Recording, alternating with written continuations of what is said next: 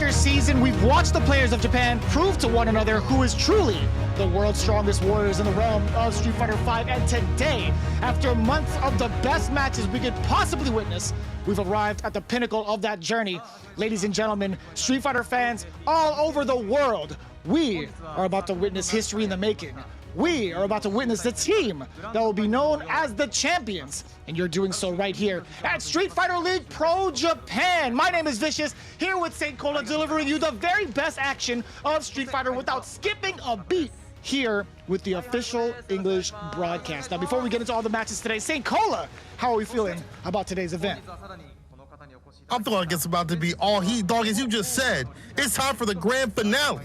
All right, we got the semifinals and the finals at play today, and only one can leave. Only one can be a champion in the end. And I'll tell you, week after week, we have saw some of the best Street Fighter V action, as you have pointed out, not only for this season, but the entirety of the lifespan of the game, in a whole different aspect of the team sort of flavor, which adds a whole different type of strategy to this sort of the battles that we've been seeing. And it's been fantastic. I can't lie, I have been hyped up since we've seen the playoffs the last couple of weeks, and man, oh man, I've been losing sleep. But today is where it all ends. This is where it all counts, baby.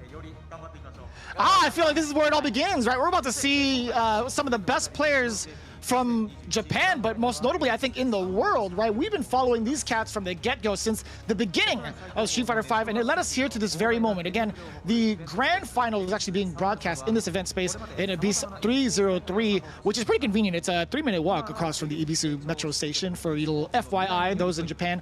People got to witness this live and in full effect. Again, this is the official English restream of the event, but St. Cola and I are definitely very much so live to bring you all of the action, right? We have a little bit of a delay, but I'll tell you what, it's still going to bring all of the action that we could expect. We've talked about how the playoffs went between some of the players there. We've had some of the brackets already established. I'm really looking forward to seeing who's going to take it all, especially with how much is on the line.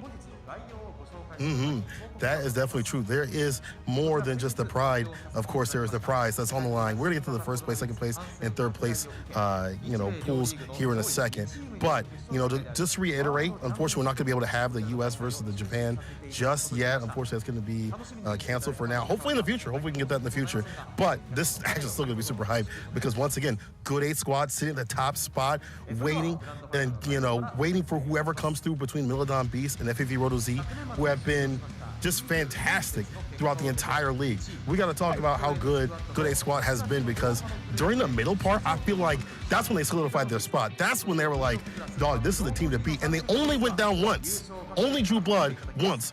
And that was from Milodon Beast in one battle. That was where it was like, these people are human. But then again, right, this is the finals. It might be a different situation. Yeah, and again, you're seeing the rules and how it's going to play out, right? It's going to be a little bit different from what we experienced last month. The teams will play against each other with 3 players using the home and away system, similar to the rounds we experienced during the league. The first and second players are going to be best of 3. Winner gets 1 point. However, the anchor spot is going to be best of 5, where the winner gets 2 points. And the teams will repeat the sets until one team scores a total of 7 points, right? We went to 5 points for the playoffs. In the grand finals, we upped it just a little bit. We're turning it all the way up to a 10, right? But 7 points is what it's going to be. Minimum 6 rounds, and we're going to be experiencing maximum of 10 rounds. That means a lot more Street Fighter in store, and that means I feel like if you're you're playing these teams, there's more to think about. More you have to think about for your stamina. More you have to think about your strategy, even more in depth, because there's 2 more points on the line. So as usual, every point counts. But placement and placement where you put the characters and the players is going to matter just as much. And again, that's the great thing about Street Fighter League that we've seen time and time again. So that means a lot of action today, people. You better buckle in, because we ain't leaving until it's done. No, you're absolutely right. We talked about the teams that are going to be participating in the grand finals, right? We've talked about Good 8 Squad being an absolute terror throughout the entirety of the season, right? Drawing blood only once to Milodon Beast, and I think the only time they've quote-unquote didn't win was when they had a draw with another team. But for the most part, we have our bracket here today. Milodon Beast is going to be going up against V6 plus FAV Roto Z, and you can see Good 8 Squad already hanging back to face off against the winner of that first match. And you can see Nemo being a special guest commentator. He has been playing throughout the league for quite some time now. He's actually been saying that the anchor match is always scary because those 2 points mean so much to the team. We saw that last time in the playoffs, right? You know, even before that, in the up to the qualification spot, you know, FAV Roto Z had won 3-1 against Milodon Beast. Same thing in the away spot too as well. But then the playoffs fell, and now we're seeing the prize pool 8 million yen on the line in totality. That's split up between 3 portions, so everybody's walking away with some guac, you know, at the end of the day. But we're gonna have first place is 5 million yen, second place is 2 million, and third place is 1 million. That's 43,000, 17,000, and 8,500 respectively. That's a lot of guap right there for playing some Street Fighter 5. Oh, no, without a doubt. That being split up amongst your teammates, you have about 4 members per team. That's going to be absolutely wild. And, you know, I got to say, with what's going on with the Grand Finals bracket, this is going to be so intense because we've seen what transpired in the previous matches. We've seen what had happened between the 2 teams going up against each other. It's V6 plus FAV Roto Z versus Milodon Beast. We saw what you said earlier, too. The first match went down 3-1 in favor of FAV Roto Z in the first episode, and then of course Milodon Beast took it right back from underneath them, playing their team composition perfectly in the second match, ended up winning the entirety of that set. So this is pretty much a run back from the playoffs, except the places have been swapped between the home and away. It's gonna be, I think, Milodon Beast having the advantage of the home team, if I'm not mistaken. Yes, because they took that in the first round. They were in the winner side and sent down FAV to the loser side. So again, a run back is gonna be super sick. They've had a couple weeks to kind of think about what has happened. You know, a couple weeks to think like, okay, what are my mistakes? Who do we put in, you know, next time sort of situation? So Milodon is gonna be playing the home position. And here we see the reporters coming through. Once again, I gotta give them a big shout out, them doing the translation, things like that. There's Morito, and then you see YC Mochi. Look at them. This is beautiful. Offline right here. No CFN to stand in the way today. It's all offline, and the Beast himself coming through with Fudo too. Man, it's always so great seeing them in person, right? You know, it's cool seeing them at their home in their home element, but in person, it's a different sort of feel. And as the players are moving towards the stage, again, shout out to the reporters putting in all the work. Yurina Takaki that was doing the coverage for Milodon Beast. We have Sakura Ando about to reveal the players from V6 Plus, FAV Roto Z, and of course all the commentary that's been going down in Japan. Hameko throwing it down. Aru, who's been doing it the entire season. He was unable to make it in the grand finals. Yamato also throwing down on the mics. And of course, special guest Nemo. That's always going to be super fun to say. Nemo on commentary? That's pretty godlike. Looking really dapper with that suit too. My man looked like Yuri, and he's like already fitted with this. So again, as you point out, he was a previous winner of the Street Fighter League last year, and so he has a lot of insight because 3 of his players, his teammates, are actually in this event, spread out in different teams, of course. But he'll definitely have a lot of great insight, not only as a player, but also how they play too. So. Daigo saying they're going to play just as usual, and Ando had interviewed FAV Roto Z earlier, so I can't wait to see what they're going to say about that. It looks like Sako saying that the team has discussed many strategies and is feeling confident today. I like that. Confident what they play, that's how you got to play. Yeah, you know, I saw something on social media when it comes to having that kind of confidence, right? If you're not confident in yourself, the quote actually said, if you're not confident in yourself, be confident in your training. And I think that's something that Sako really exhibits, right? He is a man that grinds it out in the lab pretty much 24/7. I think, you know, as I'm going to bed, I take a look at who's streaming what. It's always Sakonoko that is in the lab playing Street Fighter 5. It's absolutely the case. A lot of the players too. That's the cool thing about having, you know, like even though we're in COVID season, we have people streaming consistently. He was even streaming before that. But you're absolutely right to be able to, you know, watch their practice and things like that. Just like minute things, because in Street Fighter 5, it's a lot of like those minute differences and the minute things in matchups, like, oh, this hits here, I can trade with this, that keeps these matchups steady to contain the chaos of these crush counters. So once again, that train's gonna pay off in the end, but how much does it pay off right here in the finals when everybody's doing the same damn thing? Especially Daigo, we see him training so many times. He'll do like the neutral jump, swing out a button to make sure that he has the reaction times, and it's so great. I can't do that, but that's why he's Daigo. And that's why we're getting these teams right here. Starting off, FAV Roto Z, Executioner of Justice himself, Bon-Chan, Father Bon-Chan, coming up to the stage. Oh, they got the smoke effects and everything. It's so sick. Let's go.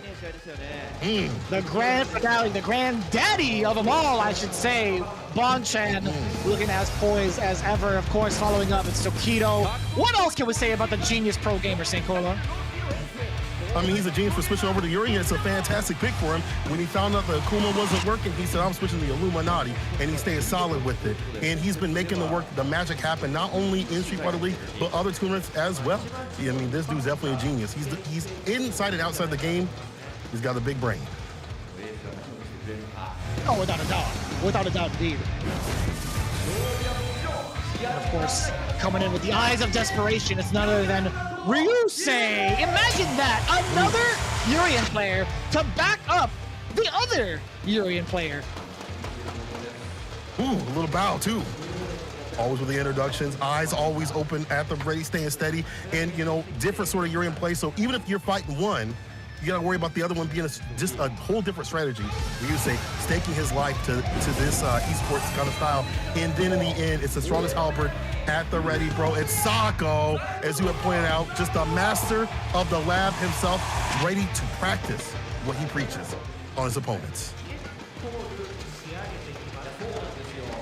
And that slight shaky smirk from Sakonoko. You never know what's under that wry smile, to be quite honest with you. I think, you know, Sakonoko always has a solid game plan in and out of the game when it comes to like matchups and character selection. But I think overall, he does a great job of figuring out the matchups they would want to play out. I was just like, hey, can you move over a little bit? But no, I think, scoot over. Yeah, the Bonchan wave. I think Sakonoko and the squad are feeling themselves quite a bit. They're absolutely ready, and they have to be, considering their team that they have to play against is going to be Mildom Beast coming in with Moruto with the Road to Psycho, the wild gun of the team. You don't know what he's gonna pick. We've seen him practice on the stream with Luke. He's got the Dan, and he's master of like many of the Shotos. Sagat, Kage, don't matter what he play, he hot with it. And so he is a wild card you have to worry about. You also have to worry about this dude too right here. YHC Mochi, the granddaddy of all the Sims, Philip Shimai himself. And you know, we talked about this man for years. We've been following him since Street Fighter 4. Others have been following him even more than that. I will say, and I will say with utmost confidence, he is the blueprint of Dalsim. He has been the one to really set the pace on how he should be playing. And another player just like that, with any character he really touches, it's the attack on heavy tank, Fudo.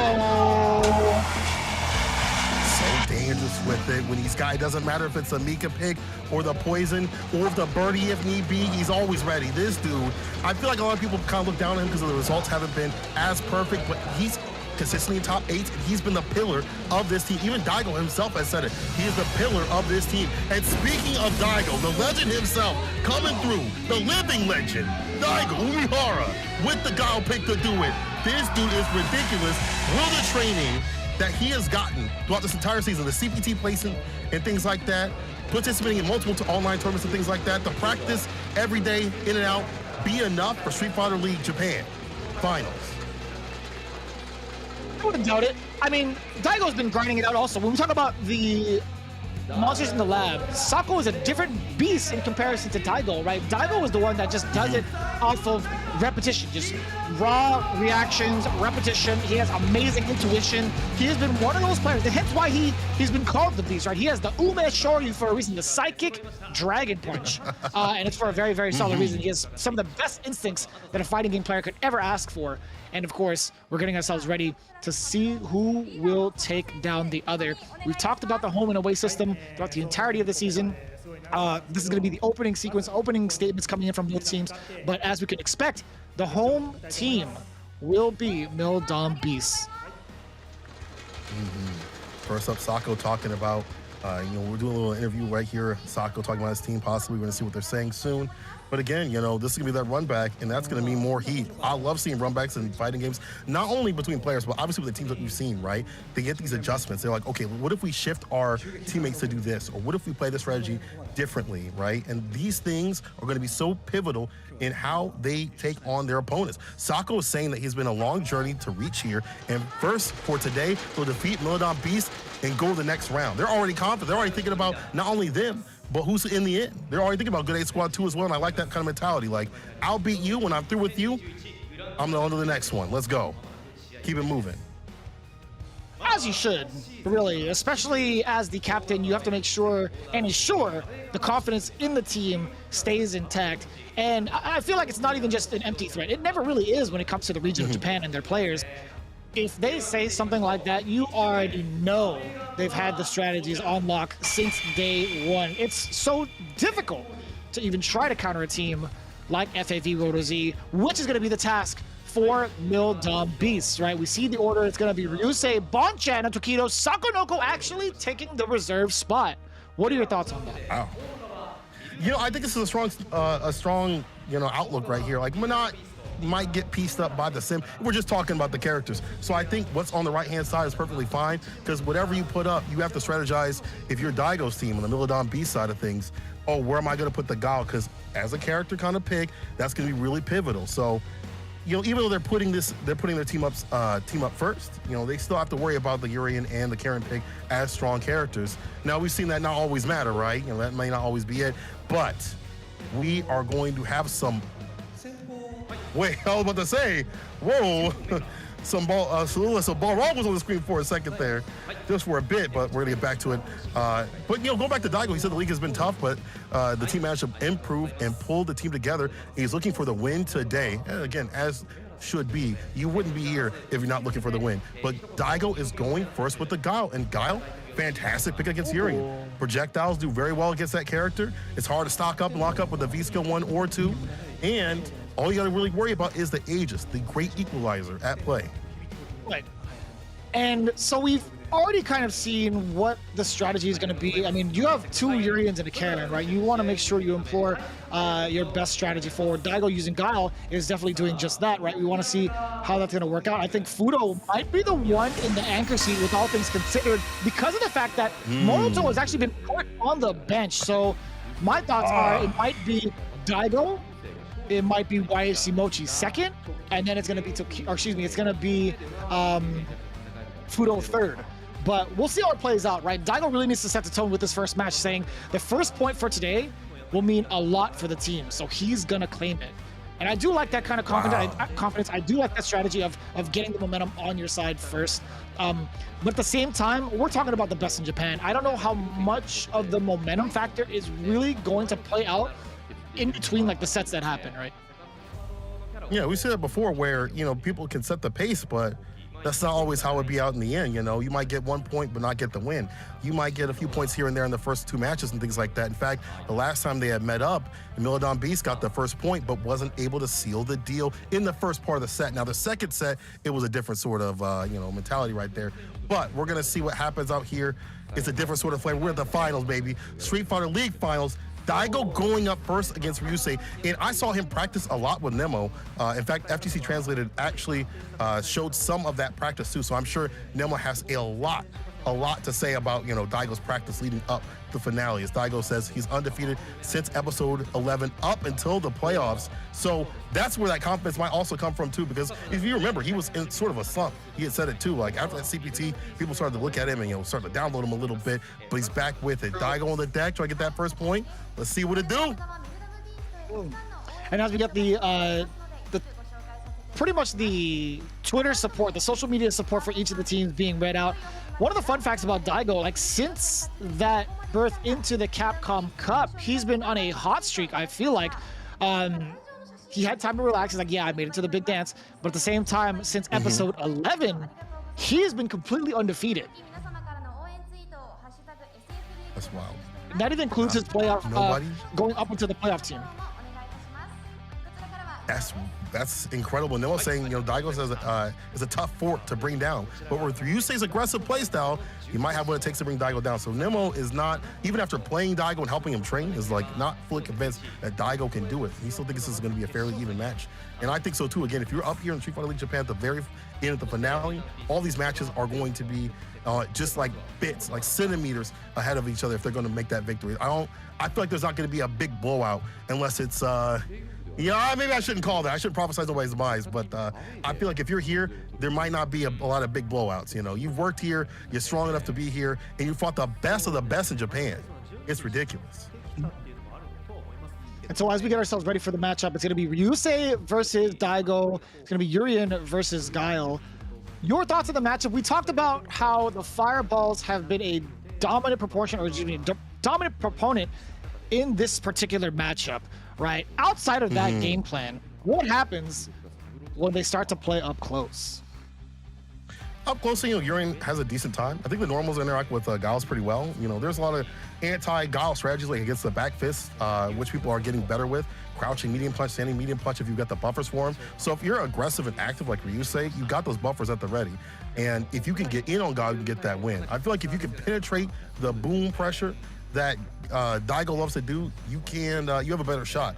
But even then, we've seen Daigo adjust to this aggressive playstyle. We've seen how he will walk someone down in the corner, like you try to put the shimmy on him, he'll walk you down. So these techniques, these little bursts of energy that he puts on of aggression are so hard to read that make it, more difficult. Then it becomes less about, Guile versus Urian, and now it's like you versus Daigo, because he's gonna play a little bit different with it, and you gotta be able to adjust. And it makes sense what you were talking about earlier. I think that Ryusei's aggressive style might be able to hinder Daigo's strategy of throwing out the booms majority of the rounds, right? He's willing to play that kind of lane game out and get to slugging, or excuse me, Ryusei will get to slugging. And one of the biggest things I like about Urian players are whether or not they have the mental fortitude to keep on pressing medium kick for some of those trades against the boom, like being right outside of the ranges that Daigo would want to kind of get those booms going, because the trade-off would be so much more beneficial towards Urian, right? You get damage, you get some V-trigger on deck, or V-gauge on deck, you build some meter off of the hit and getting hit, right? And at the same time, the damage differential is not going to be too severe as the trades keep going. Especially that first part of the round is like a great strategy. And then towards the end, we get to that end portion, you've already got V-Trigger locked and loaded, so you can take that off the table, especially when you're worried about the activation from Daigo, who has some of the best routes in the business. I don't know what he's on, but he's able to hit people with those boom activations every single time and run the baby boomers to stay fine, get outside the corner or do damage. But here we go. It's the first match of the day. You know what I gotta do? Itimimashou! Let's go! It's a classic again for a very big occasion. This is the first time we've had live spectators in Japan for the last 2 years. And what a moment indeed to have everybody together for the finale of Street Fighter League Pro Japan. Let's get into it. It is Ryusei versus Daigo, first round incoming. And look at that, already trying to get in that close range game with a medium punch in that area. Let's try to stagger step, and also a medium kick they should have pointed out too. You can see Ryusei trying to, oh, I like that! Going for the coil punch, does get the counter hit. The exposure already, Guile stuck in this corner. Daigo, what a time to use that standing light kick, buffered behind it with a sonic boom, fighting his way out of the corner. Man, already the great equalizer. We talked about it, right? That mirror is slowly building up. Nice conversion there from Daigo just throwing out the booms and still getting the sweep, checking Ryusei's movement forward. Still trying to push him in the corner, toe tap just like that with a coil kick, checks the dash in, the sweep off the feet. Daigo's so ready and prepared. Every time he lands a boom hit, he's got the sweep with it. Back fist, check my wrist, and once again, Daigo about to end this. He's got the bar at the bottom, and he's some of the best in the business when it comes to CA finishes. And all he needs is that one touch tap to do it like that. Careful what you say. Speaking of one tap, oh no! That was a counter hit, and it's still Daigo unafraid to let it rip. EX flash kick after the counter hit tackle had ripped from Ryusei. That was pretty gutsy. That could have killed Daigo. Risk and reward, here we go. Daigo, know what to do in that aggression. He's starting to put it on himself. I feel like he's starting to be active to stay in rhythm with Ryusei out here. And again, close range with the booms too. Not letting him stock up with the B skill, one, because that would use the, powder, the solid lather in the armor to get through some of these booms. But here we go, Crush, off the fierce, the tackle on. The point tech 2 does get the counter hit, and man, he walked into space and still managed to get the crouching heavy punch, forcing Daigo to flinch in that scenario. That was so scary. Two on the arm, right there. Crouch fierce as a shimmy tool. We've seen Ryusei use that a couple times in the league, and he's some of the best with it. You get a lot off that now. We're all tied out in rounds. See what's going down. Oh, the air throw, checking the movement. Man, the EX headbutt, Daigo 100% ready for it.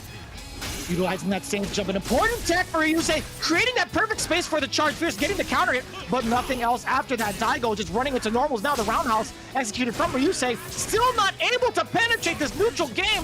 Daigo is a moving fortress right now. One thing to have a fortress staying in one spot, but when it's moving around, hard to stop. One touch situation right here, and if you activate, you know what's going to happen. Daigo will hit you with that super situation. Oh my God, this might not be so good, but Ryusei going in, he's got to get that win. Don't let Daigo send out that super to finish the train combo in his favor.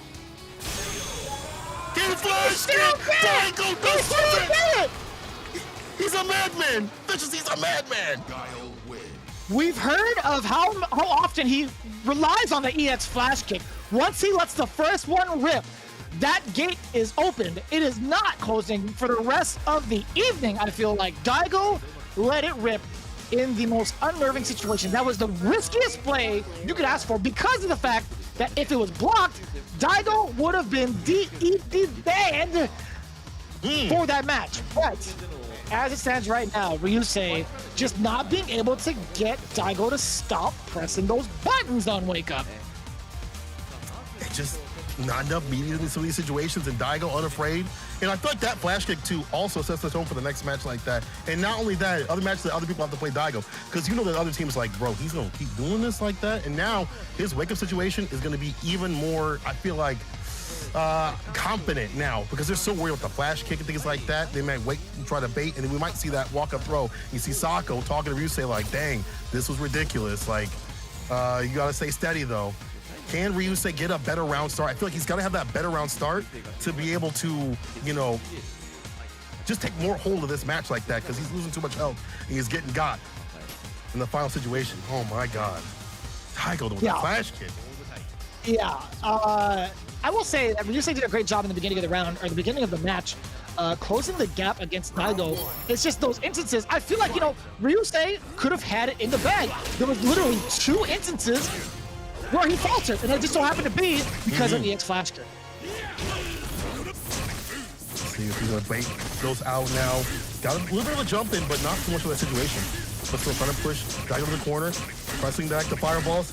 Unfortunately, Yuri's fireballs are so much slower. You gotta worry about that part. The bottom, big jump in. Blessing the dome, Chris in the cranium. EX V reversal immediately to stave off the plus frame. All negativity out here. He's got to stay positive right now, and Daigo is doing just that. No, he runs into the fierce instead. Ryusei, the focus on this man's face. He's still trying to get a shimmy going, a throw bait going. But Daigo actually checked him with that crouching jab, had to make himself safe after the crouching heavy punch. Ryusei is trying to keep Daigo in this corner without taking too much chip damage. Now you see the V-bar for the V-reversal, keep him locked in the corner too. Offensive style, crush, check my back fist. The ice on my wrist, one touch situation right here for Daigo. Once again, he's got the super at the ready. Can let that sucker rock at any point. And then you gotta worry about if he's gonna use the EX bar in a different sort of way too. Sends it right back at him, same day delivery. My God, the defense and the active movement. Oh, the throw from Ryusei. The confidence in walking up to Daigo. And you could see how much of a mental break that was for Ryusei because of the fact that Daigo was so active in the corner despite having the mirror in front of him in those previous rounds. I think Daigo, again, with that comeback that was a massive back, he was ready to take down Ryusei with just a couple of more booms. I mean, a few hits to do it. Ryusei try to go for these jump-ins, but Daigo's at the ready. And with God, you have to choose the right jump or anti-airs. Flash kick doesn't always work. Some angles are kind of weird with it, but Daigo knows where to stand, what to apply. No buffer behind that fierce sweep. Let the feet though. Daigo send it out. Oh my Just God. doing it, dog. Just locked down. Back-to-back anti-airs. Again, his defense has been absolutely ridiculous. Even outside of just having that flash kick charge, he still opts to go for the crouching heavy punch to apply even more pressure. The reset here from Ryusei, no fear from Daigo, opting not to use the EX flash kick though. Oh, a little bit too short. Ryusei actually did an empty jump. Now again, Daigo about to line that wing. He just sees that one touch. The bevy of booms coming through. The EX connects. So difficult. He got them in the rhythm of throwing fireball, saying we can do this back and forth. But then again, the EX gets the win. And that's the difficulty. You cannot outzone Guile unless you're certain sort of characters. Maybe Sagat like that, but not Urian. Set point Daigo. Utilizing those plus frames does get the opener against Daigo. The back throw into the mid screen, but this is exactly where Daigo wants to play. But still, Ryusei gets the counter conversion into the crouching heavy punch. And look at this, the stun is imminent unless the EX flash kick comes out, which it does. Daigo doing an excellent job fighting his way out of the corner. Despite being at a huge deficit, this is the perfect time to close the space. Yeah, that's right. Push Ryusei into this corner. The anti-air medium kick trades off for Ryusei. Still in a great position, but we saw this in the previous round. Even though he has this life lead, it could slowly chip away. I'll be on life alert. Daigo with the bar at the bottom. V trigger stock lock. Ready to low. Big jump in right here for Daigo. Gets a flash kick. Doesn't want to spin it just yet. This could be a one-touch situation if he can land the full conversion right here. Far use right here for EX. Still has one more. Activates off the boom on block. Keep it on lock. Don't go anywhere. Don't let that baby boomer chasing him down. Oh my God, this man is a genius! Eyes always open. That was perfectly timed too. He was creating enough space to provoke Daigo to chase him down. The baby boom was just at the start of that mirror, the close mirror, and it just so happened that Daigo ran into it, ran into both, and gets the full conversion. Ryusei, being the absolute genius that he is, playing Daigo in that round, that was beautifully executed. The minute things about, using mirrors and matchups and things like that, having these conversions, Ryusei's labbed that out. Nemo's smiling like, yeah, as another Yuri player, like, yeah, that was tight. But that was definitely sick, though. You got to have those little like nuances and matchups to come back like that. And now with that mirror usage, a lot better in play. Instead of just using it in the corner push and then getting flash kicked out of it, he's using it in the neutral. He's using it to kind of, as it should be, to lock down Daigo, delete the booms off the table for a bit, and find these conversions. Now we're game to game right here. Now Daigo's got to think about, man, he's using this bar in mid-screen. It's different. And we also see Ryusei using the V-bar for V-reversal too. So he's switching up what it does. Let's see what it do. The final game between the two in this first match. I like Ryusei immediately going for the round start jump. That's a really great way to kind of test whether or not their opponents are on pretty much are on guard, essentially. But it lands him in the corner now. Daigo does have full control with all the escape behind him, can establish this fireball game that we talked about. And the forward fierce, the crush counter from the back knuckle. Too far out to get the down forward roundhouse, but gets a whiff punish with the sweep. This is a safer play here from Daigo. Backing up with the sonic booms. Finds a finish, three-piece. Side of fries. No surprise, Daigo going back to the boom game. A little outside the mid-range is making it real difficult for Ryusei to come through. We saw a drop combo too that could have put Daigo in the corner. But these moments right here, the jump back fadeaway off the tip of the fingers. Look at the wrist. That is Daigo with a classic too. What a whip punish again from Daigo, neutralizing the threat of that standing heavy punch. Ryusei can't throw that out for free. Gotta pay for it. Plus tax like that. Oh my God, the backward fierce, the forward fierce. Check the time. Standing right kick to prevent the movement coming in from Ryusei. You can see the amount of focus. Ryusei is trying to figure out how to get past the boom game still. He has not deterred Daigo from chucking these projectiles. There we go. Slowly getting to it. I like that all the way down. Does get the punish. Ryusei trying to go for a throw. He might have wanted a position switch with the back throw. Daigo kind of knew that, but here comes a great equalizer. And the defense from Daigo is still immaculate. Speaking of immaculate, the controls are as well. So buttery smooth. Daigo taking it 2-1 over Ryusei, drawing first blood. Exactly what he came here to do, as he mentioned. He wanted to start off things for his team. He wants to get the momentum. He successfully does so, withstanding the onslaught of Ryusei's Urien. And a lot of that's just going back to the boom game. When you don't delete that off the table for Gao, he's comfortable. He's in full control. And we saw how much health was taken in just the first couple of minutes, the first couple of seconds of the match like that. He ate too many booms, and then your game plan switches to, I gotta make the return over receipt with the Aegis, and it just didn't work out that way. Daigo definitely, as you said, came to play. This dude had a strategy and implemented it very well. The practice that he did with Nemo, you can see it right there. And now 1 point on the side of Milodon Beast. 0 right here for FAV Roto Z. Daigo already cooking for the team. Yeah, these matches are going to be going for quite some time. Right? You see the 1 point earned there from Daigo. They are playing to 1st to 7 in terms of the overall points that need to be earned for these matches to get into the grand finals against the Good 8 squad. Daigo already starting off pretty well. This is what we're anticipating next, right? We're looking at the current stats, but as we roll through, Bonchan is going to be coming up next. 3 out of 3 when it comes to wake up invincible reversals coming in from Daigo. The anti-air game, how many times did Ryusei jumped, utilized the knee drop? In total, it's been about 15 times. But damn, even though it's under 50%, he still made the most of it. 7 out of 15 for Daigo Umehara.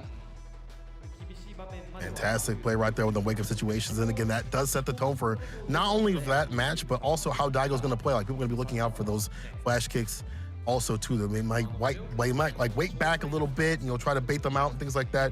You know, you watching that match as the other team, you might be like, Daigo might be like this. Like, this is the way he wants to play today. That's the form of Daigo we might be seeing. So that just sets ripples through. So 100% on the Umi flash kicks. You know, you love to see it right there, but maybe not if you're the other team. But as you said, Bonchan coming up on the deck with that Karen pick, one of the best in the business to do it. In fact, I think he's, you know, tied with Punk to be the best Karen in the world. Just the way that he's so aggressive with it. And if you watch his matches, he's so, like, even if he loses like half his health or he's like 1 point away, he still has that aggressive play that he doesn't like back down at all, which makes him a dangerous threat because he knows one good crouching media kick could mean death for the other side. So I'm curious to see who they're going to pick for this battle right here. We have Fudo or Waichimochi. Of course, Morto is on the bench. Who did you say that you thought was going to come up on the deck to fight Bonchan? I would think that Waichimochi would kind of want this matchup because I do like the way that he can play it against Bonchan in terms of keeping Karen away for so long. Having that kind of mobility, having the limbs to stop someone like Karen can be a really big thing. We've seen this kind of matchup play out with Mr. Crimson and Punk. We've seen how often that has actually played out. I think Waichimochi might be able to emulate the same kind of results that Mr. Crimson has had against Punk this season, but at the same time, these are two different beasts. So we'll see how it plays out. If it were Fudo instead to go up with Poison, we can make that comparison between Punk and Idom, right? And how often they've played and how often those results have turned out for Punk for the most part. So if we're looking at it from an American standpoint and looking off that kind of history, I would say that Fudo wouldn't want to be the one up next up to bat. But again, it's a whole different story when it comes to Japanese playstyle and Japanese strategy. So I personally think it's going to be Waichimochi. I think that's a better pick too. I think Poison, there's more opportunities to jump in on Poison and you know, push to the corner, things like that. With Sim, there's a lot more escape options, EX Fireball, lockdowns, sort of stuff like that. All those are going to be a little bit, in my eyes, more painful than, you know, fighting Poison as Karen. So like, if you're looking at this match on Daigo's side, yeah, you put up Waichimochi, you put up one of the best Sims in the business, top 3 in my opinion in the world, and we saw it. You know, Evo, second place, only falling to Kawano. He's done the duty out here, Street Fighter League, especially after having maybe a little bit of a shaky start, but coming through correct, just showing, I would say, a brutal play style of Sim, like less about like pure mixes and things like that, trickery, but just all offense, all with the buttons all damn day. I think he's pretty active when it comes to defense as well, right? When it comes to how well he understands how to play the neutral, right? He'll utilize his medium punches and his medium normals very, very well. It's so difficult to tell when he's going to stop pressuring you with those medium normals to even try to switch it up. And I think that's his best attribute. He's unbeatable. He's very hard to train, really, or at least to have sit still. You can't force him to play one style, right? He's always adapting to the next bit of movement. And I think that's what's great about Waichimochi. However, Bonchan on the other side, one of the most offensive beasts, one of the most offensive players in the game. His Karen is bar none one of the best in Japan. And I guess, you know, as you mentioned earlier, pretty much in comparison to Punk, right up there. We have some great players, great Karen players in the world. I think it would be right now Punk and then Bonchan. It's hard to say who would be who, especially with the way that Bonchan's been playing up until this point. So right now, I think #1 Karen might be up for contention, depending on how Bonchan does. Yeah, this will be definitely a big determiner right here. But Waichimochi saying that defeating Karen today is his mission. Like, he hyper-focused on defeating Karen, so he might have a strategy at the ready. You know, Bonchen, of course, going with the Karen pick. The Sagat pick, not so easy in this matchup, you know, despite what some players might think. If you understand the matchup and how things roll, Sim just rolls all over Sagat. So the Karen pick, a little bit more stable, especially with the damage output. And if you do find those hits and you are in the distance, you can get in off of medium and things like that. But again, it's hard to read the rhythm of the you know, the normals that White Team Mochi puts out, as you pointed out. Like, it's hard to say, okay, he's gonna whiff this, and I'm gonna come in like this with the fierce and things like that with the whip punish, or at this distance. He might wait and bait a little bit, and just, you know, find those hits, and you've lost 70% of your health. And Karen doesn't have a lot of health. She's a fragile type. She might get packed up softly. We'll have to see, though. I think they're about the same, no, with Karen and Dulcim? Oh, you mean health-wise? Yeah. But what I mean is, like, Karen herself, though, you know, doesn't have a lot of health to play with. It's harder to get in on Sim, though, on the other hand. If she does get in, though, you're definitely right. It'll be a wrap like that, and that's what Bonchan's probably banking for. No, without a doubt. That's going to be the main strategy for any Karen player going up against Dulcim. It's how soon can I get into close range? And what do I have to do to get past the plethora of normals, right?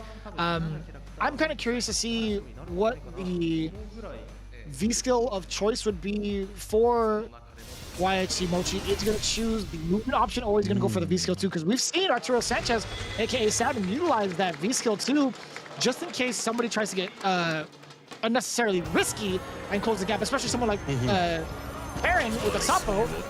That fireball's going to be coming back. So there's going to be V-skill 1. That is going to be the movement choice. It's going to be the yoga stasis for YHC Mochi. And of course, it's going to be the 1-1 set for Bonchan. Here we go into the next match. And that medium, once again, trying to get in with a whip punish situation. You know, we're saying that Bonchan probably expected YHC Mochi to be his opponent and prepared on the Sim matchup to himself. So they're both ready. Let's see whose practice is going to be a little better. Already eating a lot of these normals. And again, it's so hard to come against the limbs of Sim. I think both are doing a pretty good job. I think Bonchan, he was biding his time. There we go. I wanted to see how he's going to utilize that standing light kick to stop the drills. Very, very smart decision making there from Bonchan, but still, this isn't actually got the counter hit. YHC Mochi adjusting to the timing and the spacing against Bonchan's light kick. Look at that. He's just baiting out the light kick so many times. YHC Mochi in full control. We talked about him not sitting still. He is untrainable. This man is here, there, everywhere. And that's how I feel like you got to be as a Sim player. You can't stay in one spot at all damn times. And again, to switch up what you do with these normals too is going to be super important. Don't let her get in. Objective. Don't let her get in. We saw the reversal 2 come from Bonchan. That's going to be a very important thing right there to build up that bar, you know, block a little bit, get the V-bar up, but gets a hit right here. Knockdown situation. Hold this, throw off the tick. Ooh, V-skill 2? I like the counter hit conversion off of the jab. And I like going for the light movement just to get the Oki situation. He wants to get that media established, but YHC Mochi fends off the assault back into this neutral phase where he's going to be throwing out a bunch more limbs against Bonchan, but still Bonchan actually trying to stay away as much as possible. Oh boy, nullifying the V trigger. I think YHC Mochi thought he was going to combo off of that from that spacing. Oh, the chase down! Wow, the reach. Ooh. It was hot pursuit. EX coming through, trying to put him in the corner. V reversal once again. Stuffing him, get that distance. Not out of this just yet. There is super bar at the bottom. Could find the finish. But YHC Mochi needs a few more hits in a super situation to do it to seal it. Well, Bonchan let him do it. He's got the V-bar also for the V-reversals. Oh, and of course, the medium. Getting himself out of danger from the drill, punishing it on the way down as well. I do like that. YHC Mochi was trying to get a counter hit off of it. I think from that angle of using the yoga drill, I think he would have clipped the standing light kick as a counter hit. So that was very smart from Bonchan to just sit by idly and get the punish. Very, very smart choice. Because previously he has been switching up what he's doing on the drill, so it's very smart, as you pointed out. From Bonchan, gets in with the medium, uses the EX, and at that distance, it's hard to get that at that very minute bit to do it. The reversal. Back at him, base guard Agni coming through. A lot of damage done. Side switch with it. Still roasting him. Baits and waits. You're definitely dead. YHC Mochi played Bonchan like Fiddler on the Roof. Honestly, he was just waiting forever for that EX% to show up. And I gotta say, to the benefit of Bonchan, We haven't seen that up until that point throughout the entirety of that match, right? It was the beginning of the set, game 1. I do like Bonchan testing out the waters, and it's not, you know, that critical moment just yet. It's still the adaptation phase for Bonchan. I wonder if he's going to actually switch it up into Sagat, because I would love to see that. I think having the Sagat play, throwing up some of those fireballs to prevent the limbs from stopping him, would be fine. I think playing the long-range game should be something that Bonchan has prepared for, but at the same time, I think his consistency with Karen is something that really needs to be considered. I think he should just stay the character. He should just stay the course, but we are going to the character select screen. Bonchan talking it out with his teammates currently as YHC Mochi prepares himself for the next game. Personally, I like to see the Sagat. Looks like on the screen, it's still the Karen pick to do it. Sagat pick, you do have the damage differential. That could come through with the, V-Trigger 1 if you do land those hits and the fireballs. But it's just a wily sort of situation. I don't know if it's just Sagat players maybe not having figured out the matchup in totality, or it's just, the difficulty of that. Watching the U.S. players here, so he's going with the Karen pick. It's so hard, though, because I feel like as soon as he gets in, just YHC Mochi gets slippery with it, as you said before, never sitting still, teleporting in and out and about. It's hard to lock him down, and this is the final game possible between the two if YHC Mochi has it his way. Here we go with the next game. Pretty much do or die time for Bonchan. Down one whole game in the set, but still the standing heavy punch counter hit, continuing with the combo, and I like it. So it may not have been the most optimal in terms of damage. I will say the carry on it was phenomenal. In that corner, gets the crush off the crouch fears, and the shoulders too. Tick throw, there you go. The stun is rising, so is the damage. Back throw though. And lets him get going. Like that, using the V-shield, trying to clear out the space. He does not want to be susceptible to getting back thrown also. But it's going to be just fine. No, not until this point. YHC Mochi does get the escape route out of there after that trigger. And look at how much he's cooked up Bonchan's health. Already in the lead off of that. That was a scary reset on the throw. That could have been a light confirm into Yoga Flame. Oh, you're dead! The crush coming through.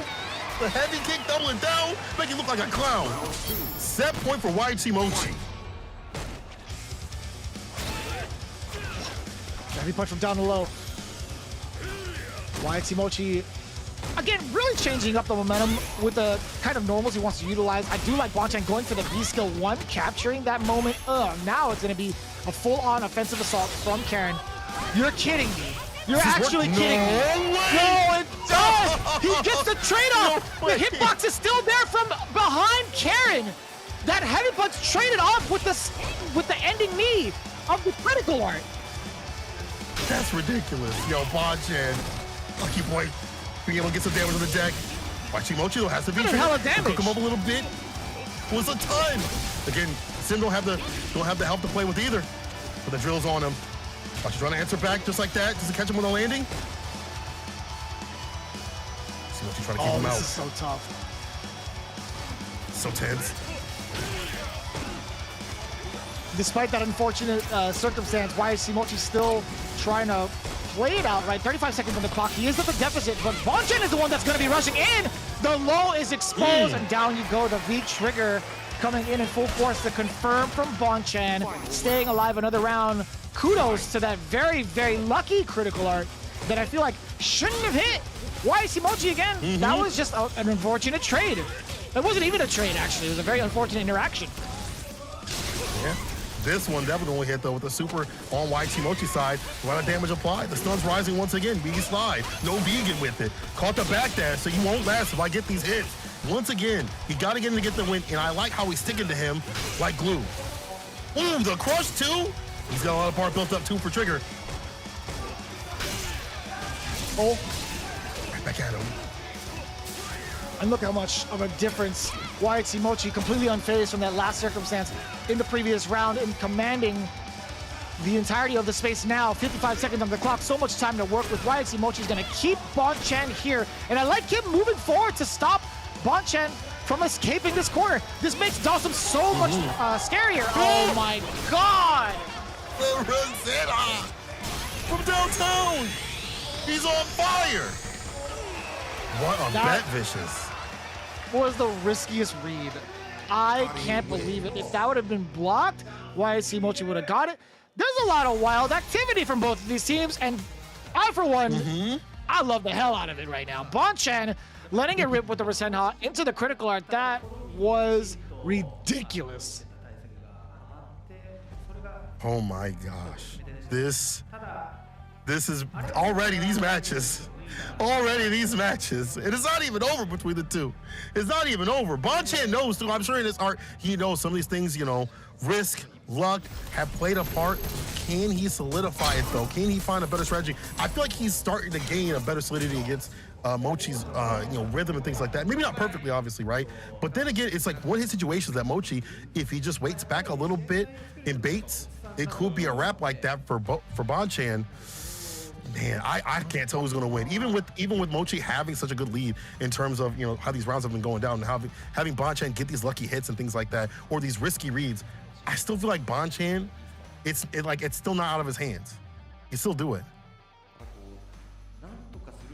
No doubt. I feel like YHC Mochi kind of forcing these very risky plays on Bonchan is going to pay off, I feel like, in the end. Because YHC Mochi has made these comebacks happen. He's reduced the life deficit considerably and consistently. I think right now Bonchan, he's kind of on edge. He's thinking to himself, he's like, man, I got a couple of lucky instances. How do I stop this man from even taking it down the next one? Because YHC Mochi, I don't think he's going to let those kind of risks fly any longer. I guess it serves a question though afterwards. It's like, if you're gonna force someone to play a little bit more risk averse, doesn't that mean that's the green light to go? It might be. Maybe this might be a sign for Bonchan to kind of get in. He's like, this dude's super risky with it, and then Bonchan just kind of speeds up with it. And now with the beast skill running it raw, put him in the corner. They try to put the pressure on him. But there again, the escape factor that comes from Sim to get the teleport outside the screen so he gets a knockdown. And you got to dash in again. He just dashed right in, double dash in front of his face.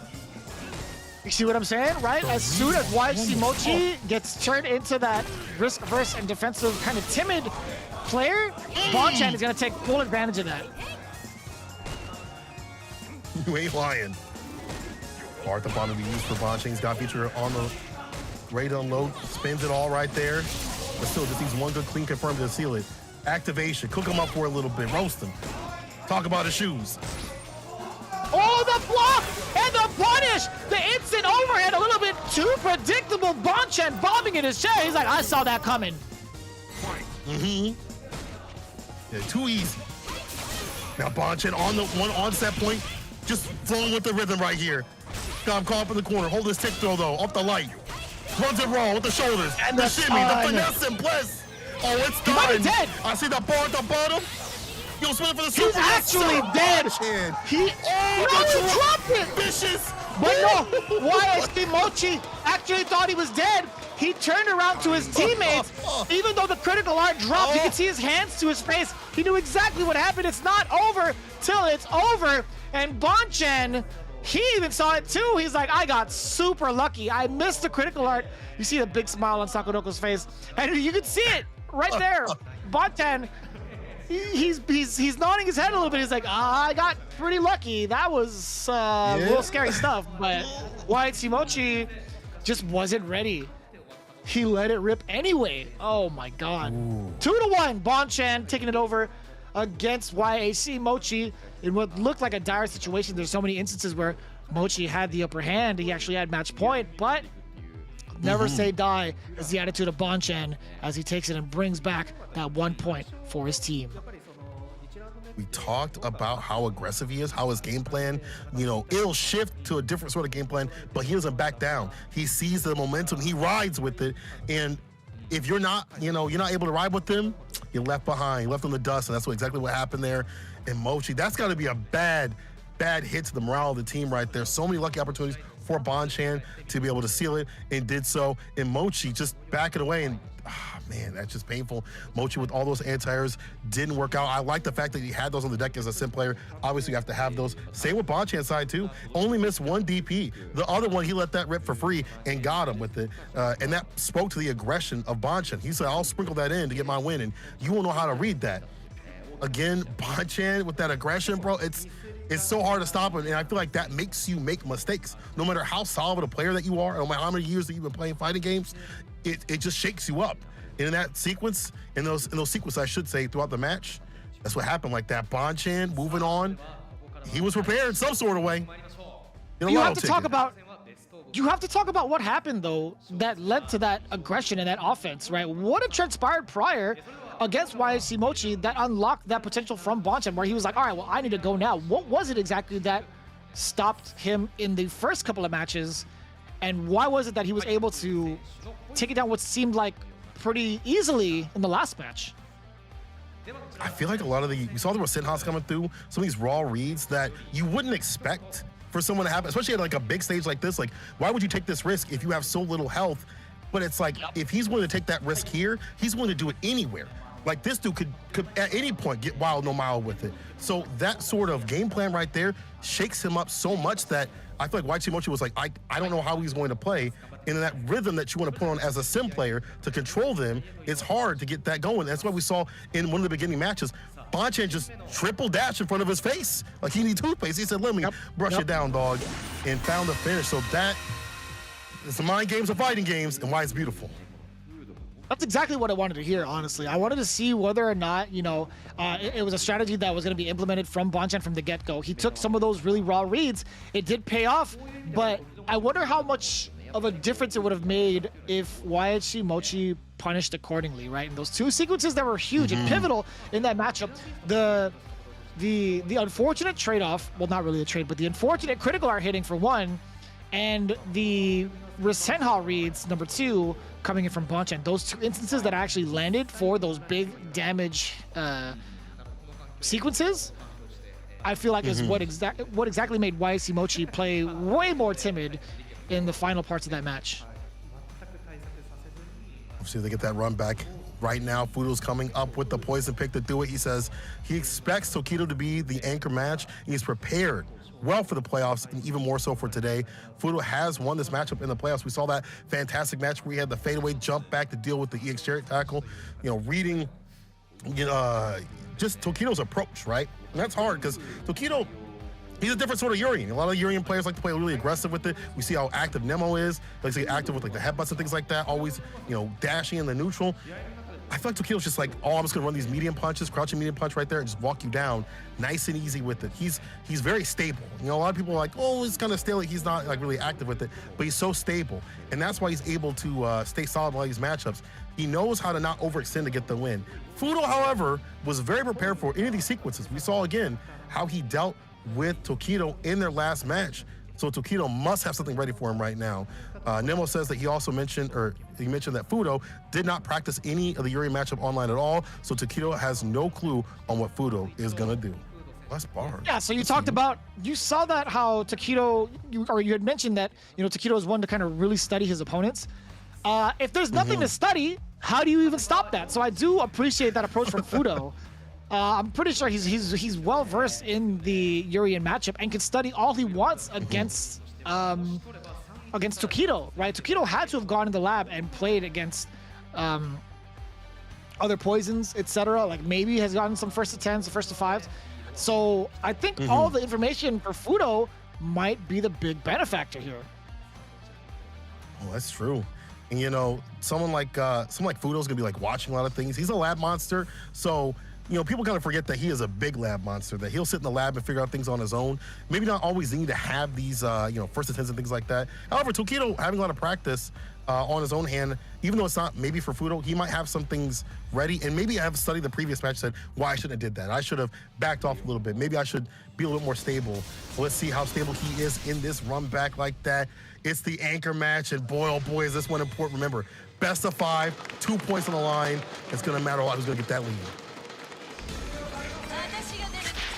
And of course, as we prepare ourselves for this match, after this, we are going to get the side swap from both teams, meaning the V6 plus FAV Roto Z team will be on the home side and get that advantage of being able to counterpick. But we'll see how it plays out right here in the final match of this first interaction between the two teams.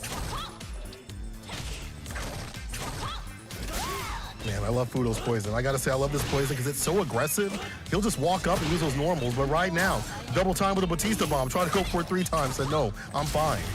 Fudo gotta find a way to fire this corner. This is where she does not want to be. Crouch meaning kick, conversions, things like that, especially with V-trigger, to be the name of the game, but it's gonna spin it on the V-reversal, but still, call up and against the corner. Another Batista bomb, throw. He actually threw the startup of the stand heavy punch, but now Fudo does get the anti-air into the side switch from the V-skill. He gets to control Tokido as much as he wants with all the room behind him. And there's so much meter as well for some hefty damage if need be. If he gets a single confirm into trigger activation, you already know, there's the critical art. Is this gonna be enough to kill considering the scaling? Not quite yet, but he does have the command grab trigger, so watch out. That's true. Tokido is not allowed to throw a fireball. Don't do it. Let's have EX bar at the bottom to send it out for the EX activation. EX chair tackle activation. The typical Urian route to do it. Gotta be super careful with it. But that's why I like the full screen play right here. From Fudo. Oh my God! The Aegis reflector. You fool. Get got. You better stay sucker free on a Sunday. The fist to face to put him in his place. Dang. So why'd you jump? You jumping for, boy? As soon as I saw him jump, I already knew it was lights out, because with that trigger on deck and the amount of life that Poison had left, there was no chance that Tokido was going to let an anti-air slip. Oh my God, yes sir! Look at the amount of damage. Creating that space after the roundhouse whiff. Trying to get that throw bait yet again. Tokido not getting the stun. In fact, Fudo finding his way out of the corner and moving his way on over. The EX tackle finds the mark, or the EX headbutt finds the mark. Entire back throw. Fudo though does have part of activate. He's gonna have to wait till next round. He's going down. Yo, Tokido. He punished the startup of a heavy punch again. The first time he did it with a throw, I think that was just fortunate timing. This time, it was way more intentional and way more personal. Using that mirror, making Fudo look at himself as he faces his own demise. Tokido making all sorts of dreams come true with that Aegis reflector. I gotta say, using it as an anti-air the first time, absolutely smooth. Using it as a way to interrupt a normal, buttery smooth. Tokido is a certified pro gaming genius. Man, Scott, I can't believe it's not Aegis. But the way that he's playing is so different than what he played Fudo last time. I feel like he's a lot more aggressive, because we see that Fudo gets, is willing to get these dashes and things like that, and get aggressive with it. A lot of Poison players like to play lame, and that's fine. But at the same time, Fudo loves to disrupt that rhythm and dash in.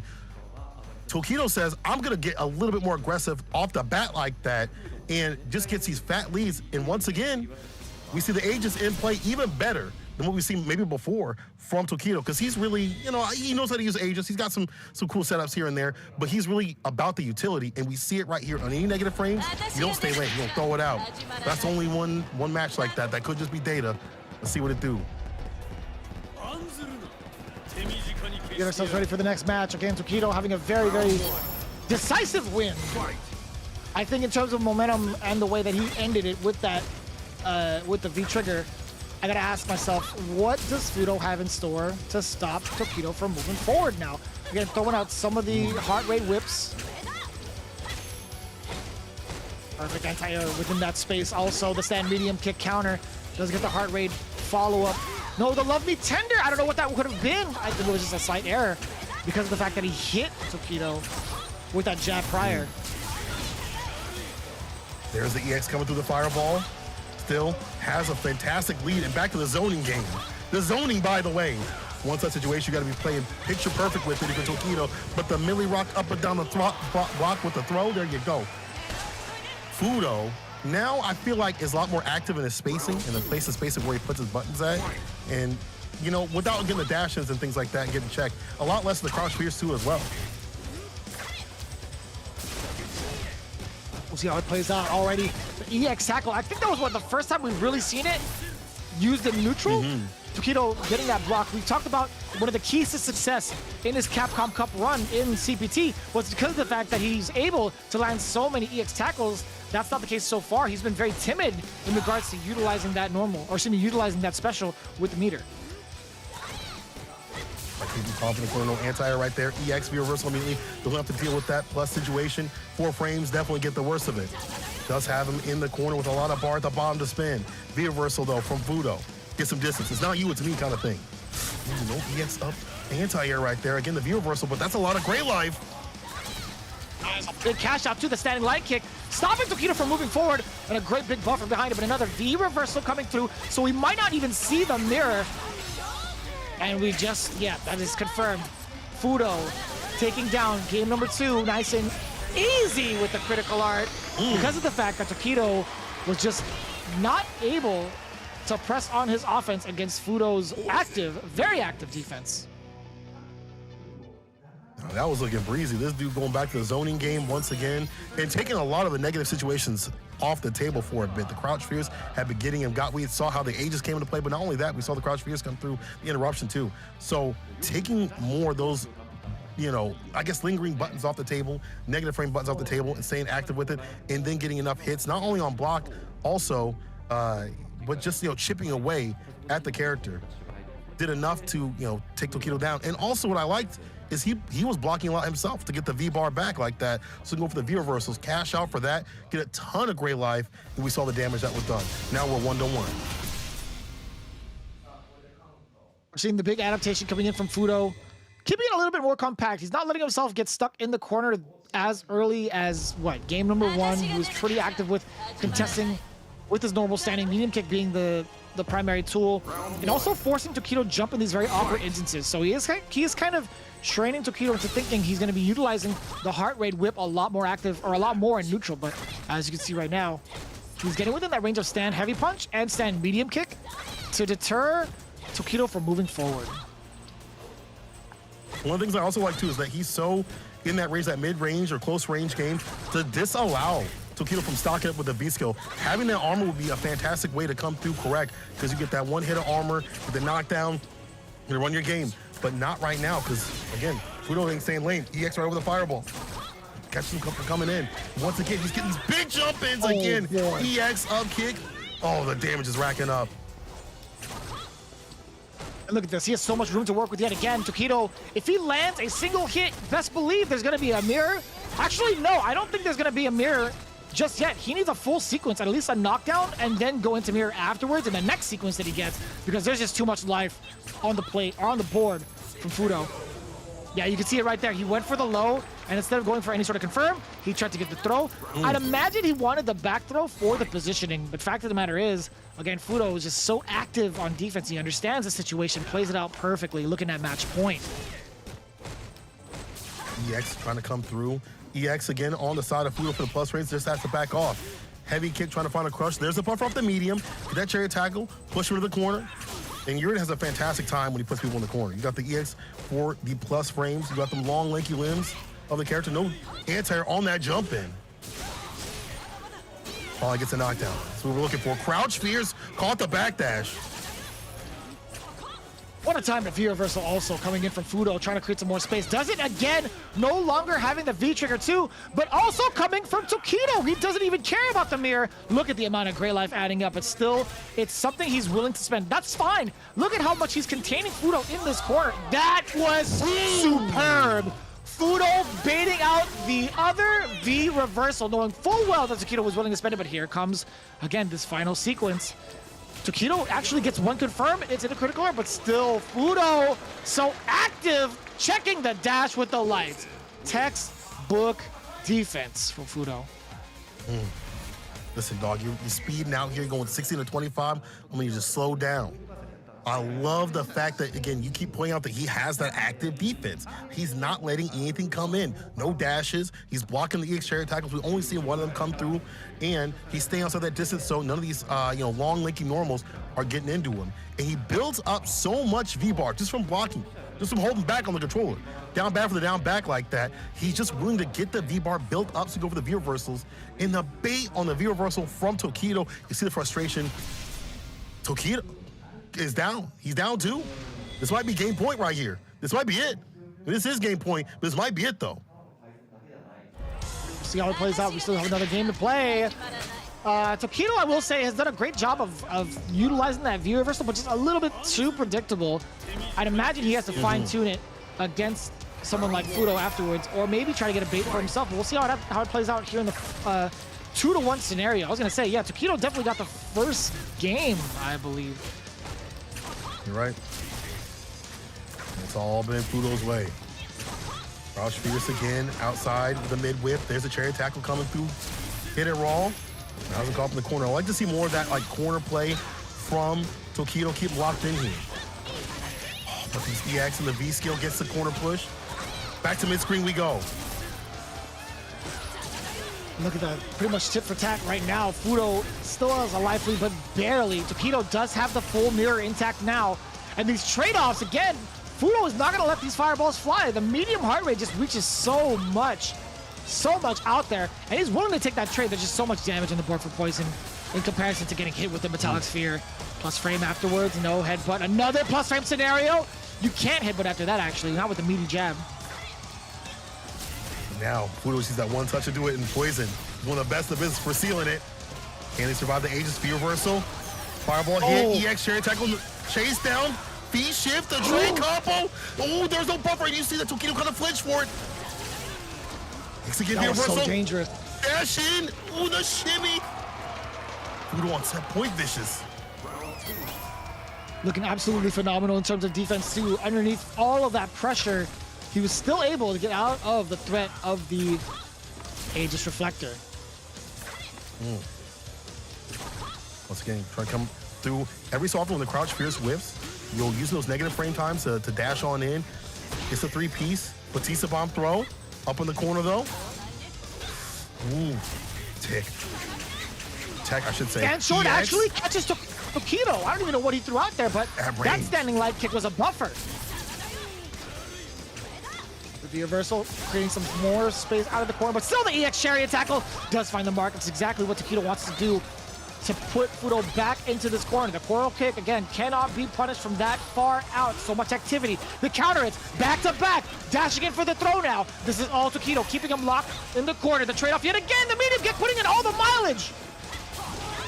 Reversal chase down on the back dash. B skill. Let's see Avant line on him. This is not looking fine. I'm telling you right now. This still not looking too good because Fudo can still seal this as he pulls at the bar, the dash in, try to put the shimmy on him. Look at the defense from Fudo, but gets hit in the end with the fireball situation. Still in. And I like Tokido. Still in, Tokido. Standing his ground with the Metallic Sphere, knowing full well, like, yeah, the trade combo or something, the trade-off could happen. And I want Fudo to do that because he only has one hit left. There's the plus frames afterwards. EX heart rate get again back-to-back, trying to force a bar away from Tokido. He's not going to bite. He's saving it for one thing and one thing only. That exact moment right there! I was going to say chariot tackle, but again, that was way too sick from Tokido. He tried it again, trying to get a throw base. Not this time. Now Fudo. Backing off a little bit. I like that crouching medium kick every so often with a walk back like that. Trying to, again, check these dash. That's not the fireballs, though. Tokido, once again, going for the fireball situation. I like his aggression. I like him going back to the style that he had before. Let's see what's in store. V reversal. Great life on the side. Hold that throw. Batista bomb enhanced by the glaive damage. And the EX connects. You see the little tiny reset. Didn't believe, but still got it in the end with EX knees. What happened there? He had the crouching medium punch, off of that counter hit? I think he could have gone into a full-on sequence, but either way, I think that was a really unfortunate mishap. Very, very interesting from Fudo's side, getting clipped by the EX knee drop towards the end there. I will say, if Tokido had not dropped it, I'm pretty sure he would have taken it down, but having to force that situation out of him, that was really, really awkward. I think Fudo, again, just wasn't expecting it. I don't think anybody was off of a hit crouching medium punch on counter. Yeah, a little strange right there. I don't know if you autopilot or just, just kind of had a little mishap like that, but either way. No chance. No chance? There's no autopiloting in. I 1,000% say that there's no autopiloting with Japan. They ain't riding on Teslas, man. They're taking the subway. Are you kidding me? You're right. You're also out here, we doing something different. They're efficient. game to game with it. And who's going to say? I like Tokido going back to the playstyle he had before, and even the previous rounds, getting more aggressive with it, keeping up pace. That's what you're supposed to do. When you eliminate his tools, it's a lot harder. When you take off the knees off the table, the fireballs with the trays and things like that, the dash is checked. It's feeling like this character's a lot weaker. You don't get use the long, lanky limbs. That's where the character suffers. If you can get in, get that aggression going, Urian really shines. Fudo does a fantastic job of stopping that. The double dash forward, creating that space against Fudo. Man, that was actually super smart. Fudo was looking to keep that space against Tokido, using the heart rate, thinking that Tokido was going to be absolutely timid. That was not the case. But right now, can he make the most of it? Can he keep Fudo locked down? He's so active with the lights and the big escape from Fudo out of there. Yeah, Tokido would have loved a back throw. No go. And again, that life deficit situation. This is where Fudo shines, where Poison shines with easy activation. Off the back row, what do we got? Crouch Fierce Fireball. Just gonna get some corner carry with that. But that's perfectly fine. You know, the Aegis setup is gonna be super sick right here. Hold the plus range. Viewer first. Yup. That's exactly what I was looking for. Tokido, hook, line, and sinker. Utilize the EX Metallic Sphere. Because of the fact that Fudo wanted to get that view reversal from the last time we saw an EX Metallic Sphere, he didn't want to be susceptible to plus frames. But the big punish coming from Tokido, the big brain play with the Aegis Reflector. I have not seen anybody consistently bait out with a punish like that in a while. Tokido is a different monster when it comes to piloting this Urian. He's a genius pro gamer out here. Live up to his name. Can you find the finish though? Anti-hurt. Nice and easy with the crouching medium punch. Fantastic use against the knees. And again, we saw the situation before, but now Tokido with a lot more of the Aegis uses has been able to make that return over seat. It's a great equalizer for a reason.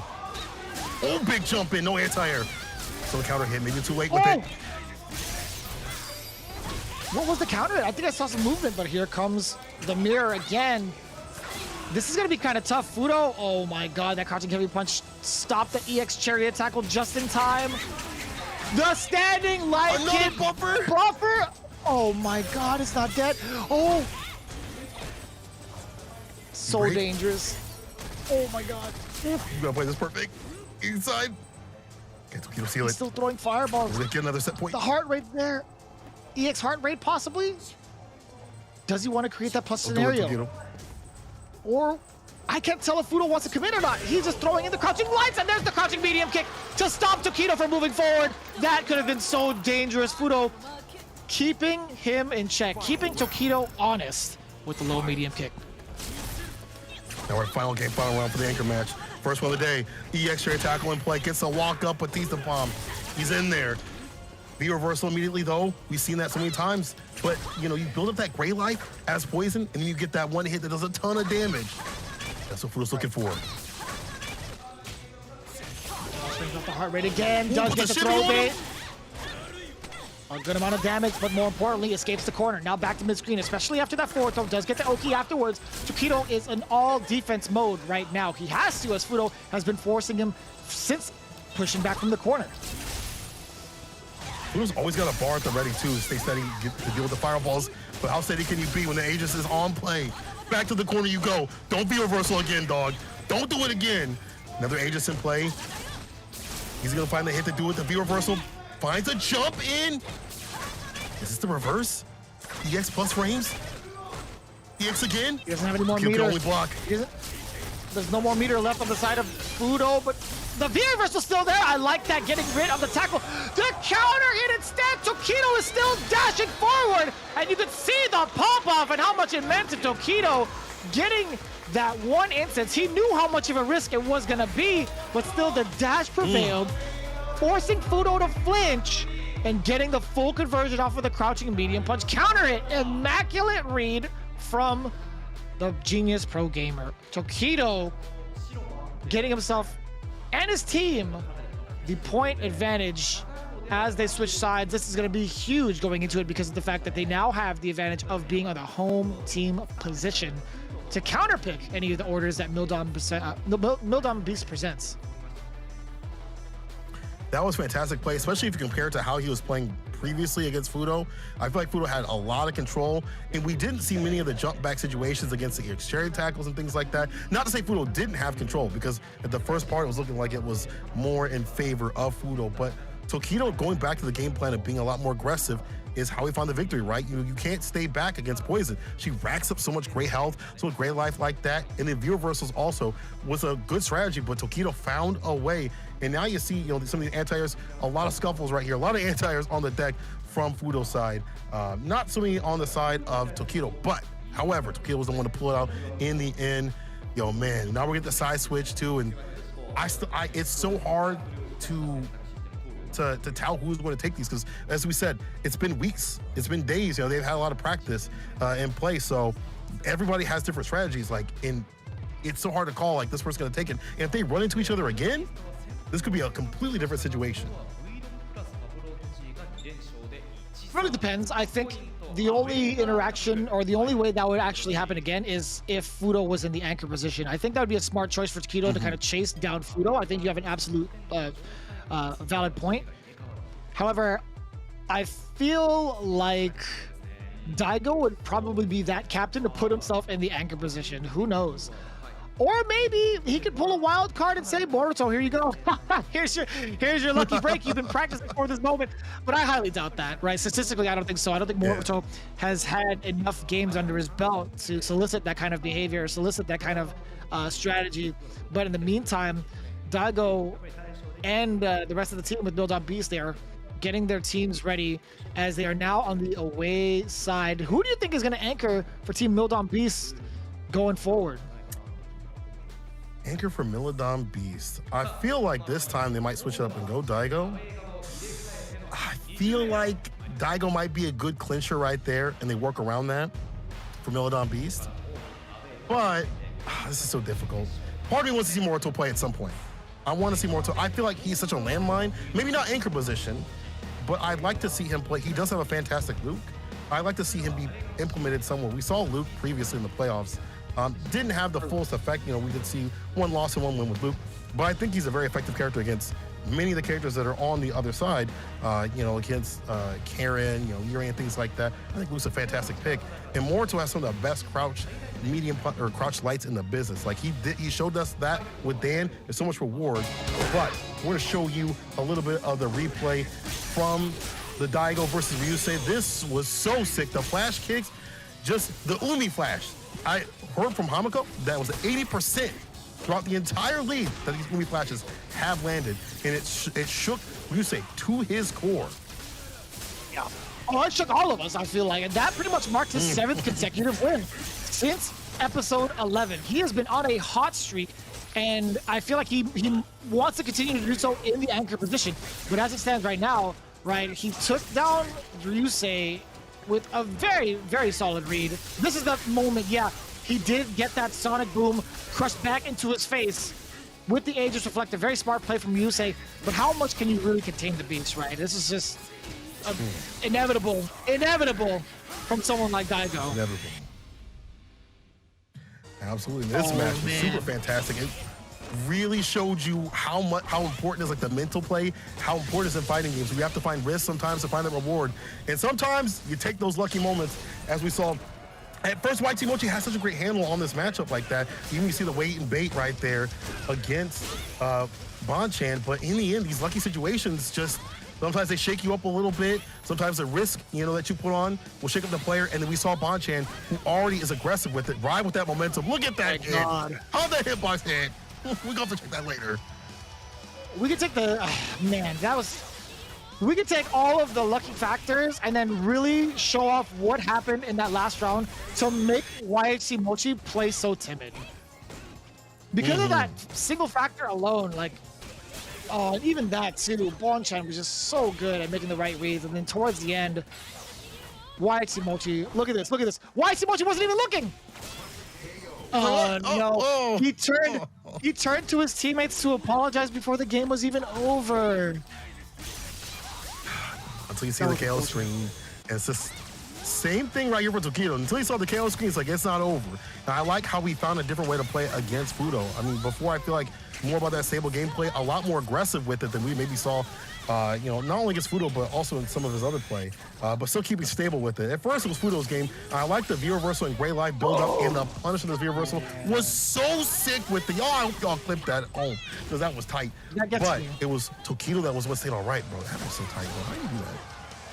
That gets me every single time. I love it when Poison players are able to suss out some of the V-reversals that players use and be able to get the heart rate. That is such a cool mechanic from Poison also. But anyways, going into it, yeah, we talked about Tokido. Yes, the punish. That was so smart. We talked about how good that V-reversal could be from Poison. Tokido taking it one step further and punishing accordingly. It was so smart. And Tokido just taking it down, just getting or staying in that position against Fudo, where it's a little uncomfortable to press buttons. He has to go for those lights, but still was in that space to get the counter hit, catching minion punch. Tokido, an absolute unit when it comes to adaptation and confirming. But as we see right now, Daigo is indeed in the anchor position. So we see now it's YHC Mochi going up first, Fudo going second, Daigo going last. Moruto on the reserve seat yet again. Maybe I believe in Moruto in some of these situations or these matchups like that. But hey, even if you're on the bench, you're still giving a lot of support to your team. You're still giving them, you know, a lot of information, like stuff like that. We saw how, you know, Kichi Pamwe, even though he wasn't, you know, always playing for Good 8 Squad, you definitely see the, you know, support, not only just for like, you know, strategy, you should do this, this, and that, but also, you know, just the moral support of, hey, you could do this, and that could mean a lot too, because this is strenuous. They're playing the highest level of Street Fighter V right now. They're playing to a 7-point system, and it's different. You're not just playing for yourself, you're playing for your team. So having that team factor is going to be important whether you're on or off the sticks. But unfortunately, Moruto is down, and I gotta say, I'm a little disappointed I didn't get to see the Luke or the damn pig. We say back up on the deck for another first match. But Daigo the anchor match is smart. I think that's smart. Yes. No, I absolutely think so as well. I mean, he's been on a hot streak, right? So he's been pretty undefeated. And did he do the same in the? Oh no, he didn't. Okay. So I was trying to see whether or not Mildon Beast did that same kind of strategy from the playoffs, but Daigo actually went first both times over. They actually kept the same order. Yeah, but this time they've switched it up significantly, putting YC Mochi in first.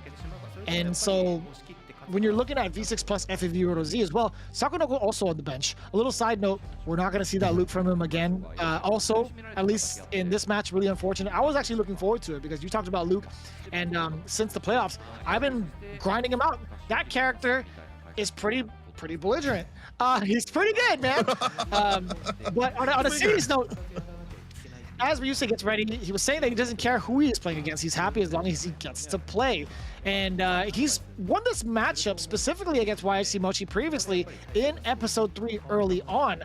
I don't think there has been anyone else who has utilized Dawson from the season. I can confirm that no one else was using Dawson the way that YHC Mochi was using him.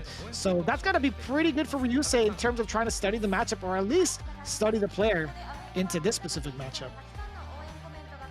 Yeah, going with the matchup previously won, you know, since episode 3, I'm sure he's showing us how he knows this matchup. But YHC Mochi, we've seen him also when he loses to somebody, like how much it means to him to get that run back and get that fight back. He took down Kawano in one of those matches after losing to him at Evo. And you could see it on his face how much it just meant to him to get that revenge. You know, he's a fighting game player. He wants to get that run back like that. Especially at Street Fighter League, where you're trying to get all these points and things like that. It's super important, and you know, maybe just as important to him. It's going to be very important right here to set the pace. Again, you want to get as many points as possible. Mochi also lost to Tokido, but that was a mixture of Boxer and Yuri. So it was a 2v1 out there to get it done against YHC Mochi in an anchor match when they had fought. We'll see how different it is because Tokido plays way different than Ryusei. We've already seen how aggressive, openly aggressive Ryusei is, and how Tokido will have these bursts of aggression, whereas Ryusei is just continuously aggressive. I feel like Ryusei's tech with Aegis is a little bit more deep, you know, from playing the character after years upon years. YHC Mochi, he's never afraid, man. Again, he has these violent comebacks, and the way he loves to slug it out is just different. He's, as you said, the blueprint for sim players. So this is going to be a very interesting predicament, right? We've seen how Mildon Beast wanted to really utilize the home advantage and counter picking. Now they're the ones that are susceptible. We've talked about this a good amount of times in the season. What happens when you put YHC Mochi up on the away side, right? He is the most susceptible to those counter picks, and we're about to experience that right now. I think Ryusei throwing in that Urian is going to be a pretty intimidating thing to face off against. I don't like Dawson versus Urian personally, right? I think Dawson does a pretty fine job in the neutral, but other than that, when in terms of trying to get out of that close quarter situation, which Ryusei can get to pretty quickly, that might be the most daunting task for YHC Mochi. We'll see how it plays out though. Round 1. That V-Skill 1 is going to be very important. Having that one hit of armor, they can back off and get that. And if you're not ready, prepared, it's good. Yeah, see, already. Puts a lotion on him for a bit. And that one bit of armor is going to make sure that all those tackles come through a lot more correct. So now YHC Mochi has to deal with that and worry about what limb he sticks out in the end. You don't want to get hit and knocked down because, as you said, when Ryurian's in, it's a wrap like that. That's a silverback gorilla. That dog hits different. We'll see if he can actually get the hit first. Again, that V-skill you mentioned earlier, he's going to be able to tackle his way through past the limb. He really needs to pick his shot. That's actually one of the shots he wanted. He was expecting YHC Mochi to throw out a limb so he could absorb it. But, of course, YHC Mochi being as risk-averse as he is, 100% expected it. Absolutely. So walking down for a medium punch, he'll teleport, caught up in the corner. But we've always seen that Sim gets a knockdown, teleport out situation, trade, heavy kick. Oh, he's still swinging out here again. YHC Mochi, never afraid to press. We out of there. EX float, but jump medium, caught him. Back throw, where you going? Goes for the V-break, and that's been such a beneficial system for the character this season, is the V-break system. The V-shift and break, let this character stay in. Let's see one more Aegis in play. He's still trying to dash in, but there's not a lot that YHC Mochi can use. No, oh no, punish! And I like that, checking the dash up. You know what was really scary in that instance? You know, how hard it is for Dawson to actually get damage off of those lights. YHC Mochi actually had the meter for the EX Yoga Flame before the finisher. He actually could have finished it early if he spent the bar, but he opted not to. That was so scary. That was so sick though. Skate 7 through the fireball right there with the slide at the max range. Yep. Knows the distance. Years and years of yoga. Yeah. He is a practitioner for so long that he's become a yogi now. He is the top of the yoga community. Although I don't realize, I don't think there's no amount of classes, yoga classes, that'll enhance my breathing to throw out fireballs. Dang. I was about to sign up too. Once again, under the fireball. Your YHC Mochi's got this all locked down, but you know what could happen. The equalizer, no matter what the matchup is, if I put the Aegis on you, you're through. Careful now. This is tough. We've talked about this before in numerous instances. When that V-skill is active and a fireball comes out, you do not want to neutral jump or jump forward. Good thing about Dawson is that he has yoga stasis, right? He can easily navigate around these fireballs without too much of a risk.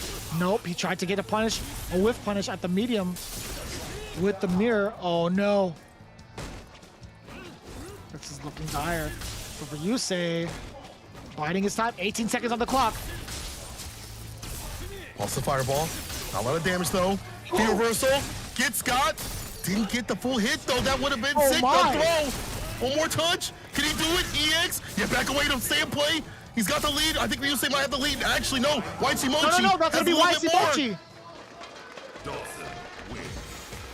Ryusei thought he had it. He backed away ever so slightly. He looked back at his teammates. He's like, I'm so sorry. I actually thought I had that. He was trying his damnedest too. He was throwing out metallic spheres. He was using out all of the meter he had left over. He's like, no, I'm emptying out my plate at the buffet. There is no leftovers. You can't take anything to go. You better eat it at the buffet. This is all you can eat, son. You better get this meter. So that was an unfortunate turn of events for Ryusei. He legit thought he had the lead, just the time over again in favor of YHC Mochi by a pixel. You saw V-skill was applied, but he couldn't use it because, you know, that one hit would have definitely did it. Because when you've lost all your health, that V-skill, all the armor, does not matter. You will just sap your health away. So, again, Ryusei Gotta be watching out for that. Gotta get them eyes open, bro. No blinking. EX chariot tackle. V reversals out. YXC Mochi willing to spend that bar from that V gauge. Now, after that teleport, Ryusei is going to be moving forward, right? YXC Mochi has a lot more space to be a nuisance with those normals. A big trade-off against the Metallic Sphere. But still, Ryusei has V-Skill 1. How is he going to utilize it? Set the EX bar for chariot tackle makes it even more dangerous. You have to be super careful about what limb you put out as Sim. Ultimate with the fireball. Staying solid with the stasis. Sliding right through again. YXC Mochi with this movement and the movement, but the overhead. Chrissing the cranium. Falls to the fireball, and this is a fortune call from the corner. EX. Trade. But the throw, though, YXC Mochi catches him before he can get Batista bombed. Oh, that was such a sick whiff punish from Ryusei. I will also say, him jumping around YXC Mochi, using the jump short too to stop the anti-air, that was pretty slick. Many differences right here. Really use the effectiveness of the Aegis.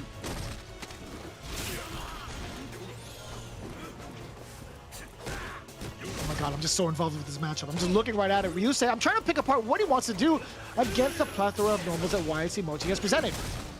Again, EX knee drop, out of the skies. YXC Mochi has the anti-air for that. Medium punch to try to check that approach. In this mid-range, not so bad. You got the forward medium punch, of course. Crouching medium kick too as well. But YXC Mochi can squeeze that back to neutral until, here's the epilogue, after the credit scene with the Aegis. No cancel the EX. YXC Mochi not ready to punish. Call up in the corner. Oh my god, he's dead! Oh, the call in the corner.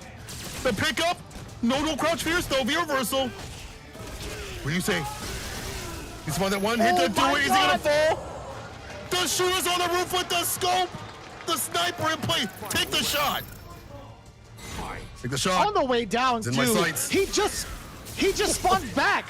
He just spawned back from this shoot. He was just like, oh, well, I have another chance in life. Boom, right in the dome as soon as he lands. 360 I with just the spawned here. trick shot. I just spawned here, dog. I just got in. Just got in. Stay on set point for a little bit longer. Ryusei. It's louder than that armor once again. And that, you know, It's a for fight ready. YXC Mochi, Yeah. because Going for it takes YXC off Mochi. the limbs for a little bit. Oh. No anti-air there. He tried to slide past it, actually. Trying to get underneath the EX knees. So close to V reversal out. YXC Mochi is still stuck. V reversal actually gets him out of danger. Actually prevents Ryusei from pursuing after the EX chariot tackle. Oh, the big jump in. Reset. No, he goes for the tackle. He wants the damage. Loki situation. Forward throw now. He thought it was on the other once side. again, this time stays in front. Woo. The side switch though. YXC Mochi picks him up a bit. EX Gale flown on him. V-ship, the tech though to stay alive, but checks the dash. You may not pass. YXC Mochi getting his revenge once again.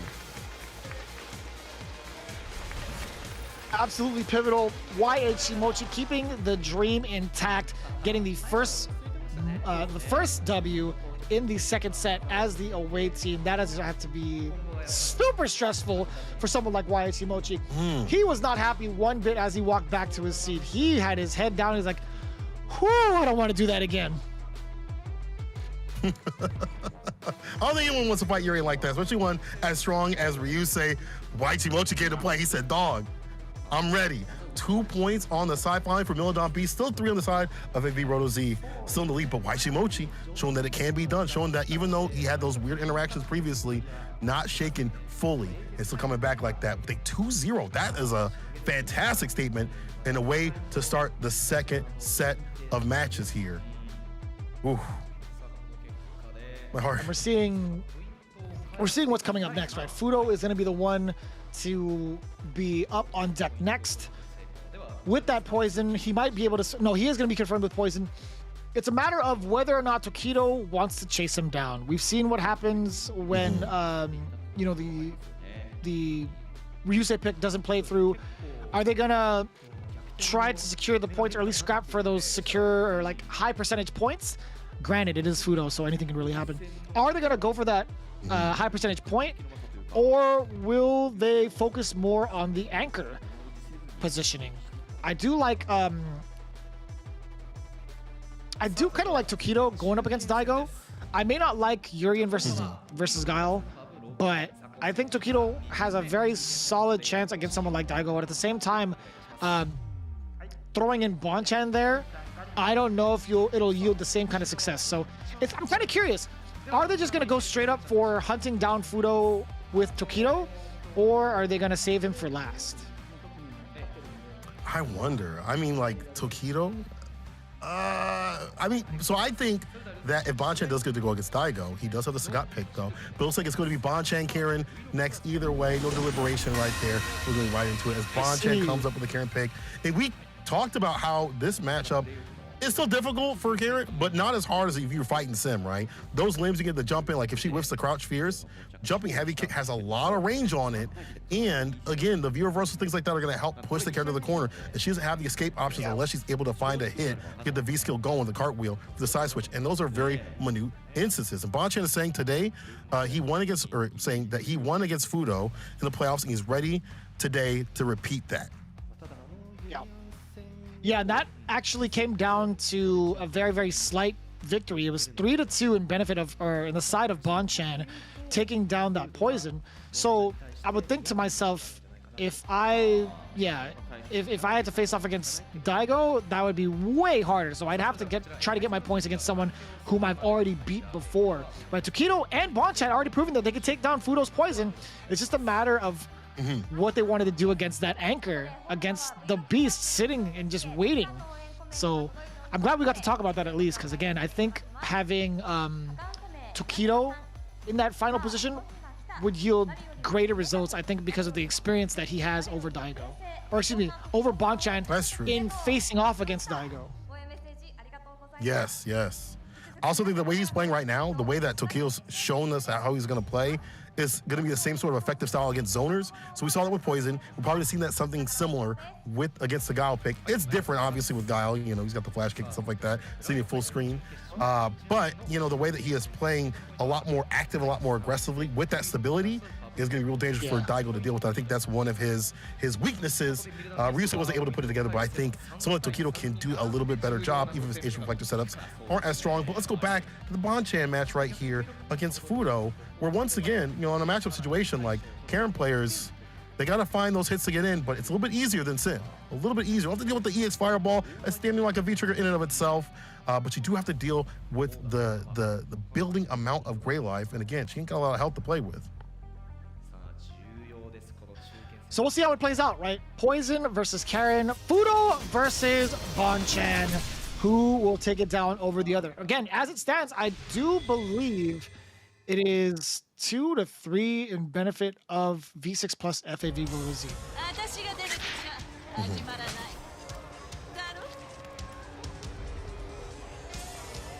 It's going to be a tense one. And only a first to two right here. So whatever, you know, things that you got to do it real quick with it.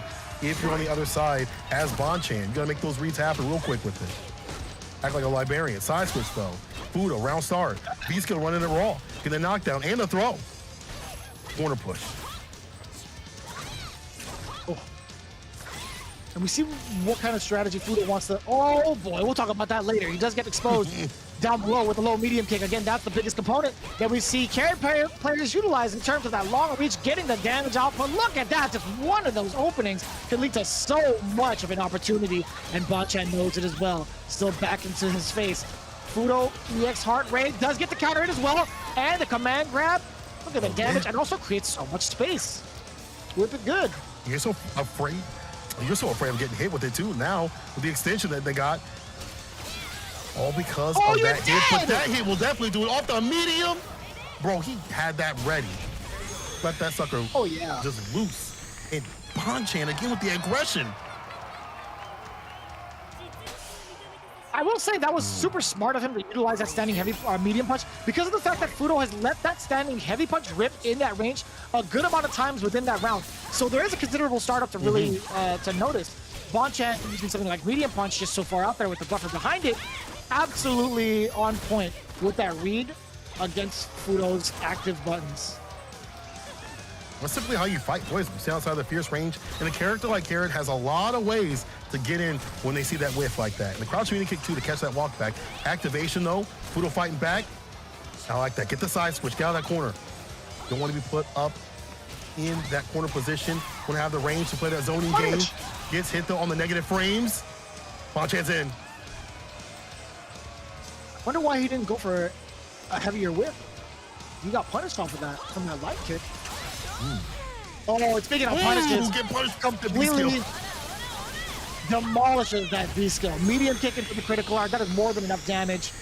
And I gotta say though, that's gonna be great for Bonchan though, because the fact that he's going into the next round with nearly 2.5 bars. It wasn't going his way that round. He's like, you know, I'm willing to throw it away, whatever. Well, actually, that's not true. That's cool. He actually didn't have too much of a deficit. Yeah. I do like the fact that, you know, we see Fudo dealing with the V-skill. That's been an issue because the V-skill actually came through not only against Fudo in the first round, but also in previous matches already in this tournament. So he's got something for it. The medium kick into the super. Can't do that for free. The throw, though, in the corner you go. Yo, the V-shift gets got with the crouch fierce, but still Bonchan in. EX addition from Fudo. Double dash and crouch, medium kick, flip with it, and the whip. One touch to do it. A lot of damage. A2. The Bonchan actually just needs a sequence and a half to get the W back from Fudo. It might just be here, back throw here. This is ever so important. If he gets a counter hit confirm into critical art, it is actually over. And he's looking for it though, even more of a dire situation. He does get the good hit. He did it raw. He did it raw, does get the critical art confirmed afterwards.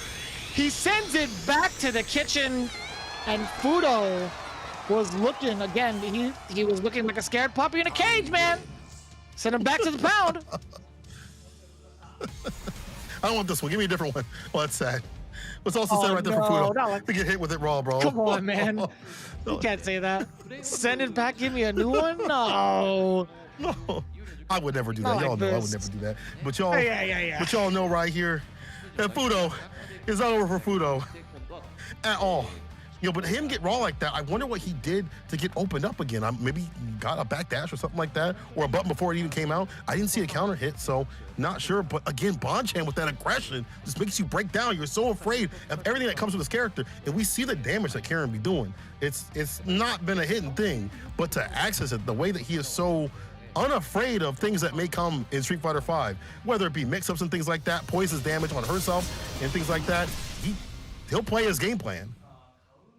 Tell you, man, there's been songs sung about Karen and her damage. I'll tell you what, Cisco had it right the first time. She's got dumps like a truck. She hits so hard. Players like what? What? Oh my God, he's moving across the screen. I think I'll sing it again. Okay, does get the counter hit. Checking the movement against Fudo. Look at that, stun steady already. Wait, we're here? We're here already? Already? What's that point? Game point, I should say. With the quickness. Watch it, try to seal it. Fudo fighting his way back down the corner, now pushing Bonchan. You literally just said it too. Watch out for those crouch fierces. But it came from the other side, actually. It was an anti-air from Bonchan, stopping Fudo dead in his tracks. Good awareness from Bonchan. Solely focused on the ground game, but still has time. He's got good space management in his head for the anti-airs, but at the X% hog gets fully punished. This is looking great for Fudo. Yeah, blocked it out, saw what it was about. Reset off the light, got him caught in the corner. About to make him go good night. I bet if he gets that stun, but the sweep on the feet. Activation to get the chase down. So Fudo advantage right here. EX again. Counter situation. There's the stun. Oh my God. But look at this again. Same exact scenario from the last game. Fudo taking that round with 0 resources left. Bonchan at full critical art does get the punish off of that crouching heavy punch. So smooth. It gets a very, very basic crouching medium punch. Now opening up Fudo. The throw is there. He needs one. He definitely needs one touch now. Oh, that could have been it. The counter hit. Gotta finish it though. Don't let him come back like that. Fudo, definitely not out of it. He's got the bar to work with. See V-trigger, you have to worry about all these hits, but the challenge right there, he's aware, and the EX coming through. Bonchan with a 2-0 on Fudo. Wow. That was perfectly played out for Bonchan. We see how much of a difference it is carrying over that meter into the next round. Getting something like a low fierce or a low heavy punch whiffing like that as poison, you are susceptible to big damage. But the biggest concern is not only is it big damage, but the corner carry is insane. He is throwing the long bomb, the Hail Mary into the corner, but you have a higher chance of success, especially after an EX Tenko hitting you from that far. Just so much damage. Again, Bonchan taking it down 2-0, putting FAV Roto Z, V6 as well, at 4 points in the lead. Now, it's a matter of Tokido versus Daigo, and as we prepare that, we're going to see the stats and how it went down in regards to the anti-airs, the invincible reversals. But for the most part, you know, we've seen those reversals kind of not play out for Bonchan, willing to take those risks again. There was certain instances where we saw the EX percent hop get fully punished. I think that was also part of the risks he was willing to take because he understood the situation. If he throws those out there, Fudo would want to punish with meter to get the corner carry into the corner, obviously, as well as the damage. So I think that was something Bonchan wanted to get out of Fudo. He wanted him to waste that meter as we take a look at the current stats from the game. Yeah, right there, you know, the whiff DP, that's okay, but the anti-airs were definitely on the deck.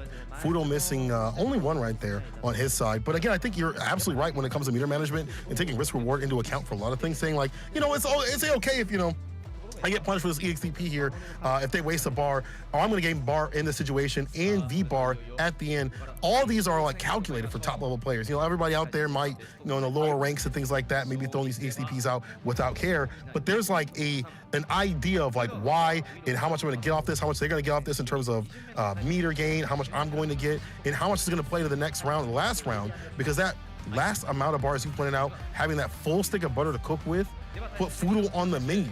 He was able to get in and get that win with the quickness, expeditiously. He was on the Grizzly, and he tore through Fudo. Just those things are what set top players apart, including with a lot of other things, from the lower base. And we're going to be seeing more top-level action here. Tokido with the Urian pick against Daigo. Oh, my God. This is going to be a treat. This is going to be ridiculous. 2 top-level players, and no more Kuma. It's a Urian pick this time. I think the best part about this set is the fact that no matter which way it goes, we are guaranteed a third matchup where we're going to get another switch between the two teams. That's the best part. It's just a matter of who is going to get that bigger advantage going forward. As it stands right now, the V6 plus FAV Roto Z team is sitting at 4 points. So the max amount of points they can get within this set will be only 6. Again, it is first to 7. We want to remind you folks at home that are tuning in for the first time, this is going to be a very significant game for both of them. We'll see if Daigo can actually tie it up. Will we see the 4-4 match happen going into the third set? It's all riding on him right here. Tokido says, though, he is confident because he's trained a lot for this matchup. And we definitely saw that after the CPT, he was immediately in the battle lounge. He was immediately practicing. Maybe, you know, not always for obviously the Gal pick though, but just immediately in the battle lounge practicing, you know, always preparing. You know, Tokido, you know, we talk about Daigo having prep time. He's definitely the best at that, but Tokido's no slouch right there either. You know, he's definitely got an answer. We saw his answers to the Cammy pick. While they may not have always been perfect because that matchup's very hard for Urian, he always has something ready for matchups that aren't so perfect for Urian. He always has something, maybe whether it be against the player themselves, you know, going against their weaknesses, or just maybe just minute character things to stabilize when things get deadly. So Tokido does also have the pocket boxer if need be, and I wonder how much practice though Daigo has against that too. So having those 2 characters, you know, that's a deadly combination right there. Things go south in this best of 5, first of 3 situation. If things go south, you can't switch, but you better do it early. Daigo versus Tokido, this was going to be stick. Don't avert your eyes, people. I wish it was a first to 5. Let us commentate that. We could do that all day, honestly. I would love a first to 5, first 3s, whatever. It's better. Give it to us. But as it stands right now, it's going to be the Urian pick from Tokido, not the boxer. Damn, hit him with the Mari. You are not the boxer. You are not the boxer. Crowd going, yay! Crowd full of Dawson fans. Oh, man. I can hear Brian F in the background saying, I knew it. I knew it. But either way. Art cringing in the back. I was done. Either way, Daigo with the boom game on locked. Exactly it. Oh, no, the sweep does go unpunished, actually. Takedo wasn't ready for it. Oh, boy. But still, also, no conversion off of the crush counter fierce. What is happening? Fortunate with it. Daigo still, even though caught up against the wall, still these booms just rock. And Tokido's eating a lot, but we know the equalizer's on the deck. The mages could connect, and we see what it do. You want to block it out. He's still not getting past. Wait for the right time to shine. Ooh. Oh. Tokido actually got that low forward earlier, but again, he doesn't want to activate too early. If he activates it now, he's not going to be within range to actually get a kill. He would need at least 2 sequences. Oh my god! He actually got to punish the startup of the Sonic Boom before it came out. This is very critical. Oh my god, is he? No, he's not going to die yet. I lied to you all! He had enough durability on the mirror to get the second pop-up for the second metallic sphere. I thought the mirror was going to be gone. That was ridiculous for Takedo to get that conversion. And he didn't need critical art to do it. Save some of that bar at the bottom. How important that is, especially during the middle of these booms, the EX air tackle, just to get in to push that corner push positioning too as well. Just those, and even the EX fireball could help out. Batista bomb, forward medium punch, and he's getting in again, but now Daigo's like, I don't want to fight in the corner. Go back. This is where you live. This is where you want to be stuck there if Takedo has his way. Gets aggressive with it when he puts him in the corner.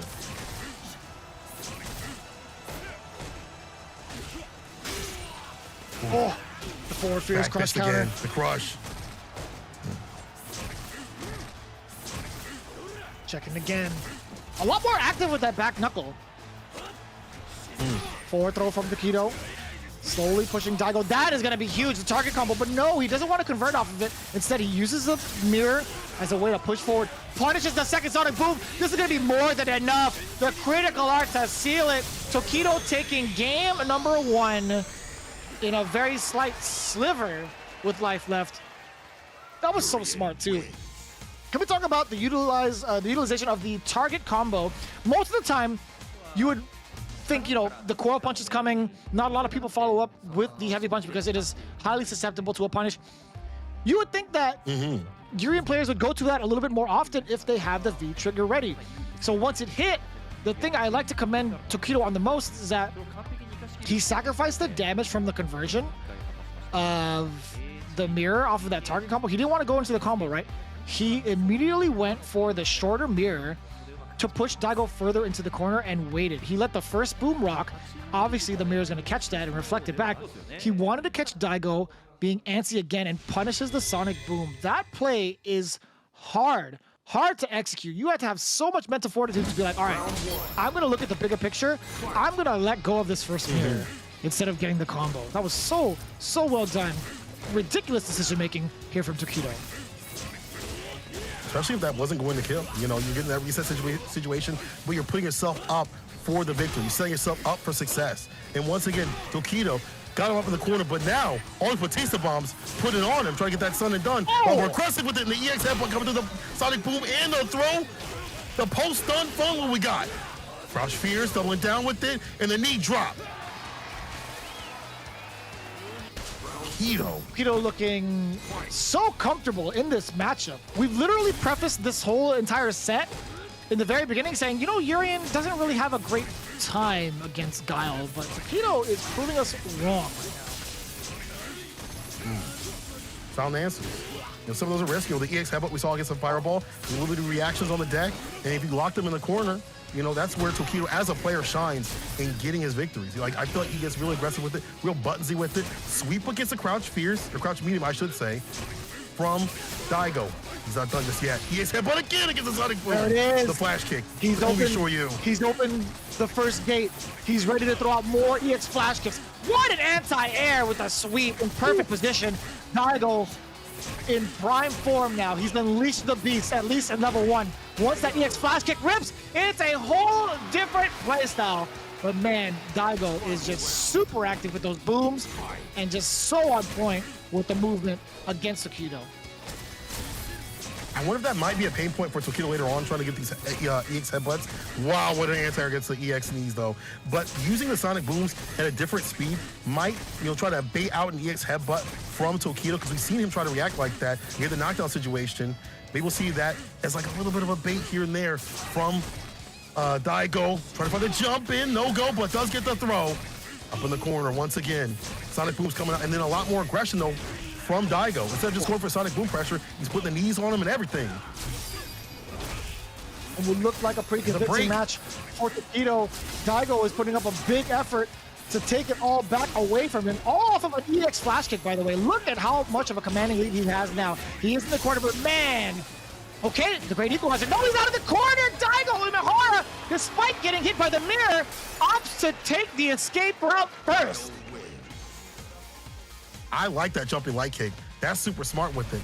Coming down before the crouch fierce can even come through, a little bit slow with it, and that's one of the problems with Urian. He does have good anti-airs, but at some angles, in some speeds, it don't always reach. So, Daigo getting a lot more aggressive. And I feel like before he was so solidified on the ground game with the sonic booms, while he was caught up in the corner, now he's waiting to take these risks, with the jump outs and things like that. And like maybe other people, even Urian players, are like, why would you jump there?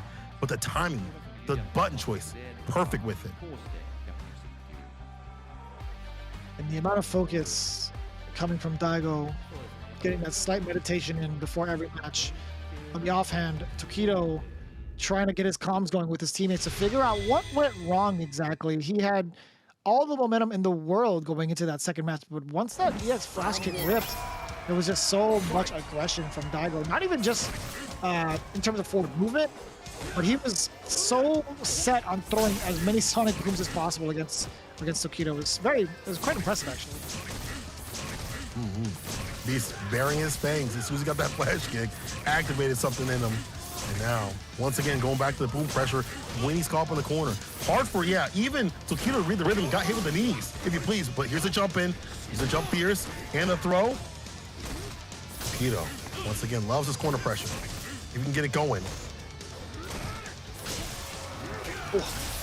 The trade and the whip punish against the forward fierce. Now, Ryusei completely locking down the beats, but still jumps back, gets caught by the boom. Another boom, but V-Skill wanted that. Charges up the V-Skill while he's knocked out. Okay, the back throw now. Daigo in full control. He's actually in a one-hit kill scenario. But so is Tokido. No, the trade-off with booms. Didn't get it all the way. But now EX, looks like the mirror gets hit a little bit. Try to put the shimmy on him. Daigo spinning some of that EX bar also. Tries to find a jump in.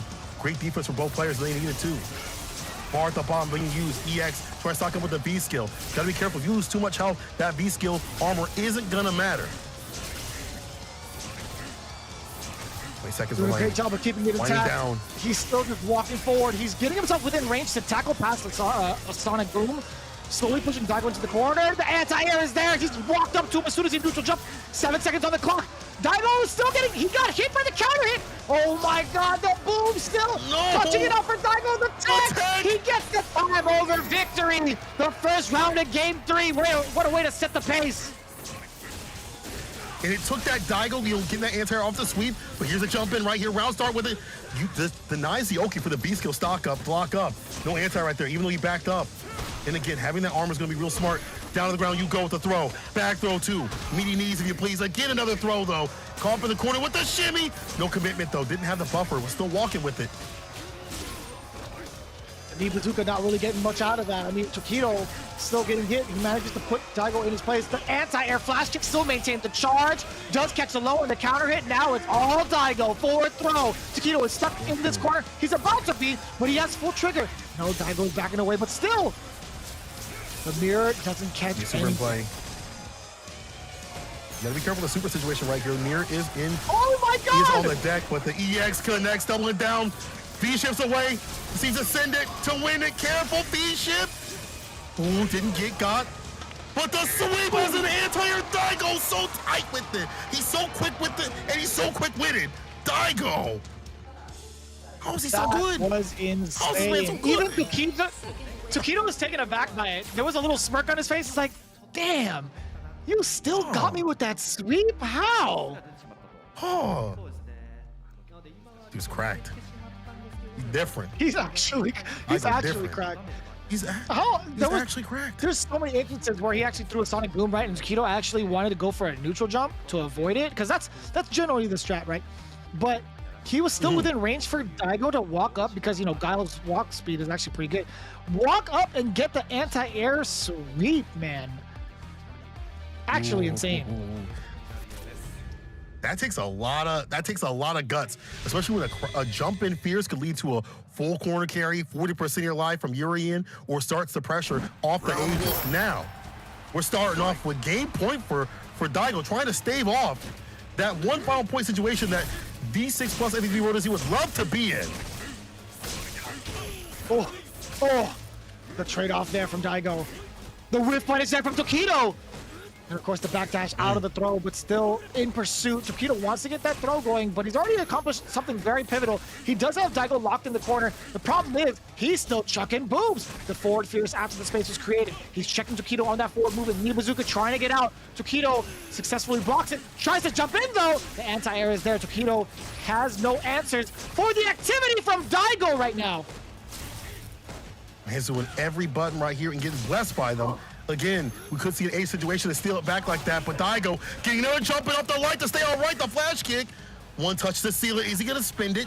This is hard because you can't send out the Aegis to give me a chip to this situation. Closer and closer to it at least. In the back fist, check my wrist. I'm on set point, baby, and I'm icy with it. Cool, calm, and collected Daigo. It's so scary when Daigo is the one willing to stay in that corner and beating you up with his back towards the wall. That's actually the most intimidating thing. What can Taquito do to open up Daigo's defenses? He's so active. What are you supposed to do? Crouching fierce to stop the knee drop. Daigo is still focused on the anti-air game while establishing a dominant ground game with the fireballs primarily. Jumping upside down kick, flash kick. Dash over the meaty knees. And again, you're right, it's so difficult to deal with it, but one good Aegis or two good combos could, you know, set him good night. One off the deck though. It's about to be a super situation from Daigo if he can find the last hit to do it. How is he gonna seal it? Off the move that could have been in, and another boom to trade in favor of Daigo's Milodon Beast stays alive. I can't believe More it. so than ever. He does tie it up. That is 4-4 between the two teams. Again, no matter what the outcome was going to be, they were destined to play this third set. But they make it so much better for themselves. If Taquito had won that, FAV would just need to win any of those matches to advance up. And that's a pretty daunting task. However, all things considered now, it is an even playing field. The matches are going down to the wire no matter what. As it is, again, 4-4, we have to hit 7 points for the team to advance into that grand finale spot to play off against the Good 8 squad. Daigo as clutch as ever. The epitome, the definition of clutch for Japan. Showing why he is the captain, he is the anchor, and he is a living legend.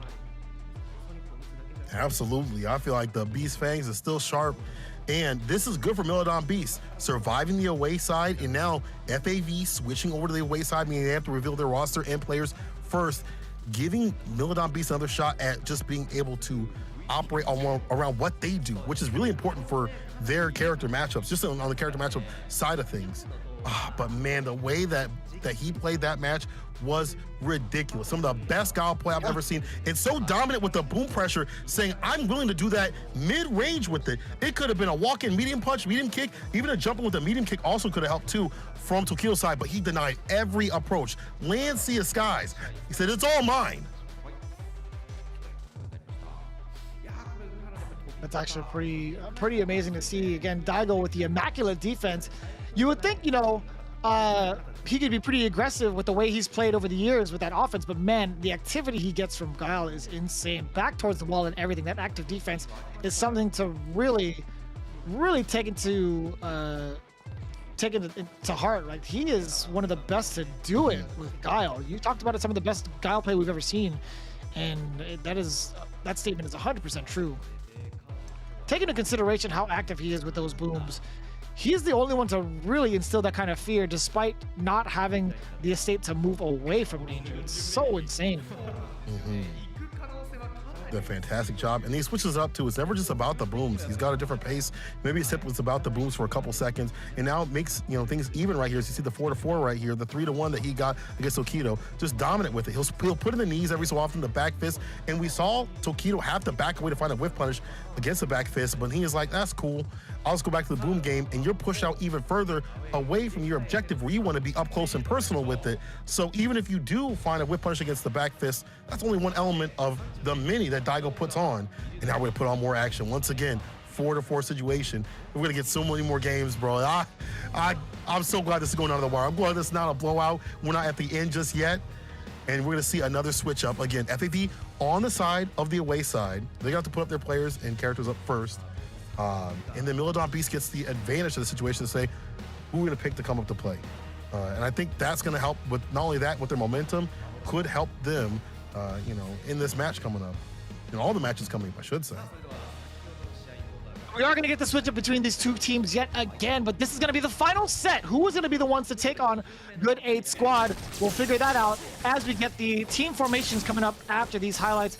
Now take a look, right? YHC Mochi against Ryusei. This was the matchup he needed for the confidence booster. If he had lost this one, it would have been so dangerous. You ain't lying. I have more morale, but also obviously for the team too as well. But we talked about how, like, if he loses to somebody, he's like right back with it, right? Always got an answer. And I feel like he was a lot more confident in this match like that, able to just outpace Ryusei. Some of these sequences you see Ryusei getting the punish, but not too much off the Aegis right here. Does get the EX headbutt, the pickup, the drop, the V reversal. Just Waichi Mochi still fighting back like that. You don't expect that from a Sim player. You think they might lay down and get dropped down, but not Waichi Mochi. Again, living legend himself in terms of the yoga play. And he got his revenge on another Urian. Not only the one that he had lost to, but Urian players in general. He's still in it for his team. Oh, immaculate. And then we moved on into the next match of Fudo versus Bonchan. This was a pretty compelling match, I gotta say. Bonchan really picking apart how Fudo wanted to change up his strategies in terms of the normal usage. And I just say that from standing fierce, crouching fierce, going up against the V-reversals. Bonchan had it all. Fudo had his moments of glory, without a doubt. You see that confirm into the critical art, but for the most part, Bonchan has just been such an offensive monster. Look at that. Checking the movement immediately with the Korean camera. The fact that he had got that, raw, this speaks to how aggressive he is and how it's hard to keep up rhythm with him and hard to keep up pace with him. And then the minute that you are just one opening, that's all it takes. We, again, saw how well that Fudo did in some of these sequences. We saw the medium kick against the V-skill. So he was starting to adapt to some of what Bonchan did. But just the weight right there, finds a counter, caught him pressing buttons. And now we're pressing on to the final match of Daigo versus Tokido. This one was so sick. This is probably the highest level of Guile play I've seen. To just be so deliberate with it. Like, you gotta give love. You gotta give love to Tokido right here. Just to confirm. Got to pick up with it, using the Aegis that you pointed out in a smart sort of way. We knew it was going to blind the finish. But the fact that Daigo was so willing to run these booms, even though he got EX headbutted, even though it could have been a crush counter, he was so confident in his neutral. Like, he was very practiced in this match. Oh. I know, without a doubt, right? It looked like it was going Tokido's way, but look at this defense coming from Daigo, throwing out 1.5 million booms in the corner and still opting to stay there. The jump in short, that could have been great for Tokido, but it led to nothing, really. As you can see, Daigo here just trying to just maintain that. Look at the anti-air sweep. This man has been practicing that way before Street Fighter League, I feel like. Ain't nobody doing it like Daigo out here. We see the practice on his stream consistently, and it won him the win in the end, stifling V6 plus FAV Roto Z's, 1 point away victory, right? Now we're at 4-4. Now we were switching sides. And now we need a full set again. Another set, I should say, so he's gonna get the win, because it's any team that gets 3 points out of this sequence right here. If we draw, we get a final game with a 4-set. That's gonna be super sick. Ryusei, Bonchan, Tokido coming back up on the deck. A Urian sandwich with Karen in between. Let's see what Milodon Beast has to answer back with. What do you think? What do you think they should pick? Very similar situation from match number 1, right? I don't know if they want to stick to that plan again. I feel like Daigo has been facing a lot of Urians. I mean, to be fair, it's always going to be 2 Urians, right? But I don't think they should stray away from their initial strategy, and that's going to be actually it. It might be the exact same lineup from the first set. We did get that confirmed from Daigo himself. Daigo faced off against Ryusei with Guile, right? Guile versus Urian. It was 2-1. YXC Mochi had to face off against Bonchan. He fell just a little short, 1-2, but it was in those lucky sequences. But as it stands right now, so my mistake. Okay, so FAV Roto Z was the one with the exact same lineup. Fudo is actually the one going up first against Ryusei. Oh. Immortal on the bench. Unfortunate. Don't get to see any Immortal action just yet. Maybe if there is a 4th and final game, he'll come out there for the final set. But Fudo coming up on the deck, you know, obviously very practiced as we have seen against the Urian matchup. Didn't do so well recently against Tokido, as we saw just, you know, a couple, I guess, half an hour ago or so. But he still has answers, I think. And I still think the way that he plays actually might be more effective against someone as aggressive like Ryusei. We see the consistency and aggression where it's not really like burst, it's just consistency with the aggression, like EX tackle and stuff like that. Fudo loves to get those jump back, heavy kicks and punishes and things like that. And that aggression may be a pain point for Ryusei. So it's going to test a lot of that defense, and it's going to also test his patience, I would say, because you can't wait back too long. You would eat too much gray life and things like that, and then you look down, you're out, you're like, dang, I done lost like 3/4 of it. I got Aegis, but I may not be able to make the return no receipt right here. Fudo will keep him out. So Fudo's game plan against aggressive Urian play is, I think, a pain point for Ryusei. But we've seen people switch it up in this league already. We've seen Tokido himself get more aggressive with it, have more of those bursts. So same thing could happen for Ryusei. You know what's actually crazy right now when you look at Fudo's record currently in the Grand Finals? He was, in comparison, he was one of the top point earners, top 3 in the league. Right now, he hasn't had a single W. He's lost to Tokido in the first set. He's lost to Bonchan in the second set. And since he's going into it, he has to face off against another Urian player.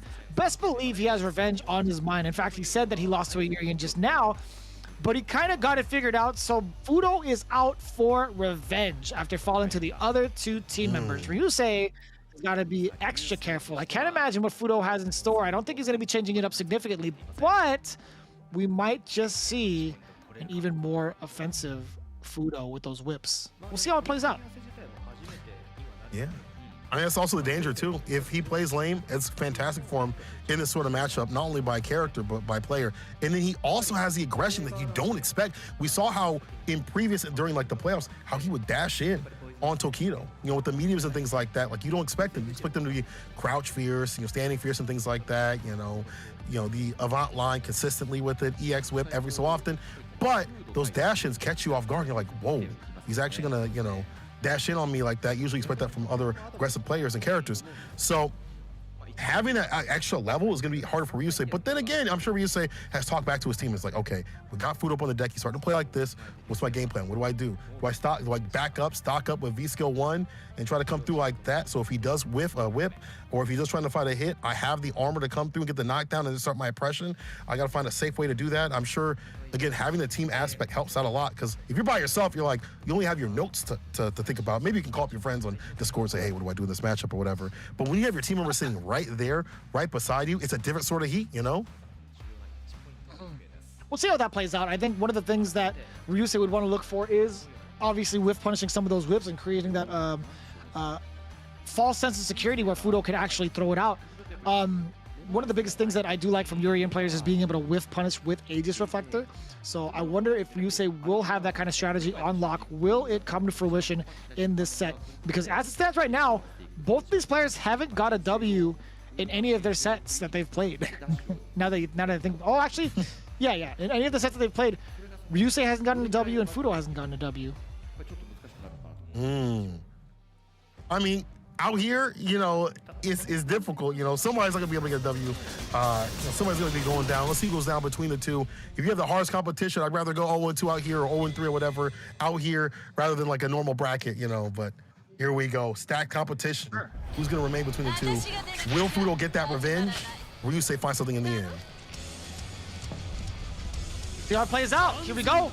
This might just be the final match between these two teams, unless we go into a draw. Let's see how it goes down. Set number 3, engaged. He's still stocked up once again. They want to have that armor applied. We see that with the Urians to be able to threaten. Like, if you even throw out a whip, I got something for you. The trade, again, in favor of poison, doing a lot more damage than that fireball would do. Oh. Trying to get that jump in, no go. Fudo absolutely ready for it. Again, checking the movement against Ryusei. We've labeled Ryusei as one of those players that likes to be aggressive. There's a lot of forward movement from him, but he's also willing to sit and wait. Just right now, Fudo's done a great job of trying to stop his forward movement. Now, it's all... Yes, sir. Ryusei does get the opening. He does have a second mirror also. Another throw. The throw. Another one. Another one. But the jump in gets it done into the super. Fudo gonna find the finish. We've seen this time and time again with these jump out situations. If you're a Urian player, maybe time to back up like that, find a crouch fierce at the perfect angle or standing heavy kick. These jump ins have been catching a lot of these players with these jumping light kick from some of these characters. And Fudo is now an answer. At least one. One of many. We'll see how it applies. Ryusei opening up the gates, using that EX tackle first pretty early against Fudo. A big throw bait now. Fudo getting a ton of damage off of it. A big counter poke there. The standing medium punch stuffing out the whip. You were talking about that distance, and he had the buffer behind it to stay fine. That's difficult to do, to be walking forward and get the buffer off the medium, get the cherry tackle like that. Now caught up in the corner. Does have Aegis bar at the ready. Stays steady, finds a hit. EX doubling down with it in the mirror just to make sure the job is done. That was kind of BM. He didn't even need the second mirror to come out, but he just wanted to see his opponent bounce. I love it. I love it. Just so you know. Just so you know. I got that. We talked about it, right? We were talking about whether or not Ryusei was going to implement and utilize the second or the mirror as a whiff punish tool. He did so successfully and got himself the W, or at least the second round. Stay in the game. EX again. Yeah, I have to hold this. Even more so without the 3-frame. Yo, floats over the whip like it, but still. All this health has been taken away, even on block situations from Fudo. Blocks out the EX. Takes back the turn. EX once again. Hold this throw again. Fudo with the lockdown. Look at this. Can't do a damn thing. Really huge advantage right now for Fudo in the life department. EX tackle is not going to find the mark. Forces the meter, forces the mirror from Ryusei early. That's going to be pretty detrimental going forward. Ryusei doesn't have a lot of resources to make this comeback happen. It's looking pretty slim to none, but anything can happen in fighting games. Fudo doing a great job keeping his cool still. He dashed forward the EX tackle, the big trade-off actually, and that's going to be just it. The whip against Ryusei's forward movement, doing an excellent job in adjusting for game one. Excellent job by Fudo to just go back to that safe play every so often, you know, staying away from these bad situations. X-ray tackle, the anti-airs on the knees and things like that, and the jump-ins, and immediately going for V-skill side switch with it, and then putting those bursts of aggression to put Ryusei off his guard a little bit. And now we see what it do. Like, even though Ryusei is getting a little bit better about the V-trigger utilization with the whip punches with the Aegis, when he loses too much health, it looks like it's almost impossible by the way that Fudo plays. And he deletes that Aegis off the table. And one of the best things I love seeing by not only Fudo, but many players in the league at top level play just in general, is how they deal with V-trigger, how they stay away from the robbery factor. You know, everybody can complain, oh, this V-trigger, that, all this stuff like that. But you see how top level players play around the V-trigger, how they stuff that out. And then when it's off the deck, what do you have left? You know, Aegis, Yuri is so strong, but without Aegis and Bar, only so many things you have to worry about full screen. We'll see how it plays out, right? That was a pretty convincing round or game for Fudo, right? 2 rounds straight against Ryusei. Is this the strategy they were looking for? Is this the optimal route that they need to get themselves a W? Putting Fudo up first against Ryusei. Here we go, though. We'll find out in game number 2. A lot of checks from Fudo, actually. Still managing to dash forward and then using that light kick against Ryusei's normal is so good, or at least Ryusei's forward movement has been so supplemental to his game plan. If we see a challenge with that too, if he has a buffer behind it, that's more damage to the EX whip too. Anti-air, up kick. Look at that. Being able to choose the right anti-air for the right situation in the right space to put him in his place. Again, Fudo with the positioning off the fierce into the super. That's gonna seal it. Yo, Fudo with the walk back like that. Oh, the control. Oh, it's pretty nice and Fudo clean. has. No, control is absolutely it. You know, Fudo doing a great job of utilizing that standing light kick, utilizing the standing medium kick as well, going into the whips to prevent Ryusei from throwing out fireballs, or even move forward. It's been all really well done. Just the economy of choices that Fudo has been using, the buttons, the special moves, it's been all great. But now Ryusei actually finds his moment on offense. Big throw bait. Fox up with the V skill. Just spin the bar. Reset. Very Yeah, important tech. Still in it. So it's V trigger and bar to use. But the EX comes That was through. so smart. I like that. Had the V skill stocked up. You so smart with it. Had the V skill stocked up with it. Use the EX trade tackle. Trade either way is going to be in his favor. Swings up to that. No flinching there from Ryusei. Willing to just block it out. Forward dash movement. Now he's just already close, so close to Fudo. But now it pushes him back further into the corner. An ever so important tech. Plus frames after the the heart rate, EX heart rate. Oh! Using it So push the corner. dangerous. Once again, V reversal situation. Yeah, this is looking so deadly with crouch fierce. I like that Ryusei's backing up enough. No back throw. She got a lot of range on it. Caught him coming in. The crouch fierce situation. Oh, you thought the throw bait, but no punish though from Ryusei. Giant trade there for Fudo. EX tackle finds the mark, and now it's going to be all Ryusei. The mirror is there, does it off of the block. How is he going to open up the defensive Fudo? A second mirror. The other side, what a block from Fudo. He's out of there too, using the V-shift. In full control yet again. No, the metallic sphere hits. This is a slight life lead now for Ryusei. And firing right back. The trade yet again. Fudo is just trying to get out of the way. The EX heart rate, it stops Fudo dead in his tracks. 2-0 in favor of Mil.B's own Fudo. Now in the lead for the entirety of this game. Wow. Again, the control. He said, I'm going to get my revenge. I'm going to get in. I'm going to get my revenge. Fudo gets it done. And another one on the board for the team. And we definitely saw the control. Not only the fact that he felt like he was comfortable enough to jump out of those corner situations, we also saw some drops on the side of Ryusei towards the end. The crack kick from Poison didn't get punished. That could have been a fantastic situation. The knockdown, I feel like the B skill usage was a little bit late in the game for Ryusei, but Fudo, the game plan from him, got him to win, consistently chipping away, and that's 5 points on the side of Mil.B as they take the lead. And closer and closer, at 7 point to seal it. Almost there. Oh my God, it's so scary to see the fact that it's 5-4 because of the fact that YHC Mochi, even if he wins his next round, it's not over because it's 1st to 7. Like, we still have that anchor match to play. No matter where we're at, we are guaranteed to play all of the matches through, right? Man, so lucky to get such Okay. great Street Fighter V all the way through. How things have equalized. But as you said, we're playing all the way to the end, unless we get a reset situation or a final set situation, I should say, if they go even. But man, this is gonna be. Yeah, so let's talk about the definitely what we're gonna YHC set up Mochi next. versus. It's got to be YHC Mochi versus Bonchan next, right? I don't think Mochi would want to face off against Tokido. There's no chance. There's absolutely no chance. Yeah, I feel like if you're YT Mochi, you definitely want to get that revenge. You know what you did wrong, right? Some of that was, no offense, was luck. It was definitely luck. And then YT Mochi Yes. break it down a bit. But the way that he is playing now, he's in revenge mode. He's like Fudo. He's in revenge mode too. He wants another win. He wants another shot. And he probably doesn't want to have to play another Urian. I'm going to be real with you. Probably doesn't have to play another Urian to deal with that kind of situation. We get crushed and things like that. See 4 out of 4 on the side, and then 2 out of 4 on the side of jump-ins. But back to YT Mochi, I feel like you're absolutely right. Would rather play the Karen pick, probably knows what he needs to do to shore up things.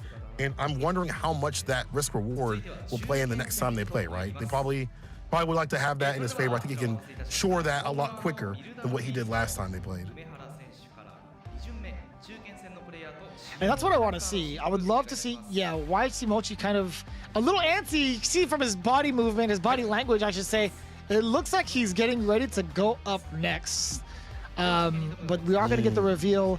A microphone going into the hands of YT Mochi. I think it's safe to assume he's going up next for the revenge, right? Yeah, he's nodding his head. Bonchan already locked in his seat because it is the away side, right? Bonchan 100% going up second. YT Mochi is confirmed.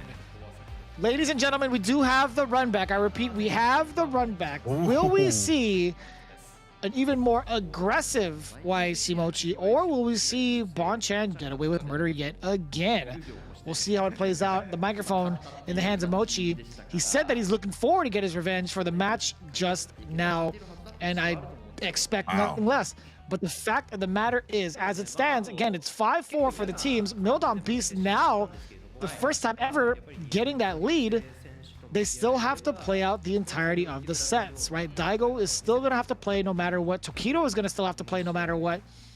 This is just going to be whether or not, right here, if Mildon could actually get the W, or at least seal the deal.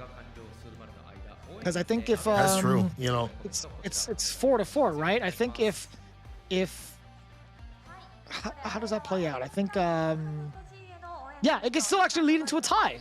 Now that I think about it, yeah, we could still possibly get, or potentially get, a tie situation. Yeah, depending on this match, so we might be seeing a tie situation like that.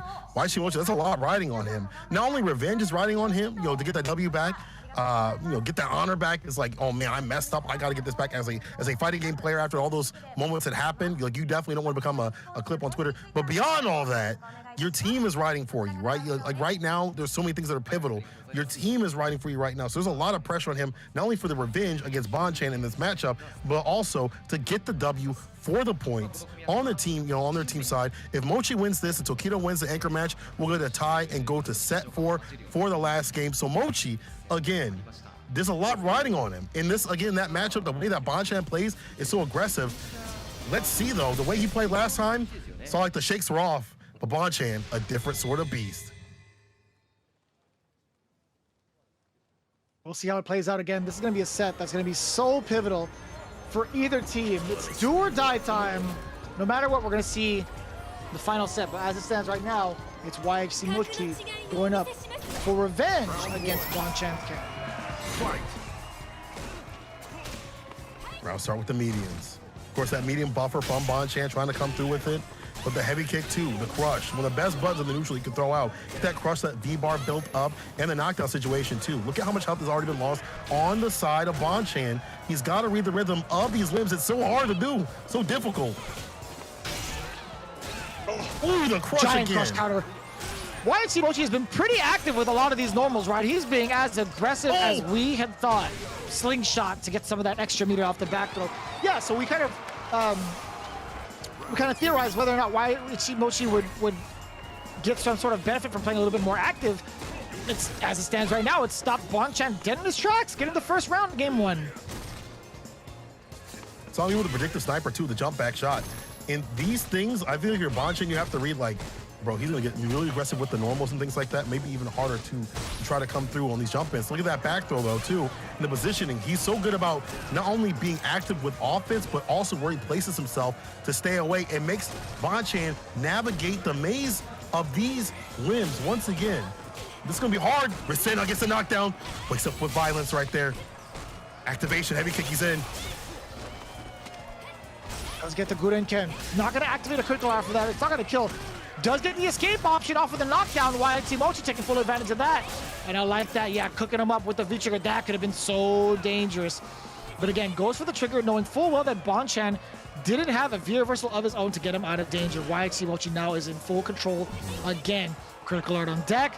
He has so much space to work with behind him. And he's near the middle of the screen. But still, again, any sort of movement from Bonchan could be his demise.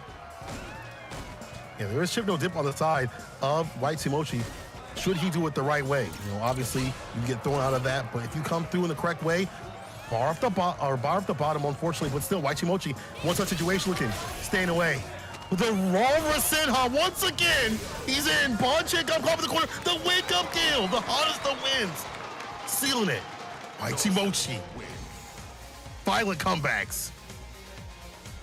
That was so dangerous too. If the Rasenha had hit and or if he were able to get like a critical art off the Rasenha, that would have been so detrimental to YHC's game plan. Obviously, he would have died, but I mean, like going forward, I think YHC Mochi would have been so cautious about it even further. That would have been stuck in his brain for the rest of the set. And you could see him a slight sigh of relief, and he was kind of like breathing heavy after that. He's like, "Oh my God, I can't believe that Rasenha hit me, because if it did, I wouldn't even know what to think." Right. What to do with myself? No, not again.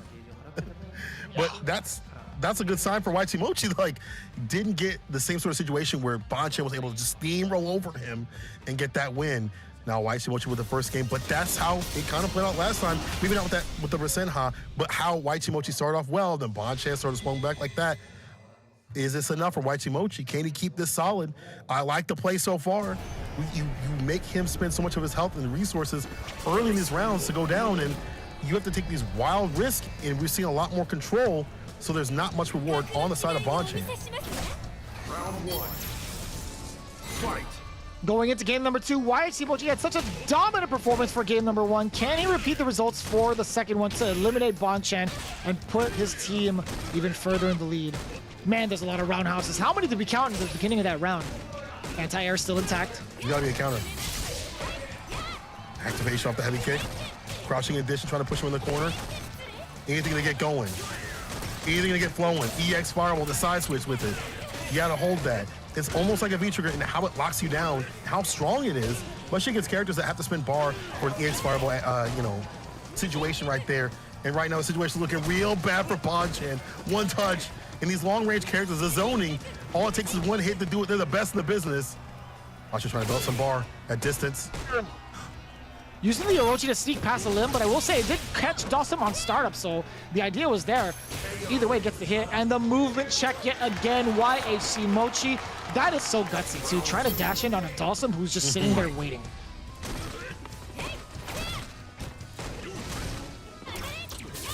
YHC Mochi on set point. EX hits. Oh, how did that hit? The hitbox for it was ridiculous. Gets to pick up. A little bit more of a deliberate hesitation there. Okay, critical art intact. That's gonna be a lot of damage and escapes the corner. Very nice. Does get the Gale. Checking Bonchen yet again. The Rasenha is gonna be his demise. YHC Mochi takes the W. He gets his revenge and finds success. 2-0. That was ridiculous. That is the game plan he wanted the whole time. No way of getting randomed out by anything anything Bonchen was gonna throw out with his Karen. We kind of have to as Karen, but like the fact that he stayed solid and that one Rasenha, did come through, he was like, "Hey, I'm good. That's cool." Said, "Never again, not me." Stayed solid with it, and once again, YHC Mochi got his revenge. That he looks so different. Might as well call him a stranger after the previous match like that. That's 6 points on the side of Milodon Beast, 4 points on FAV Roto Z. This last one's going to determine so much, right? Yeah, you win this one, Milodon Beast, you got it. But man, oh man. It depends on who wins this next one. If we get that 4th set, I don't know if my heart can take it. I don't know if my neighbors can take it right now with how much I'm getting hype. All right, but YHC Mochi though, and also Fuda with those revenge, just in their mind, they're like, I know what to do.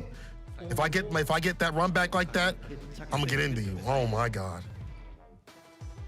This is looking kind of scary, ladies and gentlemen. If Taquito gets this W, we're gonna see a 4th set. It's a battle of endurance. I don't know how I feel about that. I'm personally excited, but I'm very, very nervous for both teams. I'm gonna say right now, the way that Taquito was playing against Daigo, or excuse me, yeah, he fell short a little bit earlier ago. I think Taquito piloting Urian might just take him down. I'm not sure though. I kind of Oh agree. my God, dude. I'm sort of nervous right now. Well, I don't know. I'm really nervous. I'm shaking. I think I think I have a feeling Tokido has already made the adjustments. I feel like we might Really? get that fourth set. I didn't see it. I personally didn't get to watch it. I didn't get the paper. I didn't get the pay-per-view. I didn't either. I want to wait till today, you know. I don't want to be surprised. I want to be surprised. I don't want to, like, you know, have anything spoiled. So definitely, we have no idea. But like, man, just how strong Daigo was in that match. Like, I wonder what adjustments you could do. Like, I literally do not know what you could do in that match at all if Daigo does go up. Like, I have no idea like what you could do in that match like that. Like, like the way that Tokido's been playing though, I like his adjustments as a player overall, like those bursts of aggression and sort of the stability, you know. But Daigo, he's just so confident in that match. We just saw how he operated. Sonic booms up in front of the face, you know, mid-range too, denying a lot of the approach. And when one button got checked, back to the Sonic booms we go, or a different button. It was so hard for even someone like Tokido to be prepared. And this is prep time Daigo. I don't know, dog. I don't know. I honestly don't. But Tokido, he's so strong. I can't tell.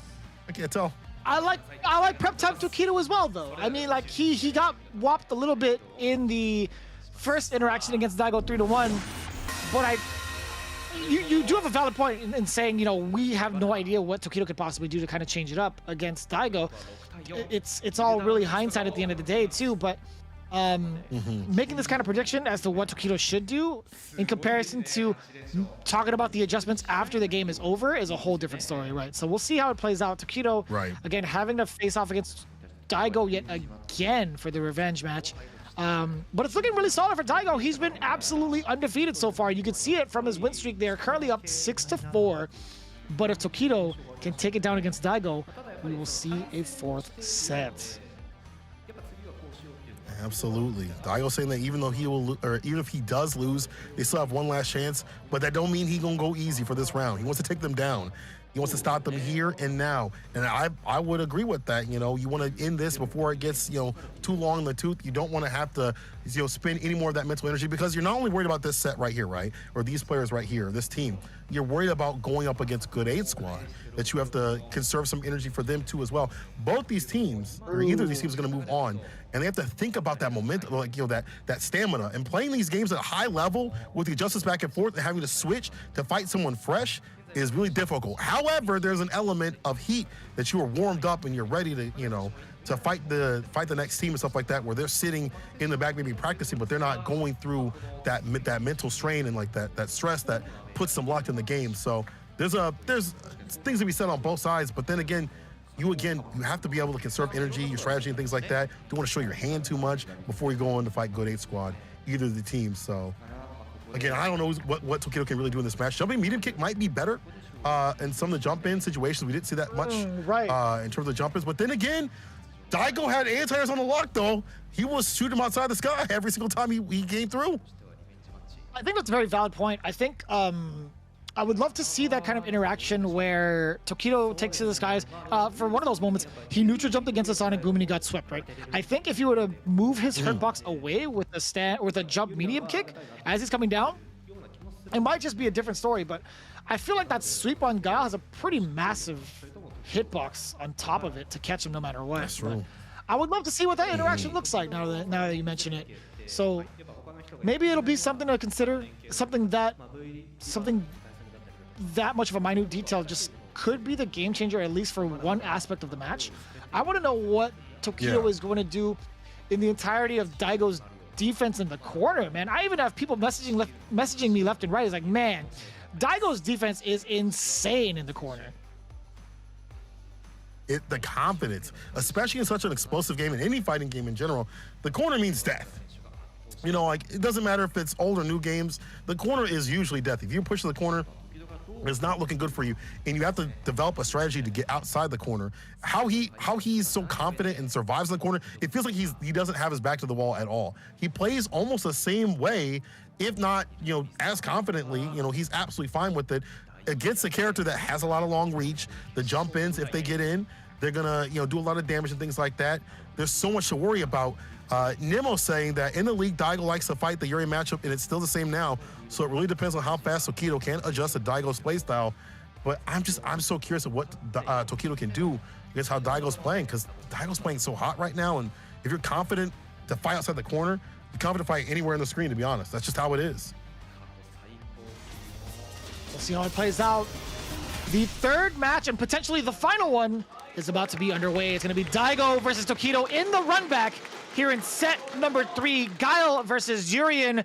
Place your bets and make your predictions now. This is going to be unprecedented raw violence between the two.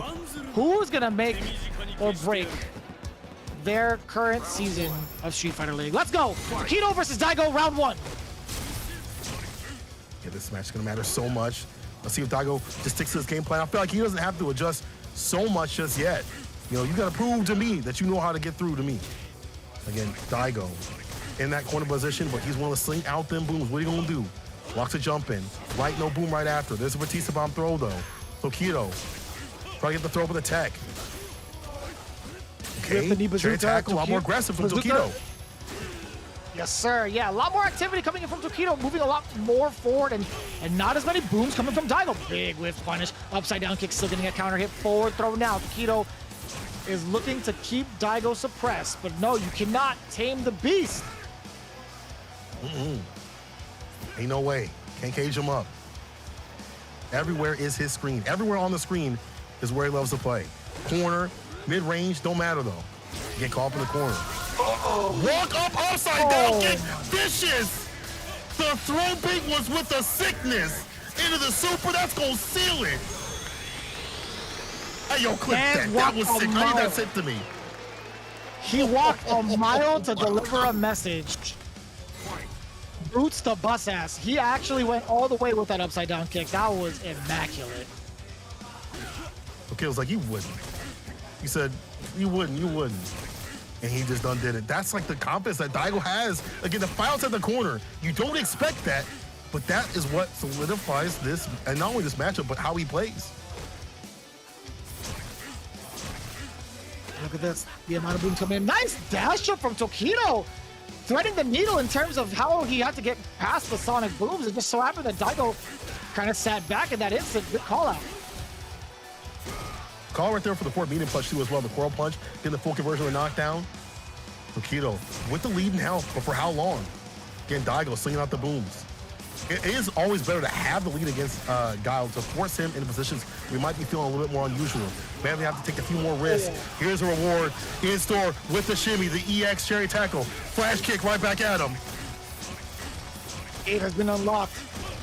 He has unleashed the beast. Okay, that is the moment that Tokido was looking for. He actually doesn't get anti-aired by the sweep this time. A slight miscalculation from Daigo. I think that might come into play. Maybe some more jump ins in a different sort of way from Tokido. So bake that out. That's what I'm talking about. That's what I'm talking about. It's going to force Daigo to go for something different in terms of anti-situation. Let's get a punish on the EX headbutt, though, and now has a fat lead. Plethora of boom just occupying that space, but Tokido wants to move forward, or at least throw out a normal. There's the crush counter. Catches the startup of a sonic boom, by the way. Forward throw now. Does have the mirror on deck. Important tech for Guile. And here comes a safe way to activate the mirror. Another forward throw, close to stun. EX flash kick yet again finds the mark. Be reversed to get the distance. EX fireball, we trading plasma back and forth, and Daigo again in the lead. This is the last mirror to get that dash in throw. One more touch on either side. EX applied, didn't get the knees though. Upside down kick, raw cherry tackle. With the touch, the light stuff, the light punch that do it. What a scramble situation. And Cola, what was that chariot tackle? What was that chariot tackle? Sure, that was up close and personal. Tokido still actually took down Daigo with that. Daigo got caught mid-air. What was that tackle from Tokido? Do you think he had EX bar? You think he thought he had EX bar He didn't. to try to make that like a minus 2 situation at least? There was nothing flashing, and it was so far away from getting EX from EX meter. I don't know what that could have possibly been. Wild.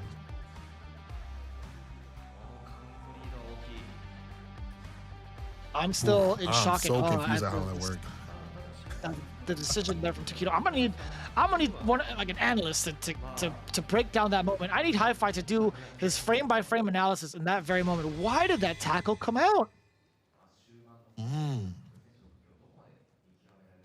so interesting. I don't know why he did that, but able to seal it. And I think if you're Tokido, you want less instances like that, less scramble situations. You see how Daigo is ready and prepared for those, especially if he's got the V-bar, but gets hit with a counter hit, the pickup, the shoulder tackle right there, definitely gonna land.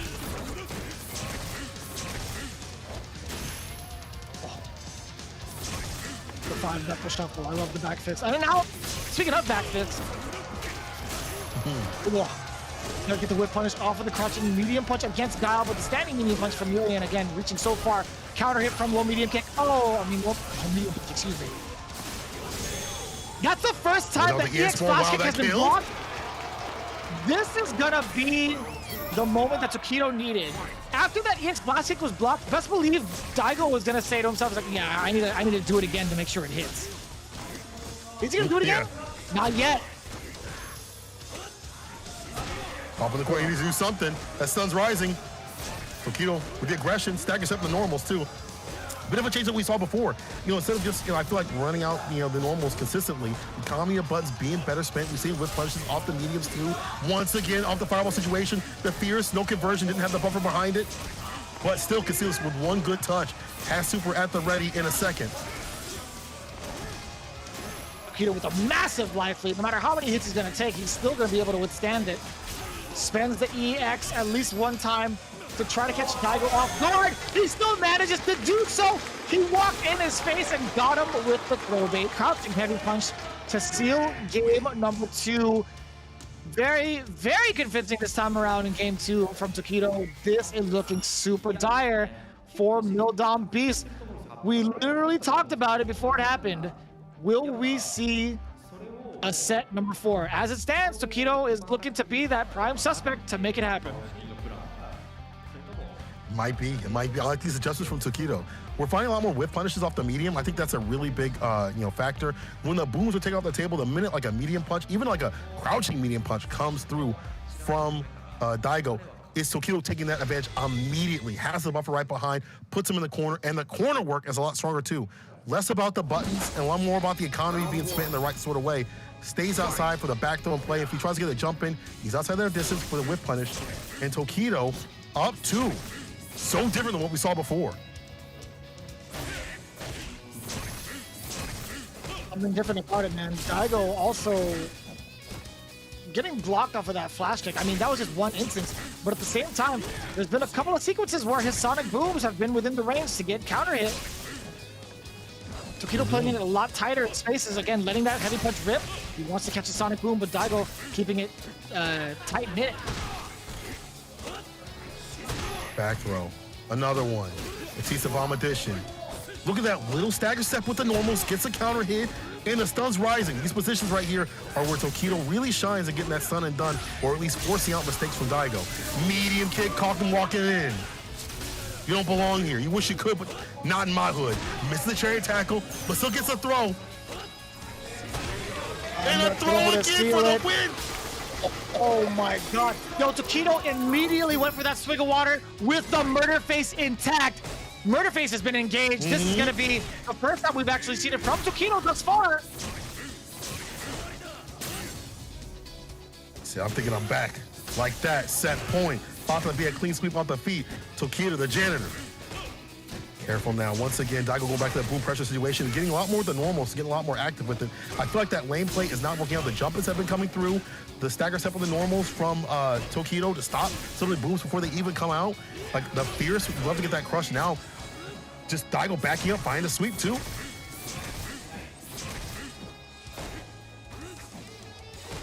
And look at the discipline here from Tokido being at the right deficit. Instead, actually goes for the dash, sneaks right in there, tries to get another one. But the interruption there from the crouch jabs. I know it was blocked. It's a great time for Daigo. But now, not so much. That mirror right behind him. That was an excellent reversal, though. I will say that.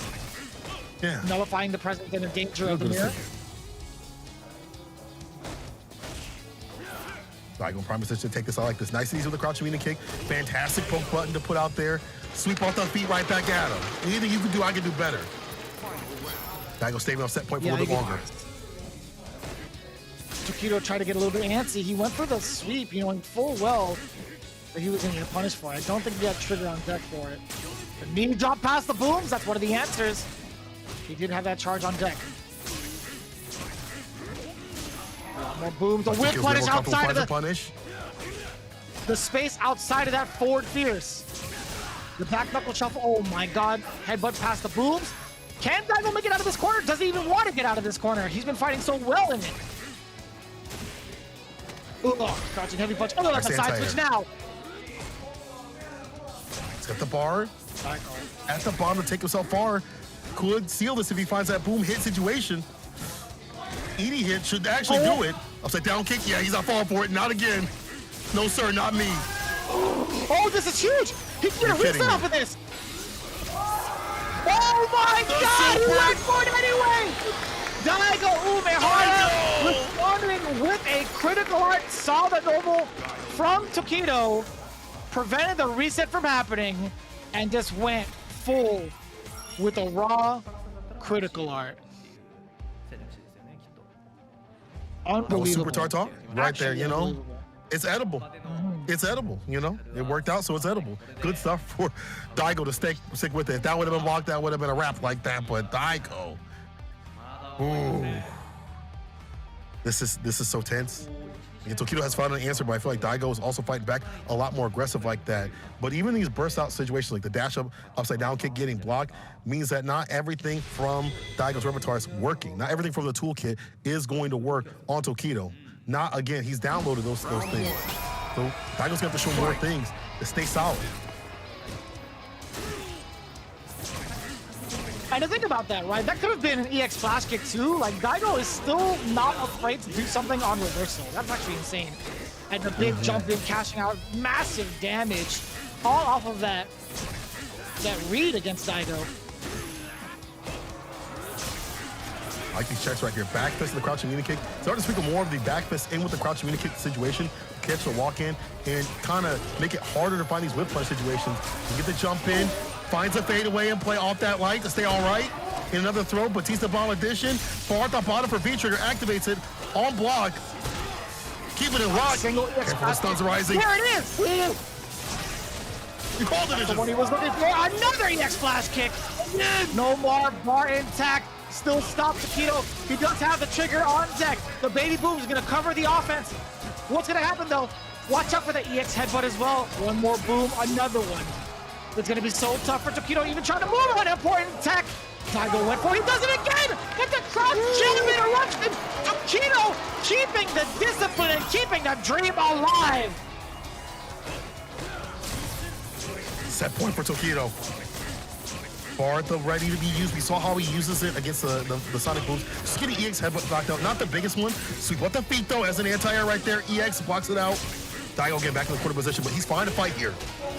Everywhere is his screen. Big jump in though. Chrising the cranium, plus in the dome. The jumping net again. We see the strategies pays off. Close to stun, the sweep activation. He can't get the side switch because he backrolled. Tokido, we're gonna see a final set. We're gonna see a set number 4. Tokido keeping it alive for Team V6 plus FAD Roto Z. The jump-ins have been immaculate. He has been reading all of the Sonic booms time after time in this set. When we were talking about him finding the answer, it just so happened to be one of the most simplest solutions. Jump the projectile, react to it. Make sure you pay attention to the timing. And he's done it so many times to catch it. Tokido resetting the situation, all the momentum in favor of V6 plus FAV Roto Z. We are getting the run back. But the significant difference is Mildom Beast is now in the counter picking position, or at least susceptible to the counter pick position. They are now on the away side. That's unfortunate with it. I'll be on the wayside right there. But going back to how Tokido landed those jump ins, it was the ground game that solidified that spot. We saw the EX trade tackles coming through quite a bit. Even on block, Tokido had to worry about those because he was in that close range kind of game. And a lot more of the medium kicks coming through in the end. Also, Tokido, not able to get the, you see a lot of jumpers right here applied. I feel like there was a lot more. Am I wrong? But 5 out of 6 right there for the invincible reversals. And then 1 on the side. But going back to how Tokido played, it was so fantastic to see how he locked down the ground game to make just Daigo second-guess these jump-in situations and wasn't prepared, wasn't ready. You know, the stress of having to deal with the medium punches, air tackle, he was able to stick to him, stay in, whereas before he backed off so much. He was like mid-screen or push full screen, but he found ways in. If it wasn't a whiff punch in the back fist, it was an air tackle, even -2, using that bar just to get in to push Daigo in the corner and stick to him. Now we're 6-6. Final set of the day between these two to see who's going to move on to fight Good 8 squad. Again, Milodon Beast will have to pick one player as the away team, and FAV Roto Z gets to counter pick them, and Good 8 squad is probably sitting in the back saying, yo, I'm happy. These teams are tired as heck because, you know, they can come through correct, but at the same time, we talked about this. That momentum, that heat that they get, they may be tired, but they're not down and out to fight. They're warmed up, ready to go. You know, if you're a tournament player, right, you've been through this. You've been through the bracket loser side. You've been like, hey, man, this gets me heated up. While you sitting out there, you know, resting your feet, I'm fighting for my life, and I'm ready to go. It's only been about, what, 3 hours? These guys have played more matches in a major event. Like, that's like 8+ hours, even double-digit hours of playing at a major event. These guys would never get tired of playing video games. And we talk about some of the venues that are open 24 hours, right? Combo Breaker. Best believe a lot of the Japanese players are still playing until like the sun is up. No joke. But yeah, this is going to be pretty interesting because Good 8 squad is pretty much awaiting their turn to face off against the winner. Both of these teams are going to be pretty much revved up and ready to go in the next set, right? That is like a actually significant factor in terms of competitive play. This right here is going to be a desperate situation. Milodon Beast having to set up their player first. Not only that matters for the character select, but the person select. But we're going to select some more of these matches in terms of the replays. We'll go back and look at this fantastic action. What led us to this point right here? You say, going up against Fudo. Fudo said, I'm going to get revenge against these silverback situations. And he did a fantastic job of corralling this beast. Look at that punish right there. Using the fierce into the super was super sick. And we saw how he just sapped away Ryusei's health continuously. You know, Ryusei had some fantastic moments like this. The defense in the end was so good to not get got. Everyone else got got by that, but not Fudo. Said, no, sir, not me, not again. And EX Whip again, ooh. What a check.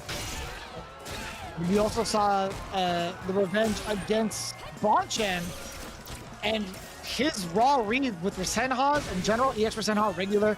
YC Mochi finally finding that revenge, and that's got to be pretty sweet going into the next one. However, as we see and how it all unfolded, Bonchan tried his best to get his offense going, but the wake-up gale was just too much. Enough for YC Mochi to prevail. Anti-air with the crouching medium punch. Man, again, Mochi did so well in controlling the space that Bonchan wanted to play at, and also being risk-averse against some of the wild ideas that Bonchan had in this set. And that was a determiner in that rematch, like staying away from that stuff and getting enough damage on the deck to make Bonchan feel, you know, back on his, back on his back right there. And look at that, the cook right there, waits and baits. Easy bait oven and eats him up. YC Mochi got his revenge too. And in the end, if we speak about revenge, is Tokido doing a fantastic job against Daigo. We thought it was going to be sick like that because Daigo had such a great game plan. It was so hard to decipher how is Tokido going to make the return over seat out here against someone who has such a dominant game plan, especially being comfortable in this corner position. But Tokido showed a very good usage of not only the V-trigger bar right there, but also the ability to lock down the grounded game so he can, this weird interaction, I guess, too. Yeah, I'm like, why he punished with cherry tackle right there against upside down kick? But still, stuck with it. I like his game plan on the ground to be able to get these jumper situations, and that's how he found himself winning. It's just Tokido, man, defying all expectations, shattering all expectations. But this was sick, though. We gotta give Daigo some credit for this reversal situation. Never out of it. Stay with that set point for a little bit longer, but then in the end, again, Tokido sealing it. You see that final instance? Yeah, he tried to go for an upside down kick again. Tokido locked his eyes on the target as soon as the stun happened. He knew it was game over. But I gotta say, man, I'm still flabbergasted. I made sure to look at that replay at that point in time to see what the meter situation was like for Tokido. He didn't have anything for V-reversal. I mean, like, that's not even the input for V-reversal anyway, right? He didn't have EX. He didn't have EX meter.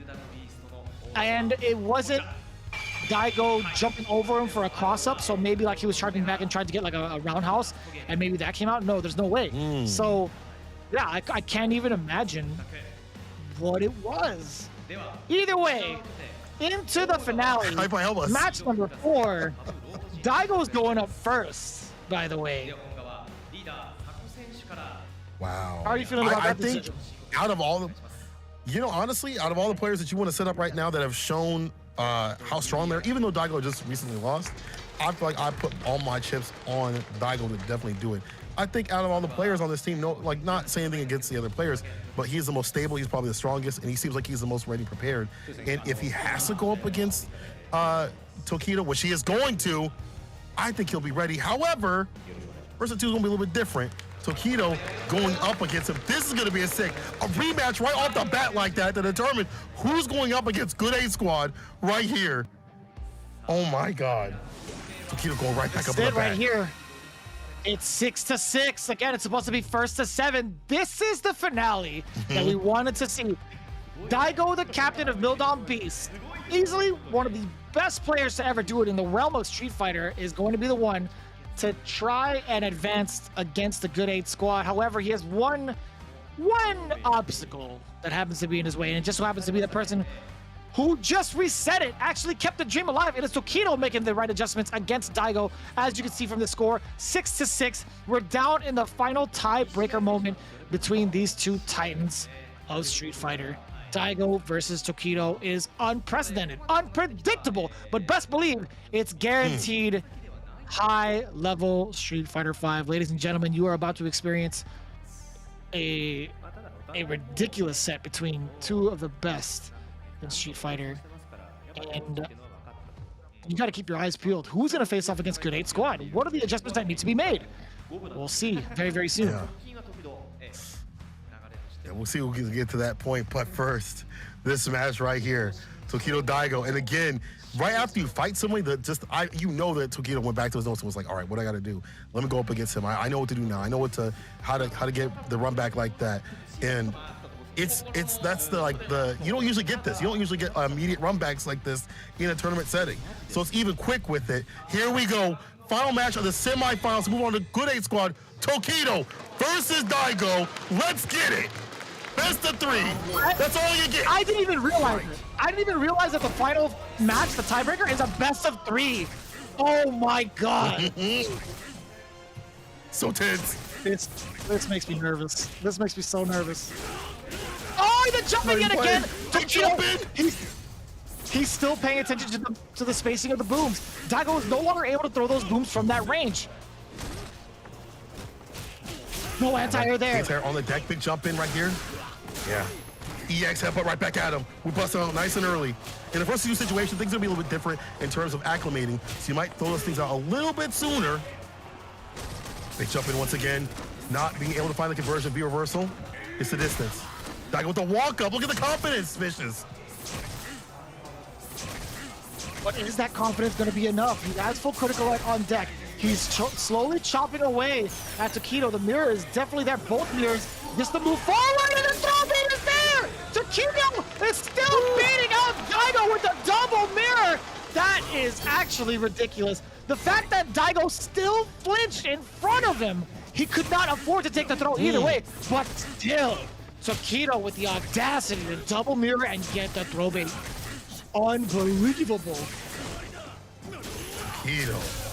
Yo, again, with the fadeaway in play. What's the crouch fierce on him? The walk-up throw, though. Say, I ain't gonna shimmy you. I'm gonna get into you. Again, Daigo fighting outside the corner, a lot more active with it, a lot less with the booms. We saw what happens because the jump-ins have been blessed over and over again from Tokido. The buffer off the medium. Cherry tackle. You see how far that was? The throw. That stuff off the Sonic Boom. He's actually dead. That's going to be the first game for Tokido. Big confirm. Off of that instant. Man, I got to say, that buffered stand medium punch to stuff out the Sonic Boom was exactly what he needed to get that sequence. And that is good awareness of the spacing from Daigo. One of the key components here that has really benefited Tokido in getting this runaround or getting this comeback is understanding the spacing that Daigo wants to throw these Sonic Booms. It's one thing to get trades on a Sonic Boom with something like a medium kick. It's another thing to jump in on the Sonic Boom based off of the timing and the positioning. But it's a whole different beast when you're trying to maintain charge as Urien getting the standing medium punch and still being able to convert into the tackle, all the while staying within the range of the Sonic Boom startup. Freaking ridiculous. Amazing. That is so difficult to do. Round one. Oh Walk with it. He about to walk his team to victory. First game to him. Big jump in, round star. Deleting the idea of the Sonic Booms off the table. Here's the back throw, though, from Daigo. 4-piece sweep off the feet. Gonna get into him again with the meaty situation. No feet getting a flash kick. Try to get the jump in, B reversal. Had to use it to stave off the stun. Yo, look at how much has been done already. Daigo Umehara off of 2 big old hits. Hot damn. Like the EX, the buffer. Oh, you can't walk in on me again. Can't show that trick twice. He's walking up in his face. Denying the approach. Look at how much he's doing the funky chicken. Look at him. He's doing down back for days. Oh my God. He's like, I'm not gonna throw a bloom. You come to me. You come to me. I don't care if you're in the league. You come to me. Oh, saving up a little bit. That set point a little bit longer. Gotta do more work. The jump back fade away. It's the EX in play. I love that decision. Even though it puts him more in the corner, I like how he kind of controls that space instead of going for something that may not work, like a crouch fierce or flash kick. I think the flash kick 100% would have worked. It's just a matter of whether or not he had a charge. Crouching fierce, a little bit sus, right? Oh my God, and speaking of sus, got the tech, went for the upside down kick, and blew him up forward fierce. Another one, there we go, crouching heavy punch. Are we gonna see a tie? Possibly. Daigo is looking ridiculous now. He's so comfortable. He's in the zone. Was it the fireball? And then again, you know, you can't activate Beatrice unless you're gonna get the job done off the situation, because it's about to be that chip no dip. Reset situation. Oh, the he's throw actually off dead. the backboard once again. Crouch fierce into the super.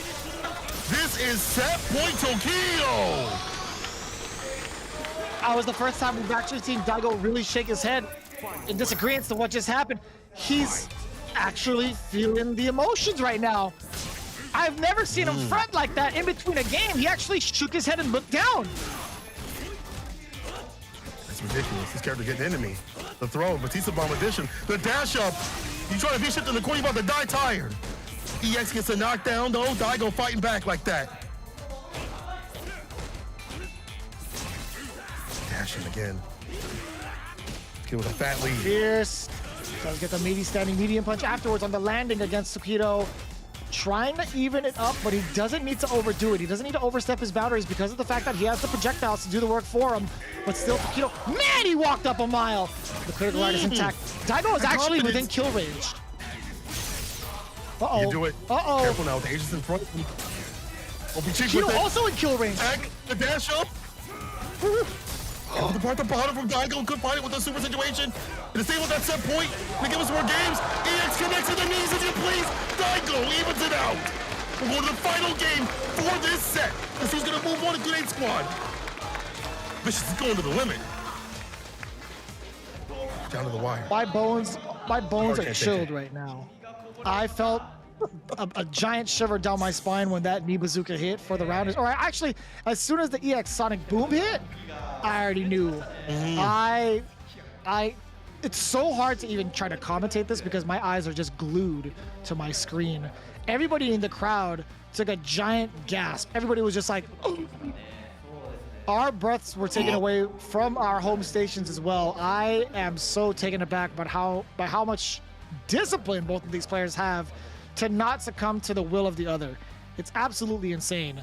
But we're going, this is what happens after that. We're going into the final game of the set between these two teams to see who faces off against Good 8 Squad. And man, oh man, it's looking completely unpredictable. And that's gotta be the word of the day, man. It's been just completely that. But for a very good reason, man. Here we go. Back to Metro City. The final game between Mildon Beast and V6 Plus FAV Roto Z. He will take it. Toe tap too far like that. Again, Daigo playing outside that range of the medium kick, the toe taps in the long range of the character. A lot easier to control Urian at this distance. Back medium kick with it too. Solely walking down to the corner. No back throw for you, the tag. Uh-oh. Commentator curse though. Don't do it to him. Don't do it to him. Daigo in a very familiar position, right? Stuck in this corner. Tokido keeping it kind of tight-knit. That stand medium punch didn't have anything behind it. Probably didn't have the buffer in time, or I should say, didn't have the charge in time. But still, look at this. Daigo is not throwing out some of these booms. And that reluctancy might bite him in the end. You're actually right. Look at that. Preemptive with it, trying to get that fade away. If you're Tokido, putting that in your information bank, like he's looking out for certain things, you can play around that, as we saw before. The dash up back throw, though, Daigo, meeting with the knees. Again, a throw. Bar at the bottom, and Daigo will spin to win. He knows he'll get that bar back like that.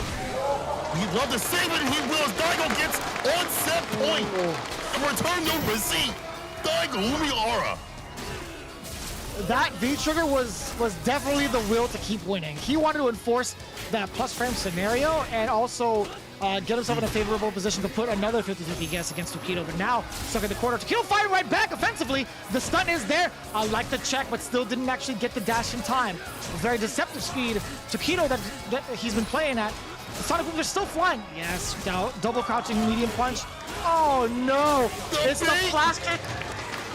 The flash kick that puts him in the grave. This is so detrimental now. You know Tokido with the meter advantage. This is final game, final round at the end. EX Giant Tackle getting in. With the throw though, counter hit, stuns rising, holds the throw. Tokido does it to him twice because it's nice with the bomb. The counter hit, and that's it. Tokido taking for his team, gonna send him with a super situation and wins V6 plus NDB Roto Z, moving on to the finals, taking a $1 million piece, baby. Oh my God, this shit. My heart. Nothing less than spectacular. As expected, of course it's gonna go final game, final round.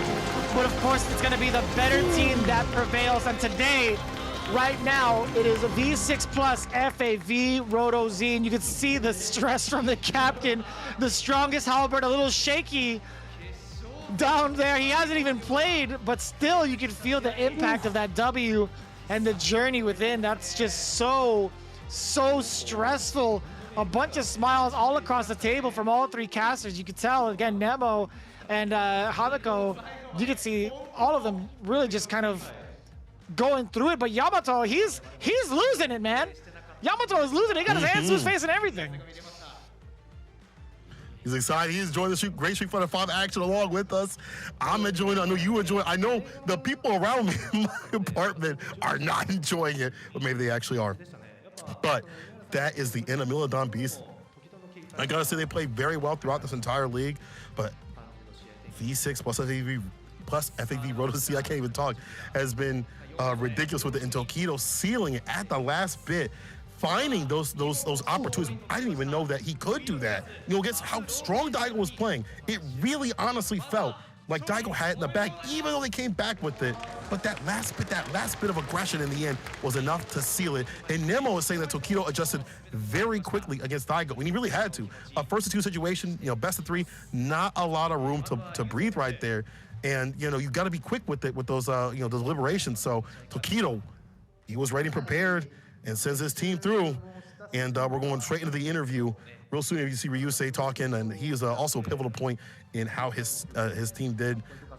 Man, all the Urian and you know, Karen action has solidified their spot to move on. And you know, we didn't get to say Sako play just yet, but I'm sure he gave them words of encouragement as well. But boy, oh boy, it's not even over. It's not even over, Vicious.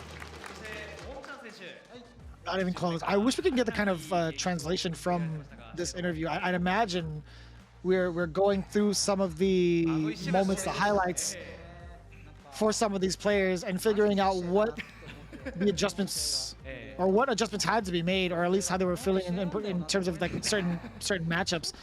But oh, we do get that translation perfect. So Ryusei's comment was actually that he has prepared a lot, but he felt too nervous and didn't perform well. And that's kind of true because he didn't actually get a W, unfortunately, but he still gets a chance to play.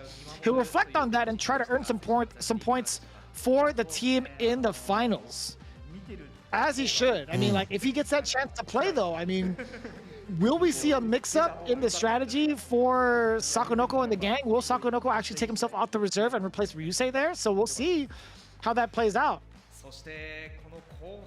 Could switch it up and down too.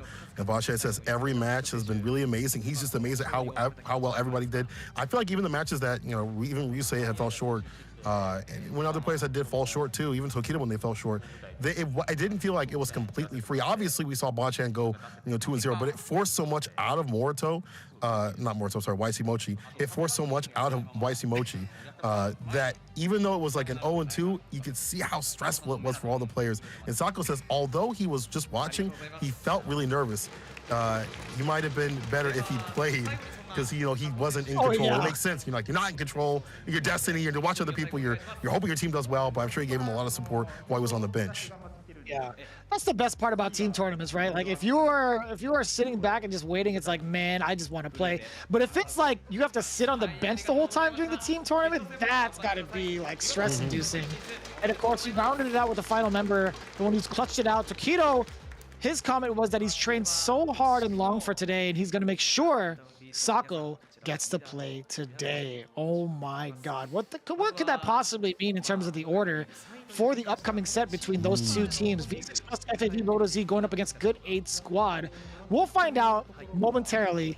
In the meantime, we do have the losing side interview with Mildom Beast. Daigo Umehara, again, there was just so much to say about his performance overall. Just a spectacular athlete.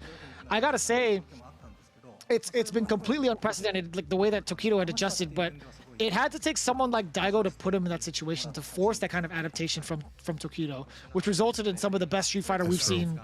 And it's only the beginning of the year, man. It's crazy. Wow. And this is like some of the pinnacle of where I think Street Fighter 5 has been at, and like it's basically it's the best it's ever been, right? The balance patch has shown us so much, V-Shift adds so much, the balance adds so much, and if we're gonna close it out with this and also the season finals coming up in a couple weeks, I'm satisfied. And not only that, we're gonna be moving into probably what might even be better with another balance patch and some changes here and there, but for what we've seen so far, I love the adjustments of the players. You can definitely tell how strong they've been, have gotten, not only just Daigo, but the other players too as well, Waichi Mochi, Fudo, how they progress in the league, how they've gotten better, how their stats have improved. But just someone like Waichi Mochi, who's just been finding revenge time after time again, and Fudo, who's been a pillar and earning enough points to stay in the game. Daigo comments that the league was really tough for him at the start, as we saw, but they managed to reach this stage, and he was very happy with it. And he really depended on Fudo, again, as a teammate a lot. We've seen him, say that consistently, and, there's probably a little bit of credit given to Morito, who was a surprise pick. Maybe not always becoming the victor, but forcing the other teams to have to, man, I gotta learn Dan. I don't know what this character does at all. So, you're expending other resources of the other team. Like, I have to learn Dan, this other character, just to deal with Morito. So these are strategies that come through even if you're not always, playing and you're always on the bench. What's crazy about this is they still managed to place third overall, right? That's $1 million yen for their team. If you translate that to USD, that's about like 8.5K. That's also evened out to like what, it was like $2,100 essentially, a little bit over $2,100 per player USD. That's actually kind of ridiculous. But we did have that interview. As we take a look at the highlights, Daigo's comments, man, he's not wrong. Really tough at the start. We saw that kind of hill he had to climb. Would have loved to see Morito, but it is what it is, man. This is where their journey ends short. Absolutely. Hard fought, came down to the wire. If you're losing, you can't ask for, obviously you can ask for better with a victory, but you can't ask for a better way to lose if it's down to the wire at the last bit to do it. So the final game, final round sort of situation. You see right here the deliberations from Tokido to find the finish, baiting out the jump ins and things like that, the anti-airs with the crouch heavy kick. We saw him, that really fantastic corner play that was really different. Kept it a lot tighter, a lot more throws in between the economy of buttons, found the stun and done, make him see stars like Hollywood Boulevard in a super situation. Bro, this has been a 3-hour-long set. This has been a 3-hour-long set, and then they got a fake Good 8 Squad with that same sort of heat. Whew. Oh, we've had almost full rounds every single match, and you can see the kind of highlights we have here. The invincible wake up from the side of Tokido at 100%, not as much luck, and we've seen how much damage that actually did to Daigo Umehara. The anti-air is 100% there. Well, okay, absolutely 55%, not 100%. My mistake. But I will say he's still on point at actually trying to get these anti-airs going and also air-to-air interactions. Daigo Umehara did as much as he could in controlling that airspace, whereas Tokido didn't really have that same kind of luck, although it still didn't matter in the end. Got that 2-1 victory over Daigo Umehara. I gotta say, man, this is something every Street Fighter V fan should really watch and really study. This is a match for the books. Honestly, this should go down in history as one of the best sets, some of the best team battles we've ever seen. Absolutely. The way that not only today, but the previous match that we've seen in Street Fighter League all the way through has been some of the best Street Fighter I've seen, not only in how they deal with, you know, the pressure, the V triggers and things like that, how they use V shift, which is such a new mechanic that I feel like everyone's still kind of figuring out how well it's been implemented by a lot of the players and how they're playing around it has been fantastic. We've seen the whip punches come through too, the spacing and things like that, and how people play against bad matchups and bad personal matchups. It's all led to this. FAV Roto Z going up against Good 8 Squad, as Good 8 Squad sits in the home position with the advantage. And FAV got to fight back like that in the away side to see who's going to be the champions of Street Fighter League Japan. Y'all better be watching this. This is some of the best Street Fighter V, if not the best you'll see in a long time. I'm telling you, and I wouldn't lie. As we have our promotional messages going on again, Street Fighter V Champion Edition in its entirety is now unlocked for PS4 as well as PC. Everything that's been going on right now with the addition of Luke. We don't know if there's going to be an upcoming patch or not. Who knows if that happens after the season finale in the middle of February. I think, what, like a week and a half from now? Maybe, actually, no. Yeah, about. Just about a week and a half from now. It's a great time to still get into the game. It's on its final season, but at the same time, there's just been so much going on. Such a great place for a lot of these characters and a lot of the players in the community. So let's ring in this final year with some good-ass Street Fighter. Honestly, I want to see everybody kind of come together and try to get in on it. Honestly, it's a great time to become a part of the fighting game community. We do have the esports, the Capcom esports book in terms of what they've been doing with their esports program and how they've noted some of the trials and tribulations of putting on something like Street Fighter League, both for the US, North American scene, as well as internationally, even Japan. But as it stands right now, we still have that season finale coming through February 17th. We have the no neutral 5v5 between Rob TV and of course Brian F. And then we have that schedule between February 18th through the 20th where we see all of our players play off against each other. But as it stands right now, we are focused on the finale. We have our conclusion coming up between Good 8 Squad and V6 Plus FAV Roto Z. All you need to do is come back after this break, and then we will crown who is indeed the best in Japan here for this year's Street Fighter League Pro Japan. Again, it's been an absolute honor being able to broadcast all of these matches for you. We'll see you in just a minute.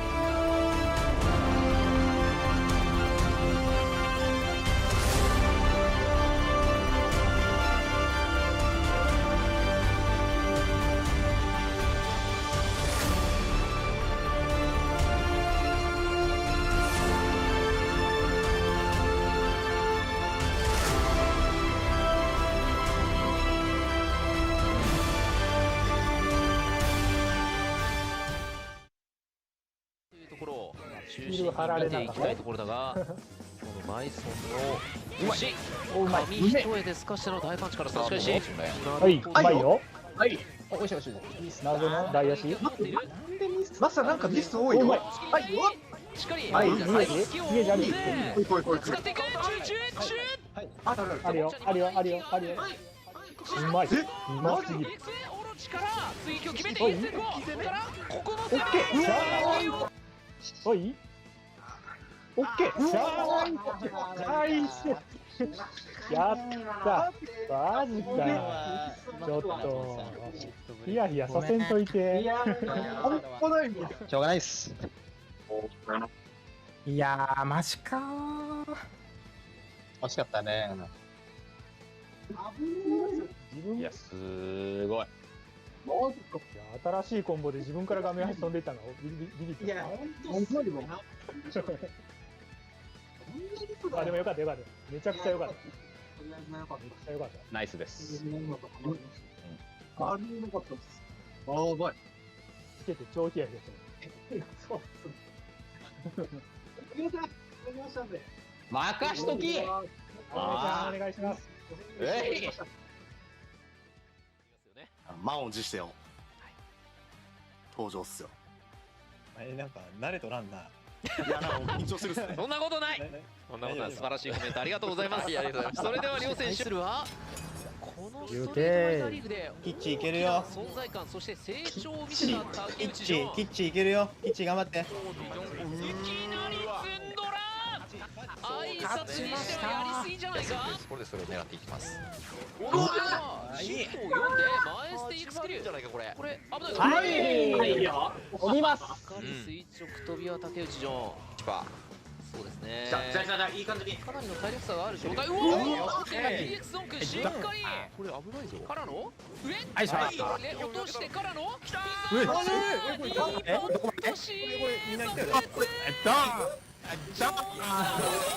CA で終わるか。危ない。体力。逃げていい。からの。オッケー。いやよく押したな今。中盤か。なかなか見ないナイフジャンプ。画面端が。遠すぎ吸い込めない。からの。死刑だけだぞ。死刑だけだぞ。うまい。まっすぐ来た。捕まえた。吉パンの思いが勝利を呼び込んだ。無理やりすぎるだろ。無理やりすぎるだろ。負けたか思った吉場のその顔見て。いや、また飛ばれたんかなと思って。俺も飛ばれたんかなと思ったら、しっかり掴んどる。なんとか勝ってよかった。いや、おめでとうございます。ナイスっすね。点数長いですから。えで、うまい。チャージさせた。で、トリガーも止まりましたよ。無理やり来ましたね。時戸は V トリガーノーマーシー発動。ここは確認。俺確認する。時戸が冷静に取り返す。当たってない。まあ全然いい。時間ないよ。時間ないよ。手前。残りは3秒。ここはうまい。クリティカルナイス。で時間を稼ぎ。完璧。完璧すぎる。焦んなくていいよ。焦んなくていいよ。焦んなくていいよ。ゲージは溜まっている。3バーストどこまで行くか。残っている2択。あばれ。いい。ブイリバ上投げ足りていないぞ。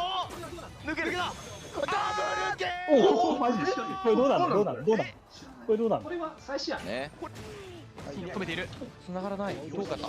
じゃあそれを前についに止めた。手前ドリル。トリガーでいいと思う。後ろ投げ。フルゲージのユリアン。V リバ使う。画面足時か。カウンターグリティカルはどうだ。ドミナントクラッシュ足りている。オーケー。ナイス。使い方完璧。いや、行ったんじゃん。ダメじゃん。オオーケー。ナイス。さすが。いやー。いや、あそこまでセーブがなくて殴ったのがマジで全てだ。伸びた気がし。いや、すごい。いや、そう、相手かなりきつくなってたよね。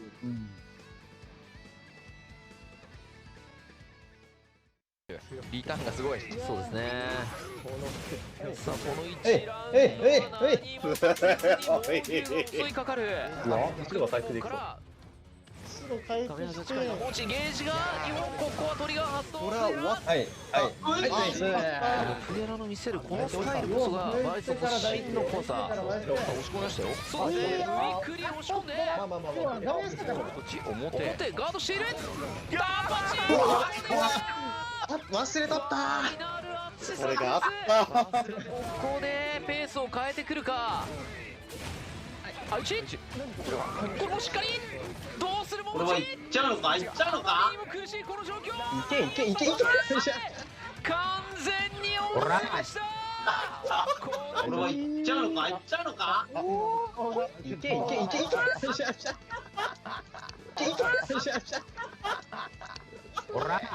いやー気持ちよかった。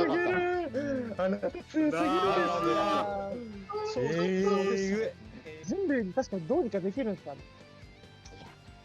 僕はできないと思ってんだけどな、あれはやっぱ。ちょっと強いっすわ、マジで。も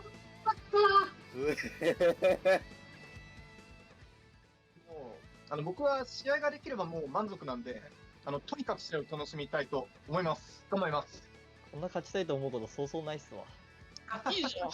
向こう30試合ユリアンに負けてもいいから、ここだけは。しっかり大反対空を見せたが、2段目からの発動ゲージがなかったんで中段でしている。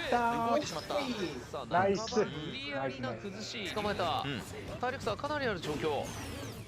目の前に張って、おっとゲージをなんか出てた。競ったいたんじゃない？い形。しかもたんじゃない？さあ押してこないとしっかりゲージが溜まっている。さあどうなるか。足りないっす。どこだ？ゼロドット。投げ。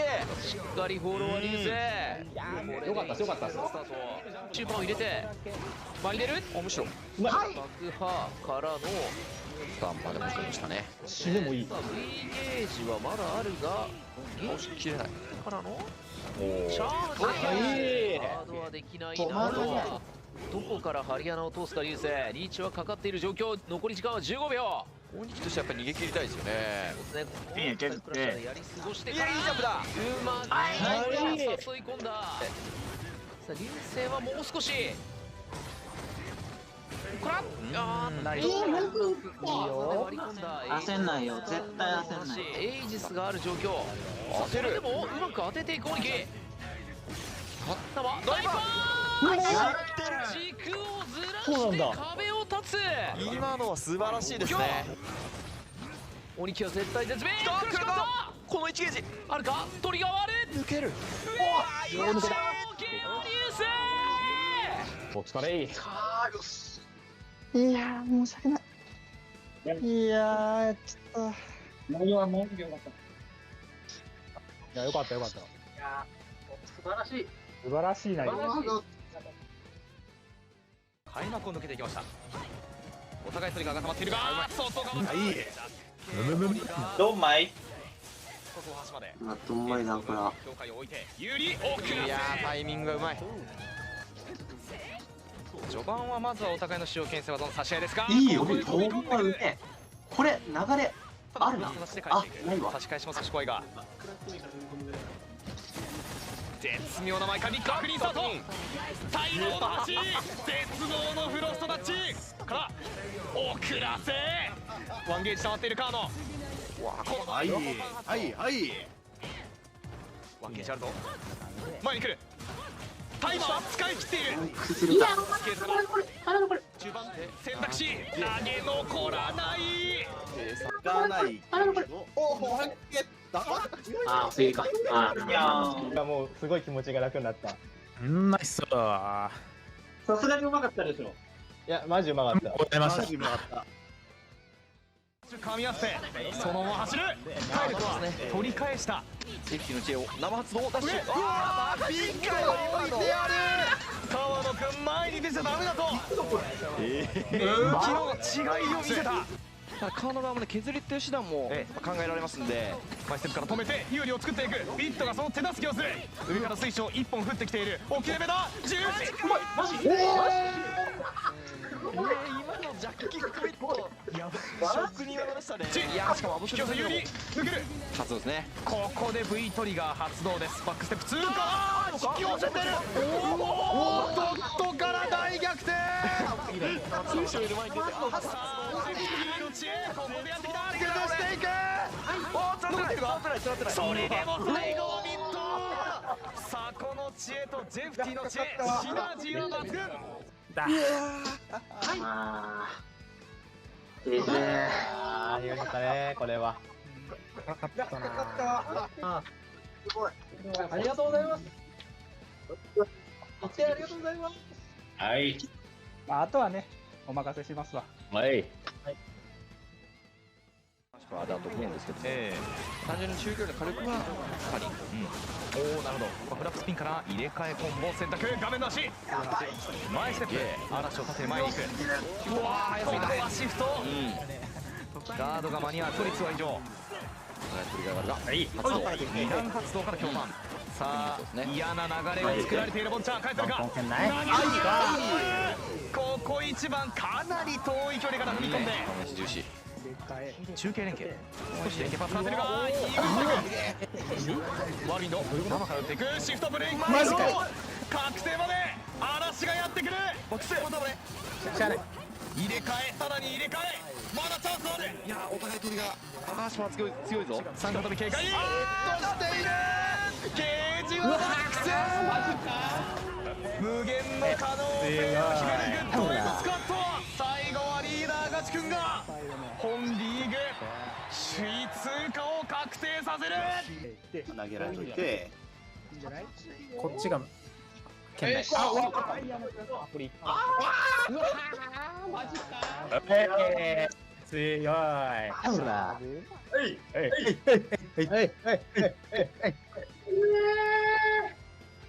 いやーよかった、みんなありがとう、ほんまに。いや、泣きそう、マジで。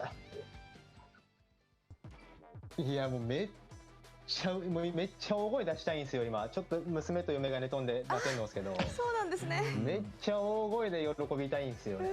マジで嬉しいです。ほんまに嬉しいです。その喜び伝わってきてます。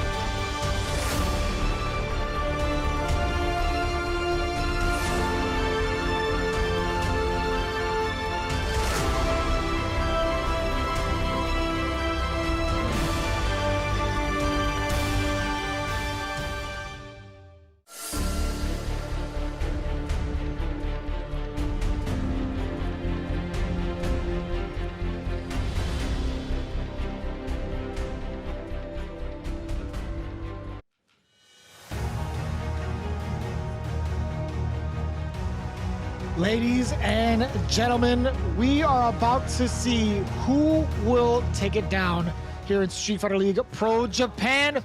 Who will be crowned as the champions between the Good 8 squad and the V6 Plus FAV Roto Z team? Only time will tell, but I'll tell you what, we are guaranteed some damn good Street Fighter. My name is Vicious, back at it again with St. Cola. Yo, hit me with your expectations coming up for this next match. Man, after what we saw in the previous ones, I don't know who's going to get it done. I'm going to be real with you. I have no clue who's going to take it. Good 8 squad has proven themselves time and time again to be the top spot team. They've got a variety of different players and characters that take down any threat, right? They only bled to Milodon Beast, but out here in the Beast 303 event space that's beautifully spacious and well suited for such an occasion, I don't know if they can take down FAV Roto Z, who is heated up. You know, it could be a back and forth. We saw what happened previously where it went down to the wire. I expect this same matchup to go the same way, the same sort of play. I ain't gonna lie to you. Yeah, so we have pretty much the record that has been going on for the entirety of the league, right? We talk about some of the results that the V6 Plus FAV Roto Z team has had against someone like the Good 8 squad. As it stands right now, I think one of the matches they had, they fell pretty short, 3-1. I think that was episode 6 on the second day, but their last interaction with them was pretty much a similar fate, if I'm not mistaken. I'm taking a look at that, another look at that actually. When they faced off against Good 8 squad the first time around, let's see how they played off as we get ready and get the interviews ready actually with some of our correspondents in there. They fell short to them 3-1 both times. Damn. Wow. That's actually super rough. This could be different. You know, we're out here in the finals. Week after week, they've been, analyzing their play, not only for this team, but for other players too as well, and their team members as well. And we saw how strong someone like Tokido has gotten with his Urian throughout this league, also in CPT as well, but especially here, even in this today in this match, against Daigo, how he played against Daigo, immediately adjusting and find the victory and the win with the confidence with the character. That takes a while. He's been running the Urian pick for a year and a half or so, I'd say, maybe a little bit less than that, but to be able to adjust, not only him and the rest of his team, with the quickness is what Street Fighter League is all about. And so it may be different. We've seen historically Good 8 squad be smoking everybody, but it could be different right here. We have not seen Good 8 squad in more than a month now. It's been some time because we've been looking at the other teams, and now we'll be seeing them here. Kiichi Pamu with his signature tongue out, Pugera, and then of course Kuwano with the hitbox, and then rounding out with Gachikun. What a team, bro. He just went straight out. Gachikun is focused on the mission. He didn't even look at the camera. He went head down straight up to the stage. This is intense. You can feel the tension just from the team demeanor itself. And switching over to Ando-san, she's going to be trying to get an interview with the next team. That's going to be the V6 squad. I'm kind of curious to see what they have to say going into it. But Bonchan, man, goddamn, he was just determined. The look on his face is like, here we go again. Oh, man. Job's not done. Job's not done. Job's not finished. Job's not finished. Ooh-wee. That's actually pretty wild. So the first day of the interview, Takagi-san said that Gachikun said that he was feeling quite nervous, but he'll perform his best today. So so is everyone on the team. You could see that kind of tension from him physically. Like, he did not even want to look at the camera. He wanted to go straight to the stage and get down to business. Sako, on the other hand, is saying it's easy to read Good 8 squad lineup, so they're feeling very confident for this match.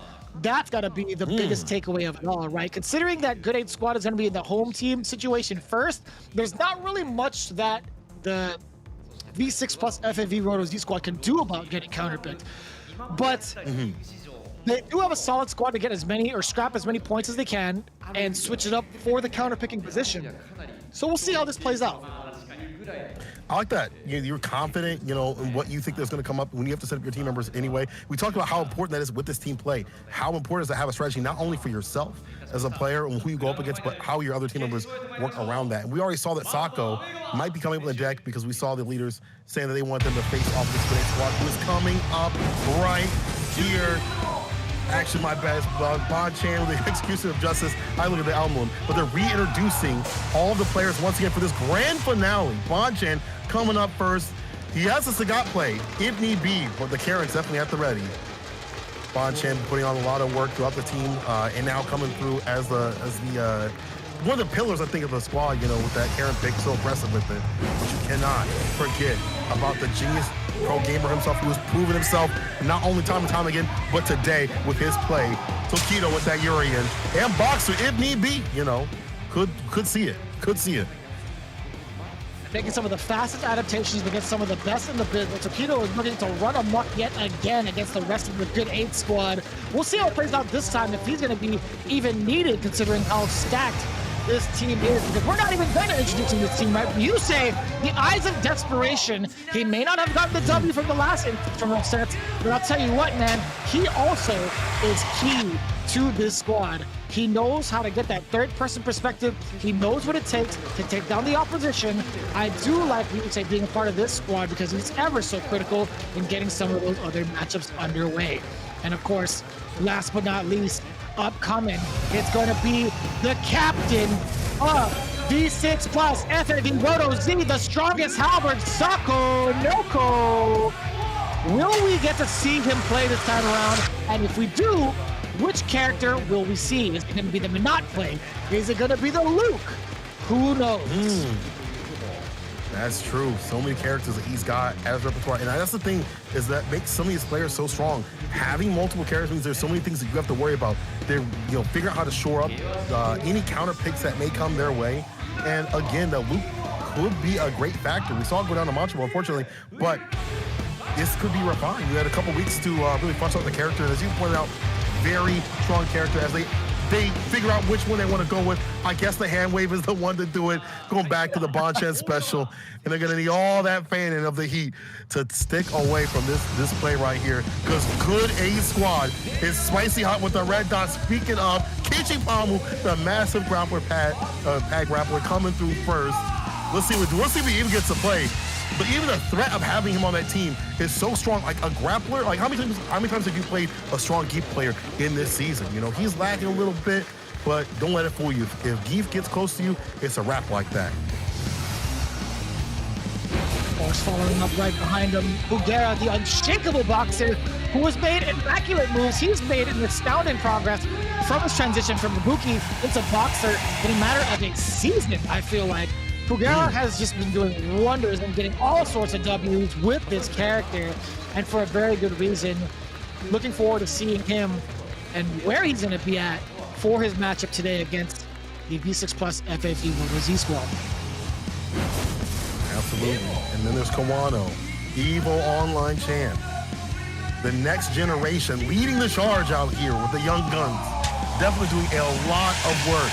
And I feel like has strengthened themselves after, you know, losing Tokido. We saw what happened in the CPT format. So he's definitely going to try to put work into Tokido and his team with that Colleen pick. And man, Good A Squad has not lost in any episode in the league. Their worst result was a draw. The only ones that draw blood again was Milodon Beast. And then in the end, it's going to be the Hiroshima Predator himself, Gachikun, CPT champion, out here coming through the cut with that well-rounded machine. One of the key components to this squad, and also the captain of Good 8 squad. You know, as nervous as he is, it's all smiles, but all down to serious business. What's funny about this is that Nemo gave every player a quick comment, except for one individual. Now it's Kichipamu. He's sticking to the character, man. He hates grapplers. So that's actually pretty funny. But this is a very strong squad. Obviously, you know, this. Although we didn't get to see the Good 8 squad in about a month, both Gachikun and Kawano were both involved with the CPT for the final Japan qualifier. Kawano making it through to Capcom season finale. Gachikun fell just a little short in top 8. They've had the most practice so far. They've kept themselves sharp for this moment. I haven't really seen Kichipamu nor Pugera. I know that both of them have participated, but they didn't make it into the top 16. So it leads me to wonder, how much preparation have they made, or have they done, for the V6 squad, and who are they going to actually use to get these counter picks going, considering they have the home field advantage first? Well, Nemo's saying that Gachikun is probably the nemesis of FAV, and that's probably due to the fact that Rashid does so well against all the characters on that squad. Such a well-rounded character, and Gachikun is such a lab rat himself, and the confidence he's got with the Rashid makes him so difficult to deal with. Sako is saying, though, that they fought hard to reach, and they will keep winning, keep that winning streak. Gachikun's going to have his comment up soon. I'm curious to see what he's going to say again. So confident with his Rashid play. I feel like that's what he's probably the best Rashid in the business. You know, if we look at results and things like that over time, he definitely has the most qualifications to be the best Rashid. And he says he's kind of nervous, but after watching the match just now, he feels that he has no choice but to win today. He was like, he's heated up. It seems like he is like fired up as a competitor. He's like, oh, I got to come through and come correct.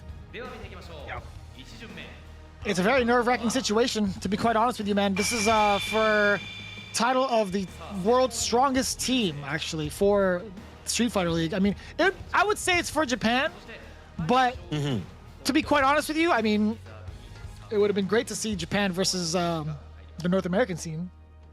Oh, but, for real. well, unfortunately, we're not going to get that. But Sakonoko is the one that's going to be on the reserve seat again. I feel like that's going to switch up once the home team squad gets established. So we'll see how that plays out. In the meantime, it's up to Good 8 squad to figure out the proper strategy to counterpick this team. So I think Rashid is going to obviously be a very strong factor and component to what's on the screen. Obviously does well against all those characters. Where you place the other characters is going to be really important. So Gachikun, maybe my personal opinion, should be on the anchor position, and they figure out who is put in the other positions from that. So it looks like it's going to be Ryusei, Bancha, and Tokido.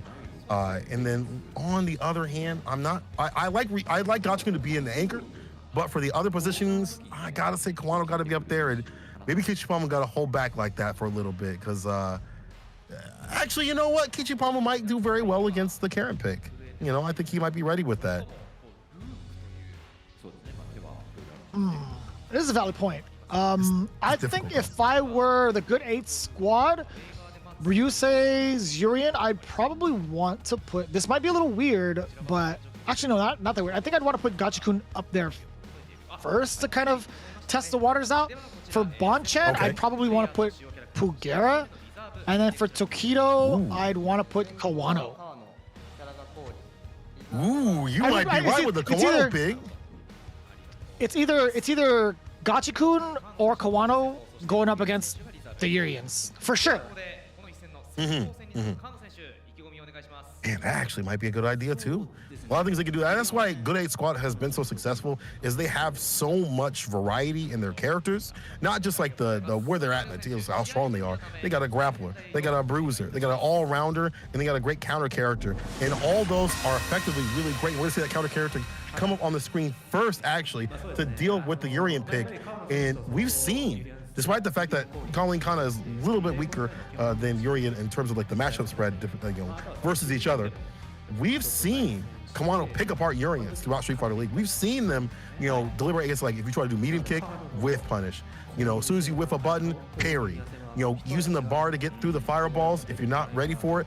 Then again, the aggression that Ryusei has displayed might pick Kawano off his pace, because he wants to play that lane game until he gets going, to get the momentum with them. And Kawano's saying that he might be too experienced with the Urian matchup, so he's really confident here. He says he's too experienced, and you definitely saw it right when he fought Tokido recently in the CPT. So you were saying that Colleen has a bad time against Urian, is that what I heard also? Slightly disadvantaged, slightly. I feel like she does pretty well against Urian. I don't know, man. I feel like she has great bufferable normals and great whiff punishing tools. Also great normals to outpace Urian. Background also has been so key in kind of stopping a lot of players' momentum. Fierce is absolutely deadly, being crush counterable and being able to EX Parabellum through it. Crouching medium kick also to kind of outrange Urian too. I think she does a pretty fair job outside of like having to deal with the fireball. But like anything, fireballs are susceptible as well. I think Colleen does a pretty decent job against Urian, in my opinion, especially in V-Trigger. I think her comeback mechanic with Trigger is just as effective as having an Aegis Reflector, in my opinion. And the way that Kawano utilizes it, you're definitely going to see it. So I think personally, I'd want to slight disagree and say that Colleen isn't really at a disadvantage. If anything, it could be 5-5. Oh, you might be right. You might be right. Actually, the stuff that we've seen recently before in this matchup is gone back and forth enough that you actually might be right. Whereas before, I think, before the season started, a little bit more in Urian's favor. But as time has gone on, you actually might be right. You might be seeing more of an even matchup. And someone like Kawano is so experienced in this. You mentioned the back heavy kick, which can be whiff punch with the EX chariot tackle, but he never really puts that out there, right? He never really puts that out there consistently unless he feels comfortable enough. We saw Tokido do it to him a couple times in their long matchup that they had in the Kamino Michi, that they had that long set. And then when they fought, not so much, until he felt comfortable with it. So those, being able to have the great economy of buttons and being able to whiff punish, you actually might be right. This actually might be more of an even matchup. So, once again, he's got a lot of matchup experience, but Ryusei, a different sort of beast, a lot more aggressive with it. We'll see what it do if he's ready for someone like Ryusei. It's funny you mentioned the chariot tackles. If you saw what happened in the Japan qualifier number 4 for the Capcom Pro Tour, Kawano was actually getting bodied by the sole fact that Tokido kept landing a lot of those EX chariot tackles, except for the last part where Kawano was finally starting to adapt and kind of bait it out a little bit more, or at least try to mitigate the damage. Like, he will take the block. It left him up close, but the decisions he made afterwards, he made it count. He made sure to be as risk averse as possible, and ended up taking it pretty convincingly over Tokido. So we'll see if he can do the same against Ryusei, if he even gives Ryusei that kind of chance.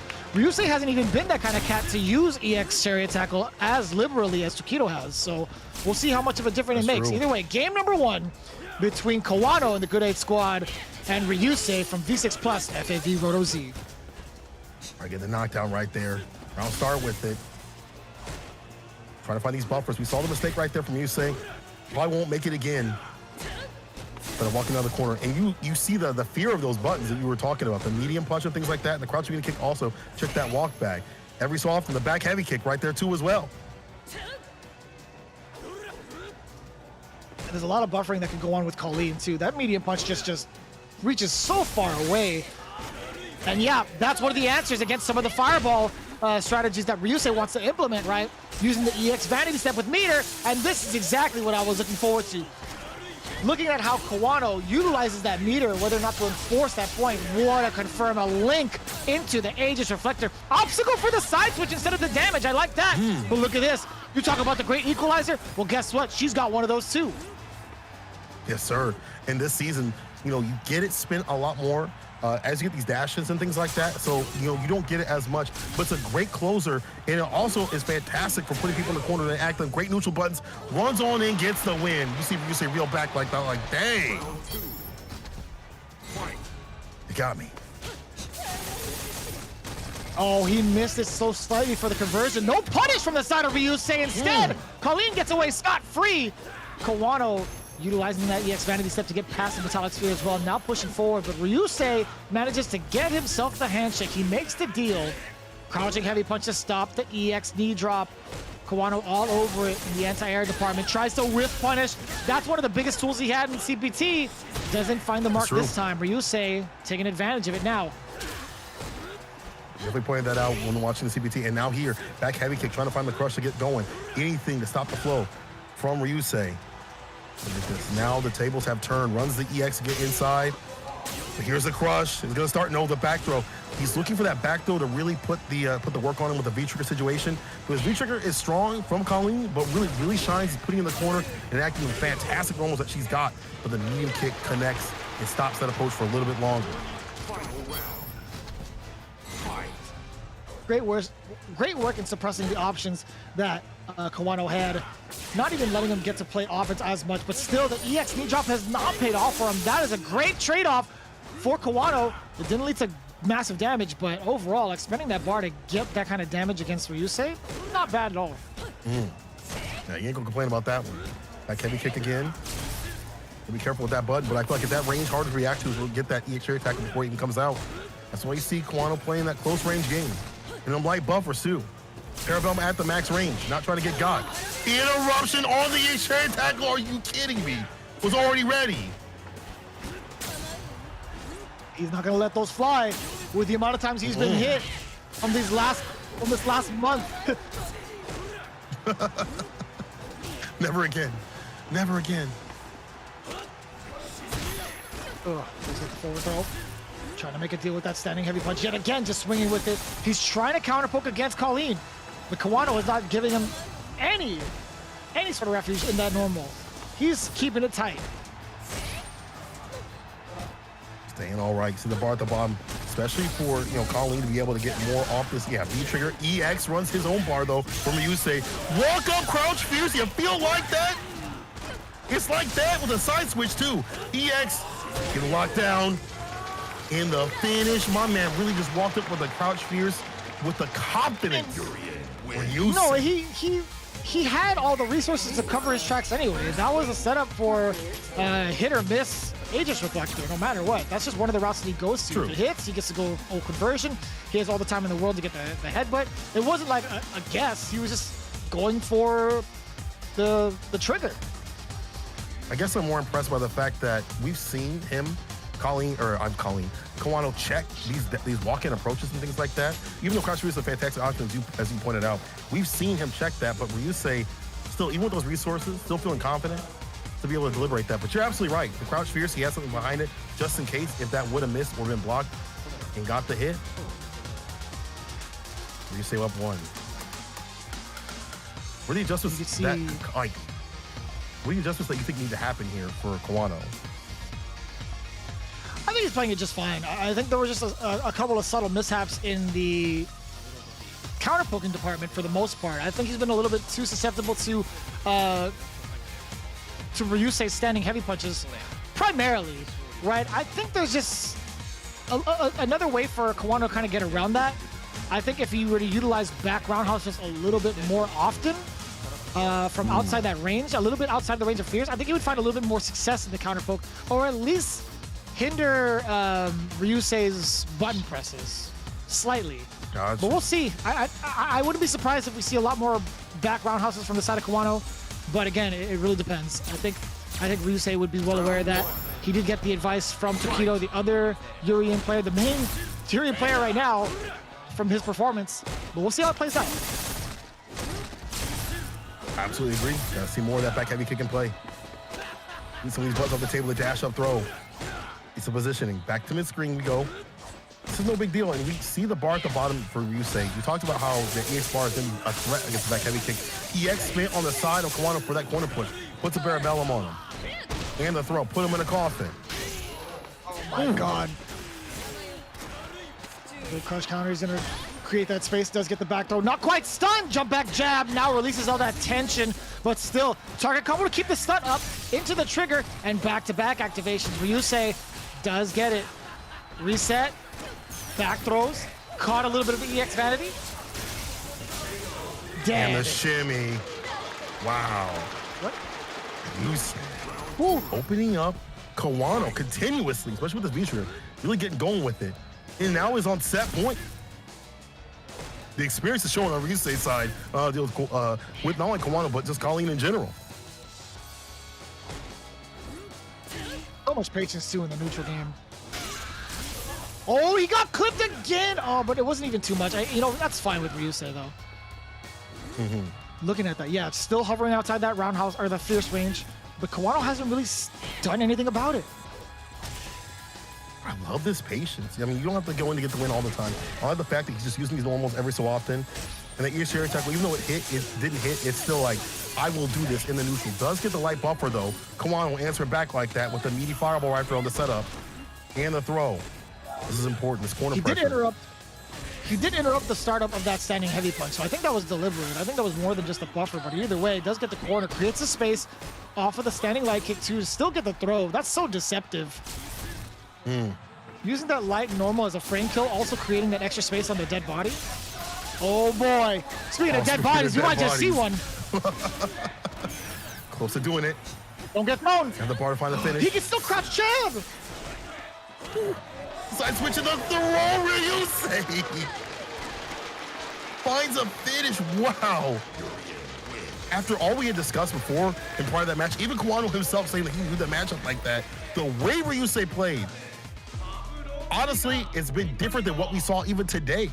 a lot more with a set of steps, a lot better in terms of economy of buttons, and also how he is a lot more patient, right? And I think that's a big portion of why he played better in this matchup. I don't know if Kwano was really expecting that sort of patient play, and not even put the bevy of buttons that you see from Colleen on the screen. Yeah. Ryusei, fantastic from him.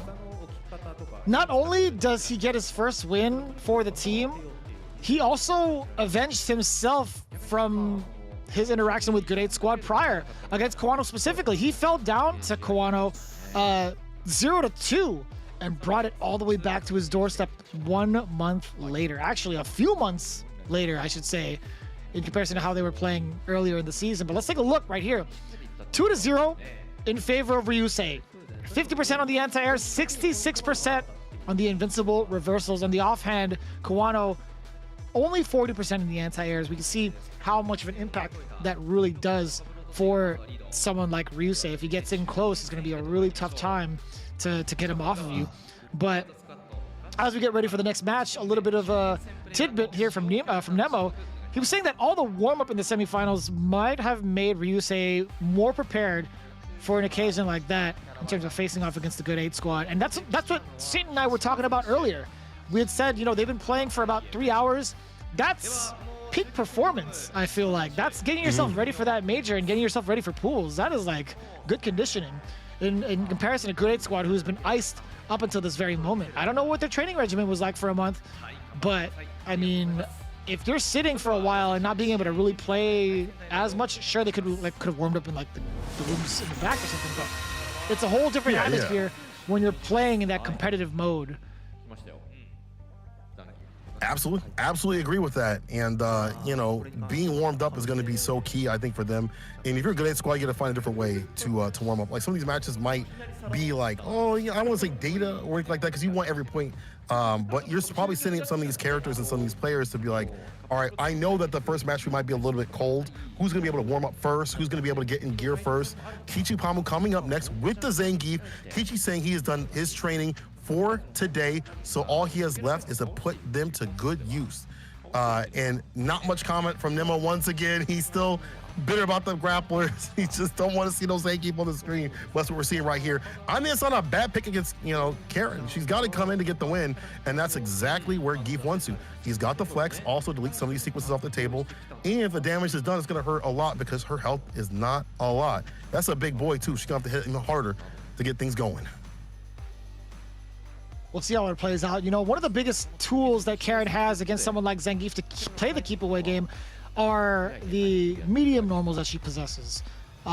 Stand medium kick is absolutely vital. We've seen how often that's used in a matchup against Zangief. Crouching medium kick, ever so important because it's so far reaching, very easily cancelable into the Tenko.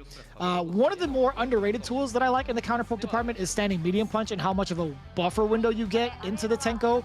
We've seen individuals like Punk utilize this so many times, more often than not. We've seen the amount of success it yielded for Bonchan in some of his matches prior against someone like YC Mochi.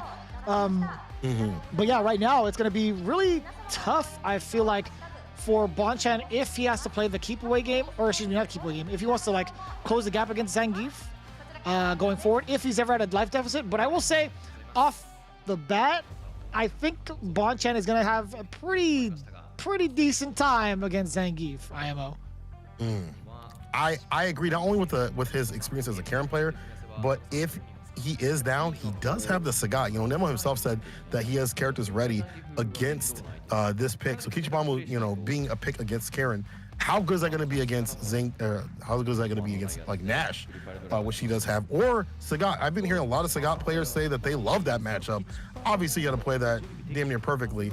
But a lot of Sagat players saying like, yo, that's a fun matchup for me. I'll sit back, throw them shots in the corner, and you get got. So Bonchan having a variety of characters is going to make this very difficult for Kichipamu. But we've seen Kichipamu, you know, make the return overseas. We've seen him do really well in the CPTs. We've seen him do very well in other tournaments and things like that. A lot of matches where I watch him, I'm like, there's no way he's going to win. But he makes the reads in the end. So Kichipamu, you can't count this man out.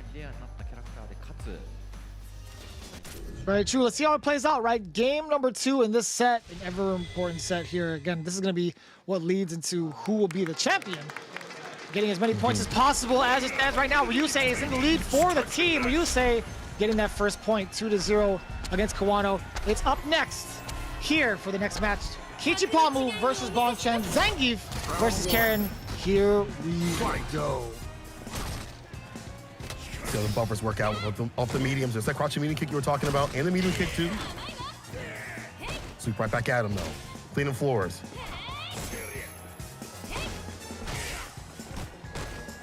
That's going to be the biggest detriment for Zangief players right there. Yeah, the mediums again, low medium kick. Standing light kick afterwards, getting the throw, knowing full well the flex was there. Counter hit, back throw. I like how he opts for the side switch instead of the damage, because now he gets to do all this light SPD damage with the Oki, but that's all because of that EX SPD. Stops up the reversal and he's dead. Ready, staying steady. Yo, Kichipamu with the reads. I like that. Again, get that corner push position so you don't have to worry about those backdash, things like that come from the character. Her speed, all deleted, defeated. Catch him in that corner.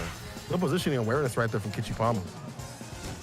And again, you take some of these hits. That's the life of a grappler. Taking hits here and there, that's A-okay, because if you get in, your turn to win.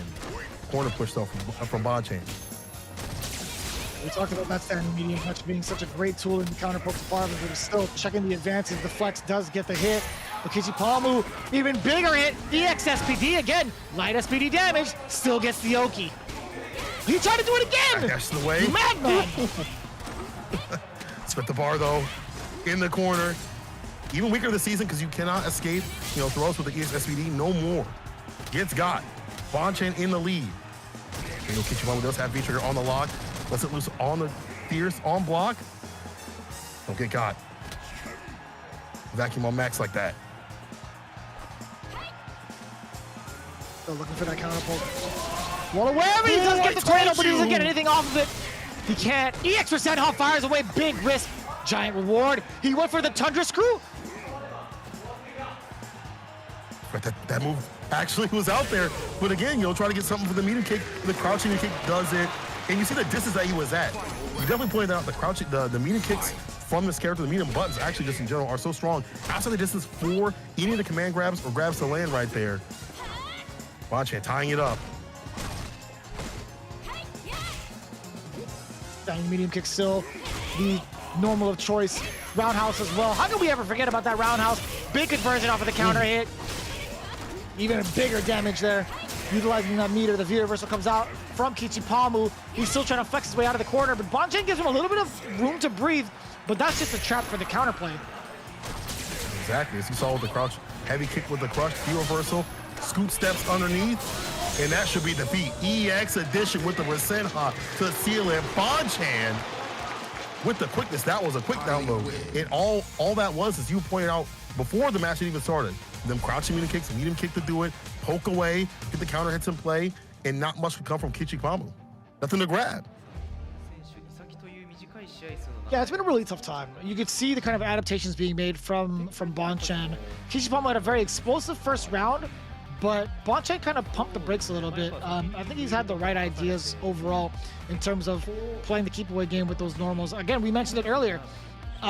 Most of the time, Karen is going to have a pretty decent job fending off Geef, so long as she has like the life lead. If she has to come to him though, it's still not as bad, but it's a little bit of a threat. It's a little bit of a risk.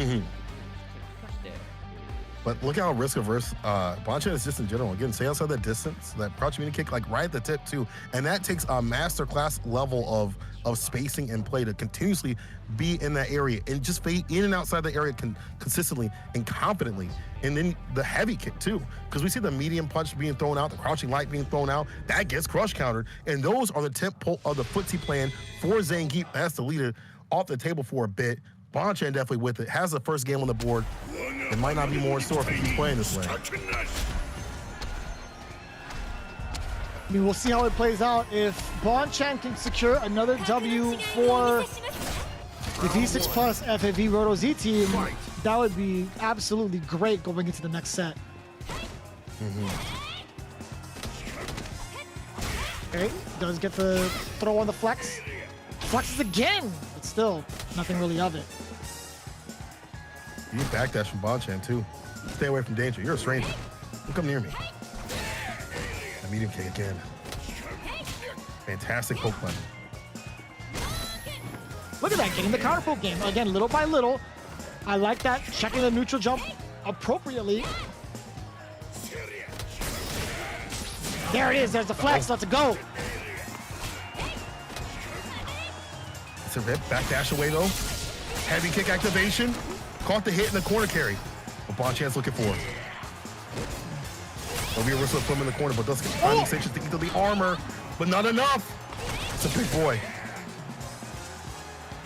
I always forget that Kichipama was actually part of top 8 from CPT during the Japan qualifier. I keep thinking about how well he utilized that V skill, and then opposite change it up too. If he ever uses V skill too, he used it pretty well.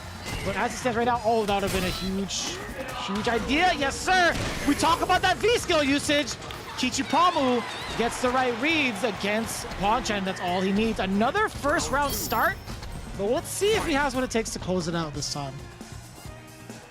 Exactly. Hold that momentum. Hard to do. You know, everybody memes on Zangief, but to put in the roulette, it takes moments like this with a super situation. This is fantastic. Even with the skill of the crush counter, you still get a fat lead. And they got to, again, come to you to get that win and play perfectly. Look at the damage differential right here. Swaying the match. He doesn't have to worry as much. And what a time to jump, too, from Bonchan. Oh, nullifies the V reversal. Gets the low forward. Good and Ken. This is so dangerous. The V reversal to force Bonchan to get off of him. But look at the big comeback coming in from Bonchan and how many sequences that was. That was like, what, 2.5, 3? That would do a lot of damage. The whip punish, not enough though from that. Kichipamu shook his head. He actually could have died off of that. He couldn't keep it. Oh my God. He couldn't maintain the life lead. He was at near perfect when he started. Oh, he's too far to get any damage conversion off of that medium punch. Bonchan ran right into it too. But the bomb could seal it. Bonchan. The light touch right there. Kichipamu catching the dash in again. You see the stress on both players' sides. What happens now? Do we switch? Do we stay with the Karen? I can't tell who stressed out more. I feel like Kichipamu, although getting the W, he was pretty stressed from what it looked like. I wonder what Nemo had to say about that play. He definitely is so reluctant to say anything about Kichipamu, but I'd imagine the statement he just made was more so about Bonchan than it was against Kichipamu. With some reluctance. Yeah, he got one. But let's see what it do. It looks like we're going back to character selection, possibly, maybe to just calm down a little bit, get the nerves off it, because we did see some sequences that could have sealed it right there from Bonchan. Only a few hits away to at least be in the set point position. But now we're game to game. Not much comment from Nemo. Indeed, looks like so. Nemo not saying too much about Kichipamu. But I will say this, though. Bonchan does have a variety of characters. Nash and Sagat, if need be. Oh, we're bringing out the king! Vicious, we bringing out the king teams! King Tings indeed. Not much can be really said about this counterpick because this is something that Bonchan usually uses. I mean, I think his Karen was just fine, but I think he'd want to really put on the bad matchup against Zangief. But take a look at this. V skill 2 to absorb and absorb and punish some of the fireballs. Smart. If he calls it correctly. Good way to play. That V-bar build up real quick with it too. That V-trigger, when it's activated, it's going to help out against that, and the command grab coming through. Cross-cut with it too. Tech though. There's the throw. I was going to say cross-cut. You don't have to cross-cut at 360. Yeah, I don't know how you would do that. You do another 360? I don't know. It's autocorrect. No, you don't. It's just a 360, dude. It's just a 360? What? See, that's how much I play grapplers. Oh, big jump in. They actually get the full hit though. Boris Dynamite on the way through after the extension of that V-trigger. EX Tiger shots have not really been working out as much, but damn, that roundhouse has been great. Working out in spades. He's still trying to come through. Can't use too much of that armor situation now. Has to headbutt it out, try to get the jump in. Trying to find fist to face. Bonchan does have V-trigger, careful. You stock up like that, the arm will eat through, or just one Tiger shot will do. Set point, Bonchan, he takes a swing.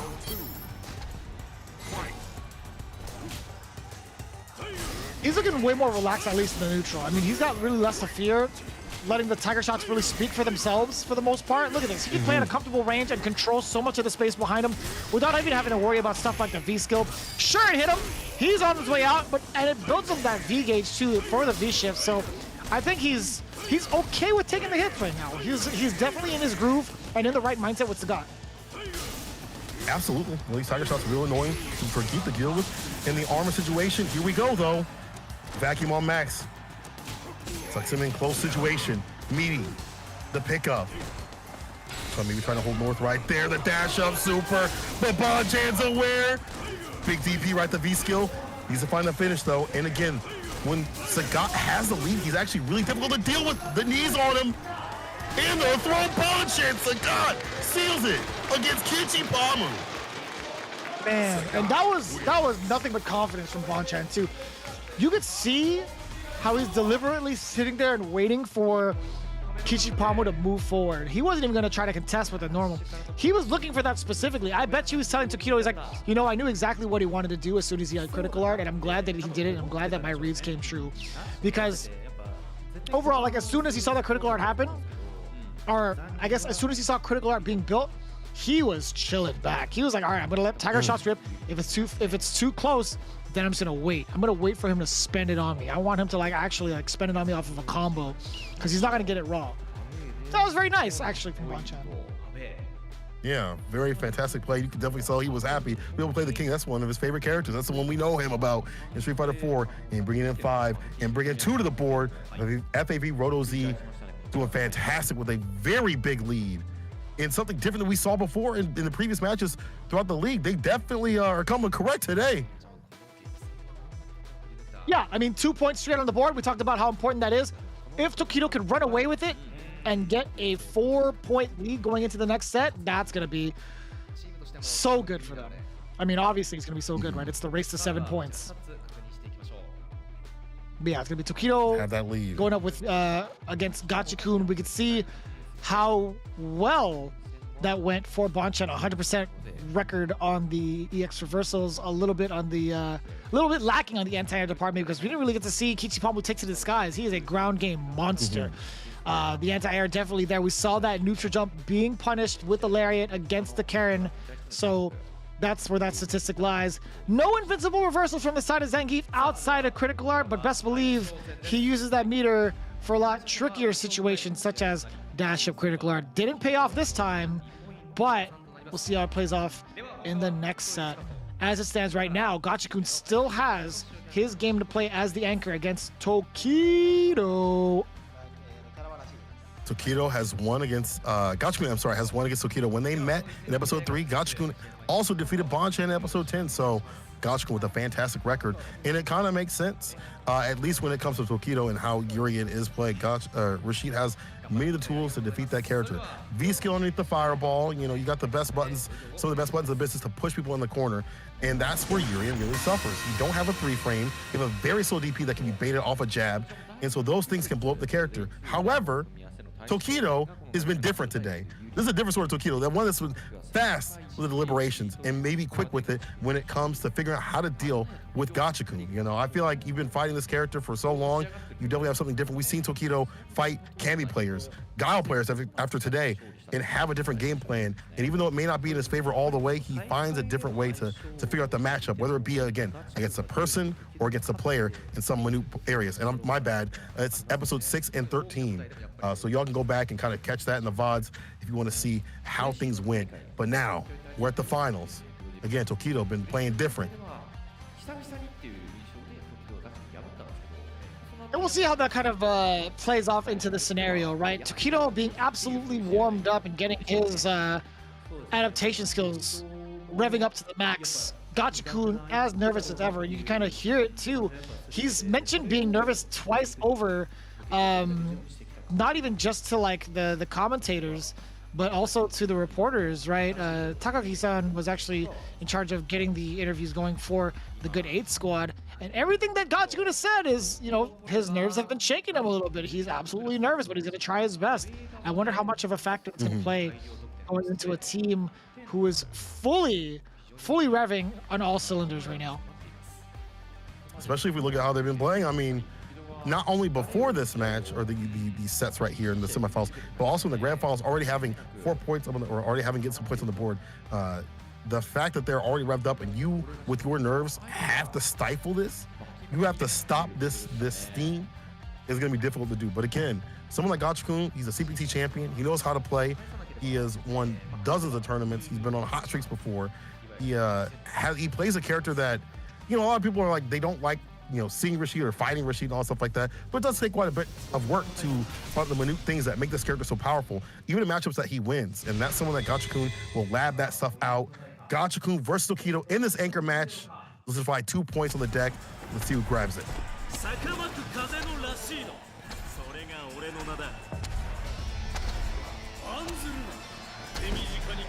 We'll see how this plays out, right? Game number 3. Up 2-0 against the 8 squad is the V6 Plus FAV Roto Z team. Tokido as the anchor, Gachikun as the anchor as well. Rashid versus Durian. Already off to a great start as Rashid getting closer to the strategy he wants to implement, which is putting Durian to the corner. Low medium kick into the mixer. Or the mediums over and over again. Ends it with the heavy mixer edition. And again, in this corner position, real difficult. You gotta worry about the throw base and things like that, but here's the back throw though. Deal with the EX plus frames. The wait and bait for the challenge right there. To get back his turn, but not finding a way outside this corner. Does have bar for the eagle spike to get out if need be. And find the hit though. I don't know. I feel like from certain angles you can't just throw it out willy-nilly. You can't throw it out for free because you could get punished by the V trigger. But speaking of triggers, yeah, Rashid, man, the conversion is always there for Gachikun. And it just so happened to be off of the roundhouse. Very fortunate. That's the optimal button you want to use anyway. It's either the sweep or the roundhouse. Instead, he actually manages to get the crush counter scenario. The best scenario he could ask for to get the round. The pickup to put him down. Oh, fantastic crushing knee kick. Gets the eagle spike to put him in the corner once again situation. Just walk in though from Tokido. Not backing down just yet.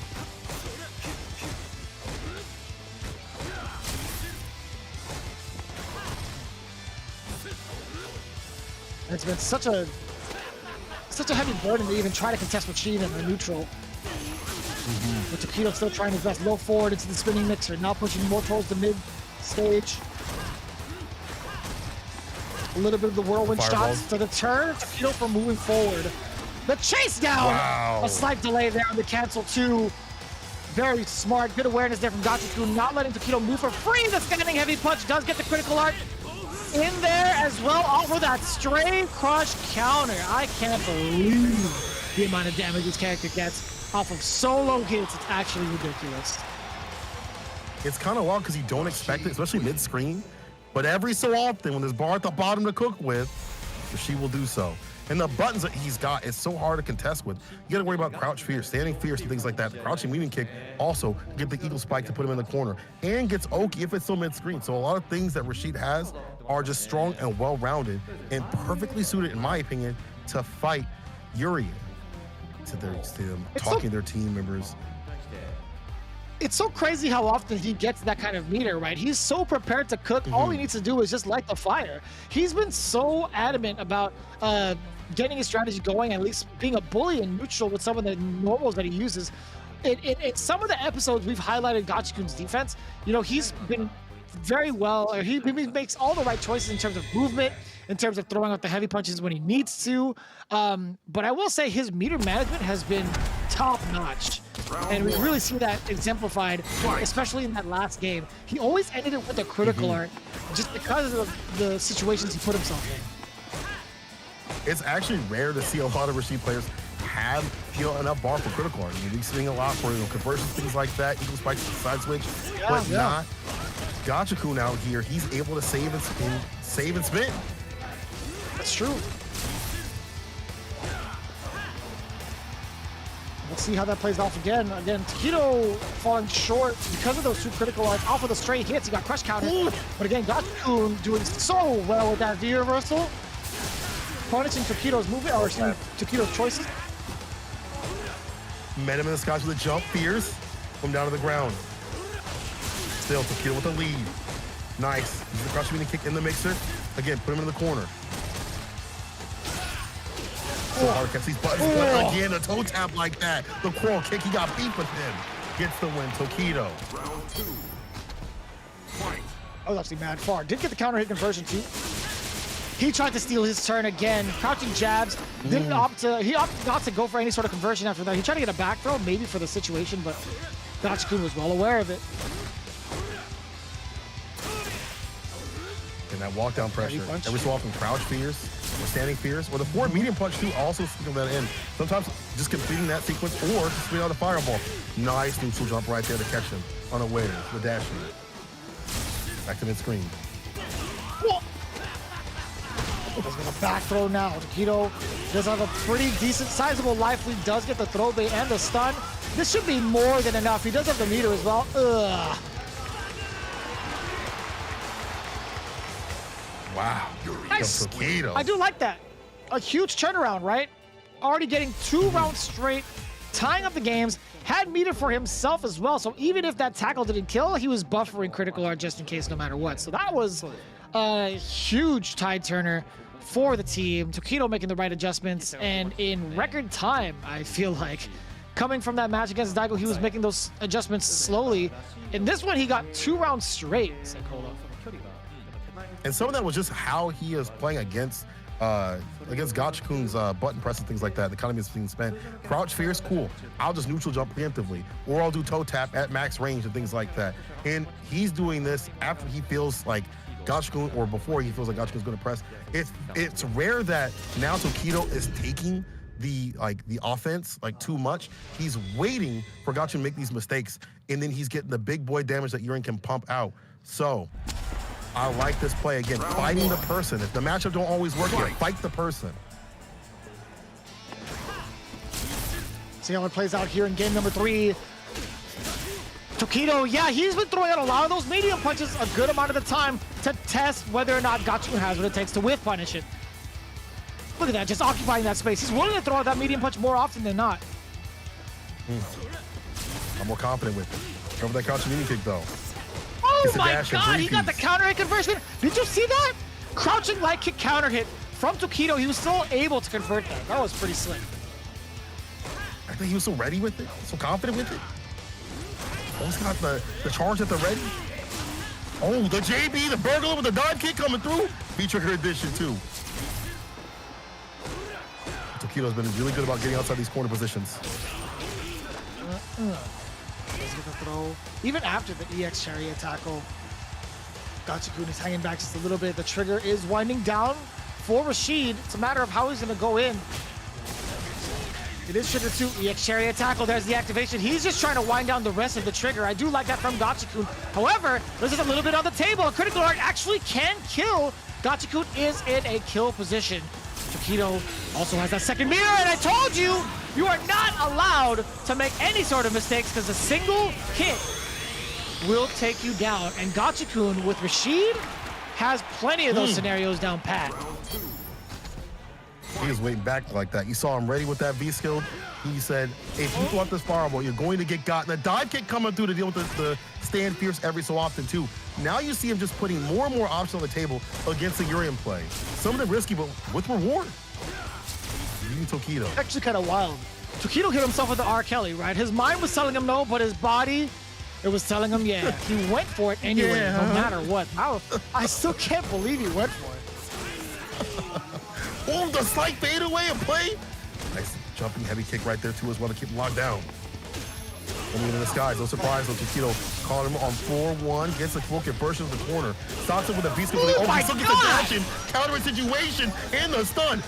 This actually might be close to being done. We got reset. Kick reset. Oh! And that's so fortunate for Gachikun. He gets the side switch and the throw bait off of that back throw too. All off of that back throw sequence, I should say. It's the other side! The one time, St. Cola, how often have we seen that setup where Gachikun would take to the skies in the corner and do an instant eagle spike, thinking that it was going to be a cross-up. The cross-up actually did come this time, and Tokido wasn't ready for it. Crazy. The ability to play. I legit thought it was going to be an instant jump. That's what I'm saying, man. Like, how often have we seen him find success with an instant jump eagle spike? Having the opponent think there wasn't going to be having the opponent think there was going to be a cross-up coming instead. That is so slick. It's cheap. That's why he's the best with it. Like, the fact that he is using the tools of his character. Again, what makes Rashid strong is when you're able to use all these tools, you know, and make them cohesive enough to make people second guess, or put them in the mix like that. And the fact that he's so optimal with it is just so deadly. It's the second time that we saw a CA finish again. He's about to get that win. He is getting closer and closer to that game point finish situation. See his own game point himself right now. Kito gotta do something different. We'll see how different it actually can be when Gachikun's been laying it down the same way every time, right? Oh, he didn't commit. It was lights. And already into that trigger state. Looking for a throw bait. No reaction from Taquito. I like that. Yeah, using the mirror, a little bit of a threat, gets himself out of the corner temporarily. It's only a matter of time until Rashid puts you back in there. Enhanced whirlwind shot. Again, we already have him in there. Ooh, that feels could have been Taquito's demise. Could have been over. But then again, in that prime position to back up for the B skill. You'll delete the fire off the table. Interrupts the Aegis, new this season, and the medium kick comes through in the clutch set point Gachikun. It's still back for his team. We gotta get some more games going. We gotta get some more games going. Gachikun is saying the same thing. He wants to tie it up and get it to the next round. Watch out for the throw. The stun. It should be more than enough. Gachikun is gonna tie it up. 100% he is. Critical art incoming. That is a perfect for the side of Gachikun. I gotta say, wait a minute! He's not dead. Don't let it end like this. He's not dead. Don't let it end like this. I legit thought he was dead.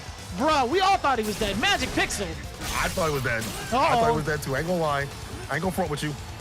Want to H off the deck though. Still alive. One touch for Gachikun. Nice and easy. The light touch to seal it. Stops the E-Sherry tackle from happening and stops that point bleeding that was coming from his team. Finally put some more for his team. Good stuff to Gachikun right there. That could have been bad though. I ain't gonna lie. How many times have we seen a comeback come from a Urian player with H on the deck? I was freaking out a little bit. I was close to losing it. I was grabbing my desk. I was getting ready to flip it.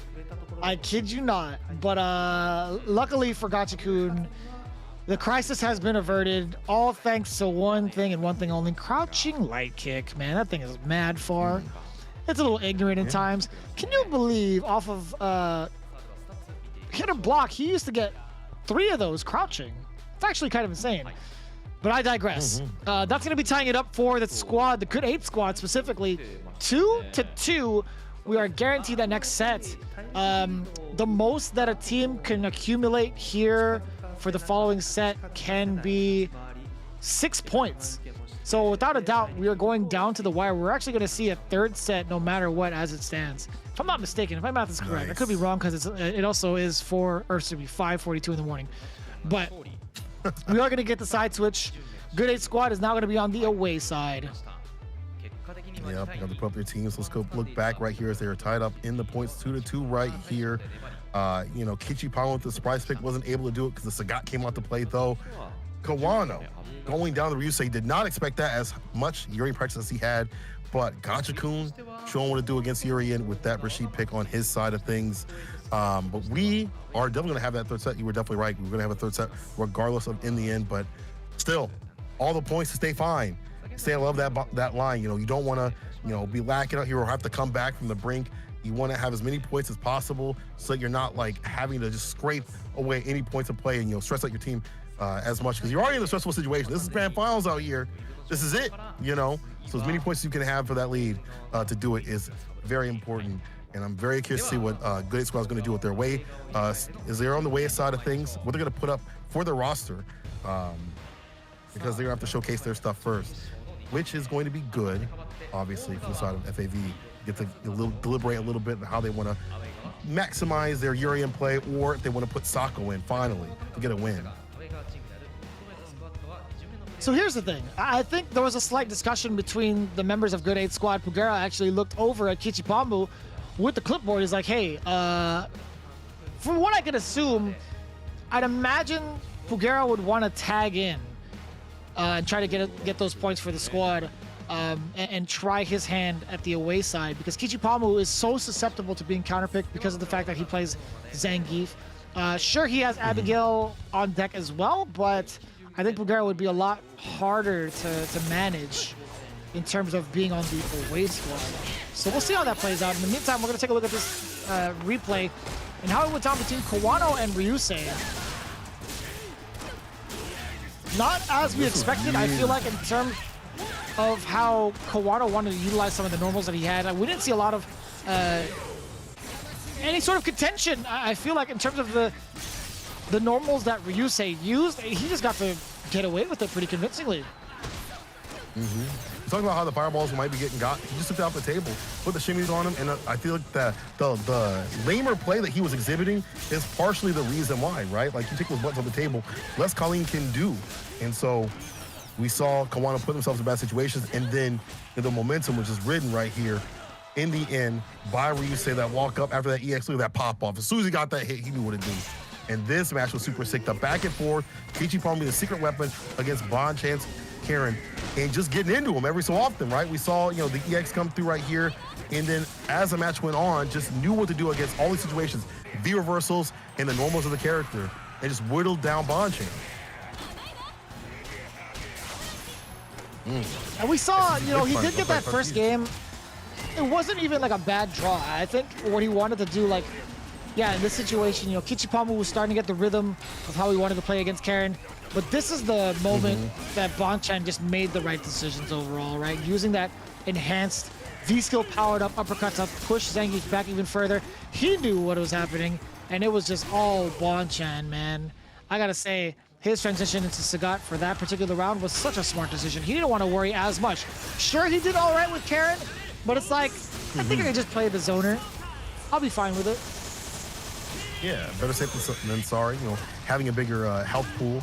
And this was also a safe pick too. Once again, Rashid against Yuri, fantastic. As we saw with the corner play and the deliberations that had happened on Gachukun's side, a lot more confidence when he found the momentum, a lot less, the crouch fierce and standing fierce, things like that got jumped in. This was a really good play at the start, at the beginning, that we had saw from Tokido. But then it's just too much aggression, too much on the text, things like that, and just that breaking down that momentum that Tokido had, not only in how to fight Yuri, but how to fight other players.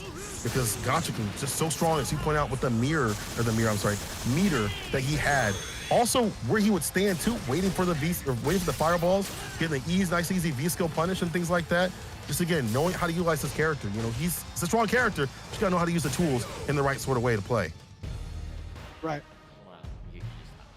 I think you're absolutely right. Now we have ourselves at a predicament. I want to know what Good 8 Squad is going to do now being in the away spot. What their order is going to be. They might be a little bit susceptible because in episode 13, actually, now I take that all back. Good 8 Squad, when they were in the away position, it was Kawano, Pugera, and Gachikun. Kawano is the one on the bench this time? Kichipambu going first. What? Pugera getting himself off the bench, and now Gachikun is still going to be on the anchor. That is a huge surprise to me. I did not expect Kawano to be benching himself, or I don't even know if it was his decision or not, but this is a huge shocker to me. I did not see this coming. I didn't even expect him to run Gachikun again on the anchor pick, even though he's been strong with it. You're setting up that same person again so they can deliberate a little bit and, okay, we can do something different in the end to get that anchor position point. And Kichipambu as the first one up on the deck, again, we saw how counter picks have been playing for them, with a Sagat pick. Not saying Kichipambu is going to be free to anything that comes his way, but this is a very wild formation. However, this is Good 8 Squad, and they're here for a reason. So, there must be a reason for what they're doing. Maybe Kawano doesn't feel like he's, ready and full right now. Maybe he feels like he's still a little cold. Obviously, they haven't been able to play all day, and practice in the back room maybe isn't enough. Nemo saying this roster probably caught FAV off guard. Hell, it caught us off guard too. I can't say many people were expecting this sort of play, but we'll see what it do, I guess. I would think this is the perfect time for Sakonoko to step in. He has two great characters to nullify Kichipambu no matter what he picks. It could be either Minot to counter both Zangief and Abigail, or even Luke. That Sandblaster is so good against Zangief. But not only that, he has forward moving normals that are bufferable in order for you to punish Zangief's like fierces, the standing medium punch. Like one of the biggest things I've seen from Luke is standing heavy punch canceled into a normal. Like that's gotta be like a telltale sign that that Luke bodies Zangief for that matchup, right? Oh yeah. So this is gonna be Ryusei coming up first to bat against Kichipamu. How interesting. So Ryusei is gonna be the one to try to take on the Zangief with Urien. However, big news, Bonchet is on the bench. Wow. Bonchet being on the bench? I mean, I guess it makes sense, you know. Maybe you don't want to run him against Kichipamu again or the other players, and you want to have Ryusei come back on the deck, and Sako got to fit somewhere. But Ryusei, you know, going back to him and how he probably plays this matchup, I'm sure he's got a lot of tips from Nemo. I'm sure in the Illuminati Discord, they're plotting on how to beat all the Zangiefs. Still have something in store. Ryusei saying that he'll beat Zangief and telling Nemo to watch closely. Nemo replied, "I'm supporting you," with the biased commentary. He said, "I'm supporting you." Man, that's why he's a guest commentator, right? Oh, no ever change, Nemo. No ever change. Don't ever. I personally love it. I don't even know what their relationship is like on a personal basis, actually. I don't know if he actually genuinely despises both Kichipamu as well as Itazan. But I will say, you know, Kichipamu was a former teammate of Nemo's, which is kind of funny because I think he picked him, but I can't remember how that came to be. But there was an instance where Kichipamu was being interviewed, and he's like, "I have to win here," and the interviewer was like, "Well, why is that? What's the deal? Like, you feel so pressured?" He's like, "Well, Nemo's right over my shoulder saying that I better win, or else I'm not playing the rest of the season."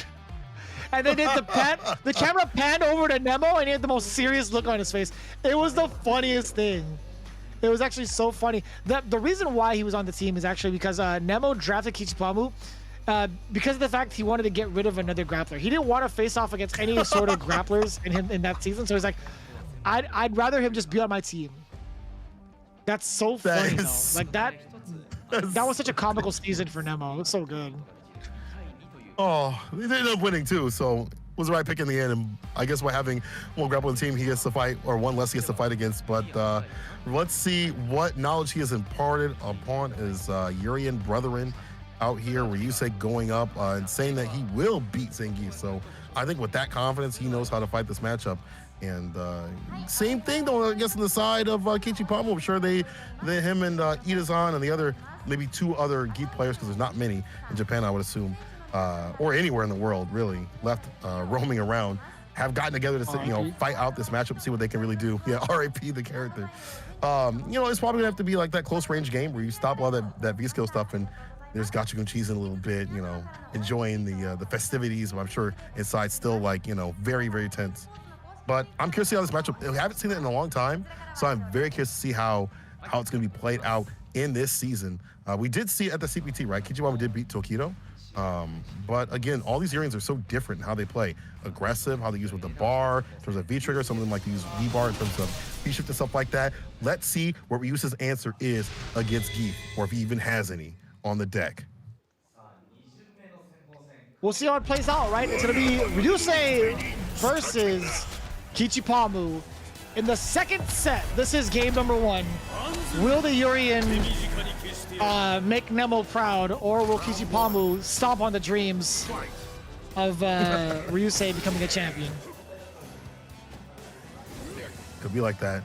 I mean, that mid-range game right there, delete the possibility of having the V-skill stocked up. That's going to be a big pain point. So if you're a Zangief player, you want to be up close and personal, obviously, but even more so to stop them from stocking up the V-skill, the Ignis Thunder that could come and rule that neutral.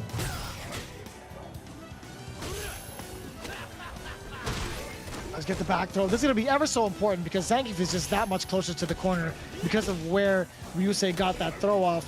And the counter poking, yeah, it's enough to deter Ryusei to back off, but he had something else in mind. He got that V-skill 2 charged up. So difficult. Don't have the speed with the dashes. Use the EX to get the dash in, plus from situation with the EX. Backsway to stock up again. Don't let him leave. Easier said than done though. Let's get the counter hit conversion all for the sequence now. Plus frames. The enhanced metallic sphere. I guess Jupiter Thunder is what we should call it. What's the V-trigger used up? Try to use that V-trigger to get the fireball, but will fall to it. And in the end, you see how safe Ryusei plays this? Stock up with the EX bar, send it out, get the dash in situation, counter hits or whatever you want, back away, be skill and play. It's hard for Geef to chase you down. You know, heavy kick can stop that, medium punch can stop that, but you gotta be in range. Doesn't have the fastest dash, doesn't have the longest or quickest, I should say, buttons to deal with it. You say, so movement based. Second with the low medium kicks, and now the counter folks have come into play a little bit more from Kichipamu. Oh, this is gonna be huge.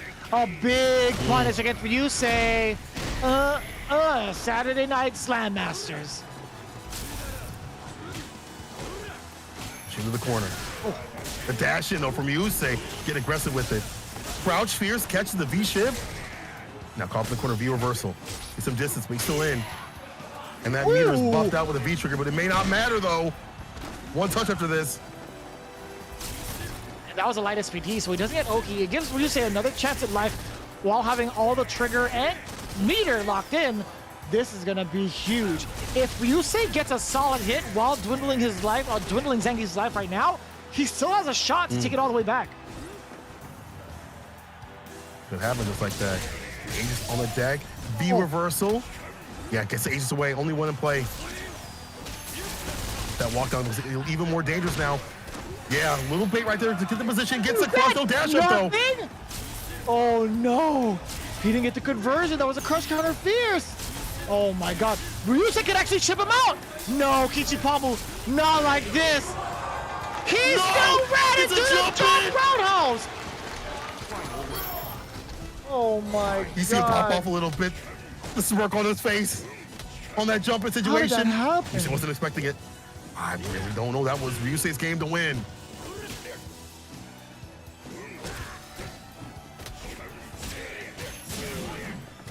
Let's get the counter hit, stopping Ryusei from moving forward. No, he doesn't get that conversion. Big punish on the lariat. It's gonna be ever so important. Meaty Quarrel punch. Now it's gonna be all Urien. Kichipamu was pressing hell on buttons, but instead he was actually his movement that got checked on Wake Up. Dead. Reset tech? Nearly. It's gonna take a lot of work right here for Kichipamu. Got the super. Crush them, we're gonna help out. Can't throw any buttons. The chase on the V-ship. That was sick. He's gonna go for the EX. Yes, sir. Oki time. Stay fine. One touch. EX headbutt though. The bust out. He bets it all. It makes him fall. Ryusei with the first game. How did that happen? How did that happen? Okay, so I mean this with the utmost like curiosity. He used EX Borscht Dynamite, right?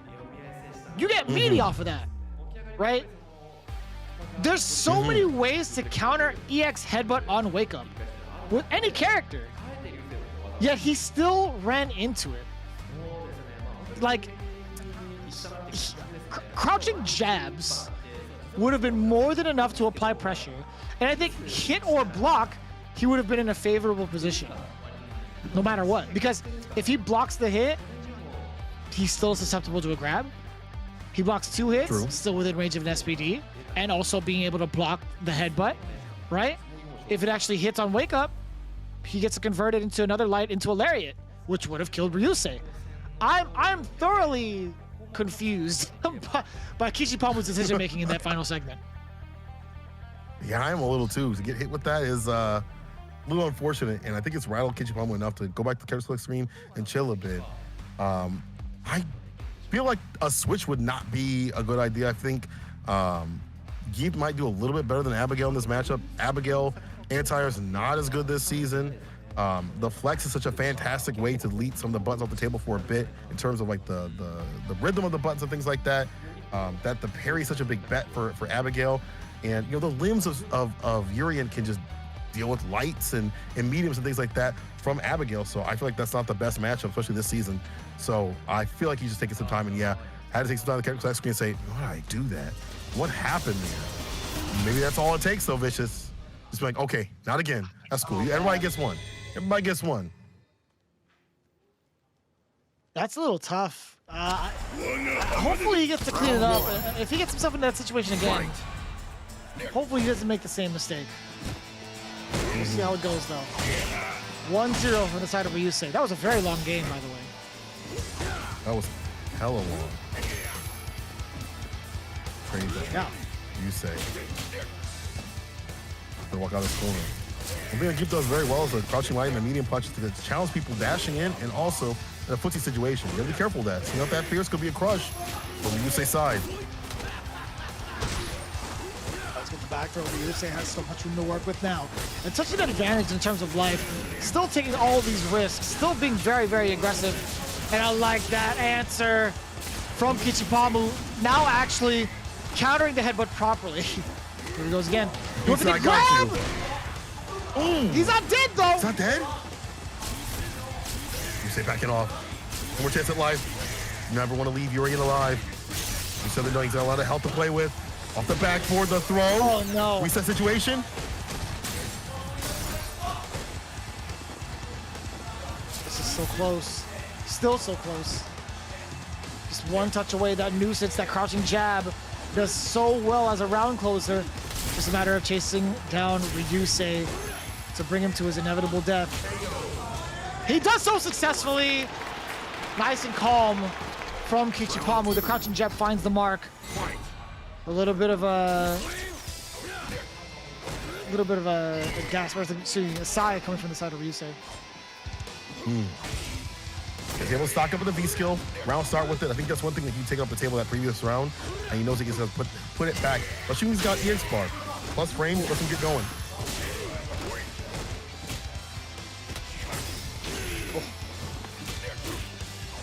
Again, doing a great job of stopping Ryusei's forward movement. He's forcing him to play that counter hit game, which Kichipamu has already been establishing, or at least been dominating in. Look at that. Walk him down once again. Waiting. Do something. Patient.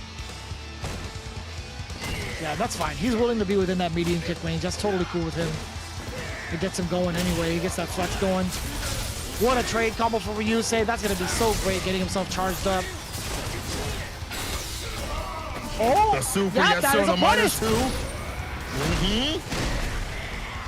Get too close. One more touch. Oh, he tucked it in. is. You see what I'm saying? You see what I'm saying? He has no reason to even fear the EX headbutt. My man is instilling the fear himself, and you can see Ryusei kind of turning back to his teammates. He actually gave like the nod of approval. He's like, all right, you got me on that one. Now I remember what I'm doing. I am not allowed to EX tackle against a fully stocked Geef. I forgot about that. That is one of those big pain points right there. When they got barred at the bottom like that, and you put yourself in a situation where you're right up close and negative, you will get gotten, you will get punished, and that will seal it. And even the situations where it won't kill, Kichipamu he's like, that's cool. I get Oki. It's still my turn. And I'm gonna run in and get that fun. So Kichipamu even things out against Ryusei, playing him perfectly. He's pointed out, is letting him just whip all these buttons and things like that, using the light and the medium, stocking up a bar. You get hit, no big deal. If you'll suck it up with the V skill, that's just more V bar for you to play with. If you block it out, that's more bar for you at the bottom in terms of EX for you to play with. All good. Nemo saying, hey Ryusei, I'm watching still. Nemo saying, hey, listen, I'm still watching you, bro. You better get that win. You're a little close now.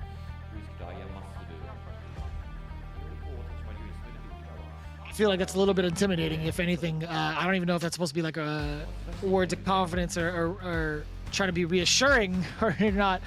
Fact of the matter is, he still has one more game to play against the grappler, the massive pad grappler, as we so aptly named him. Kichipamu making the right adjustments. I think overall his counterpoke game is superior to Ryusei. It's just a matter of stopping the movement. I think that's one of the biggest things we need to look out for here. Whether or not Kichipamu can just stop Ryusei from getting tricky with those dashes and the movement. Ugh. Absolutely. Fierce to the face past the fireball. I like that because you're using that one hit of armor just to get that little bit of damage on the deck and trying to stop them from running that fireball game right there. It's such a pain point. At long range, can't stop it, but that range right there off the Fierce, difficult to deal with. And used to get back to the corner where it's less room to play with. And then if he has to back up, he's got the V-skill on the deck. The Grey Left, though, did that back throw a ton of damage. Which position is out here? Medium punch again from the side of Kichipamu, slowly walking himself out of the corner. Ryusei hasn't done really much to try to suppress the giant.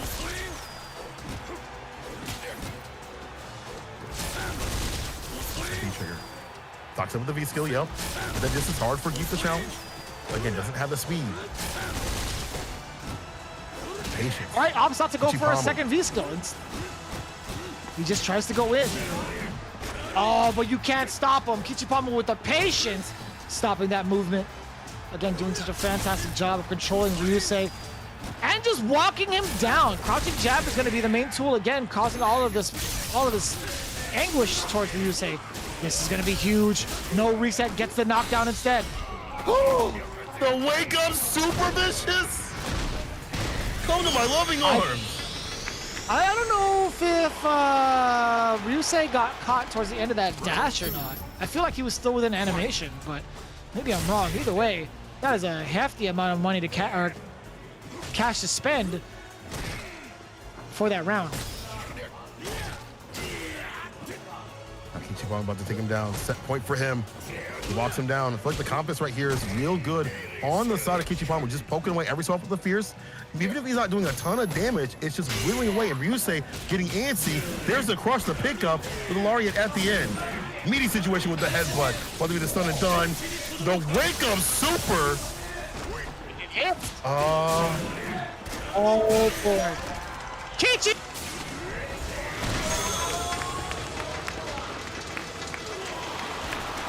The massive pad grappler himself.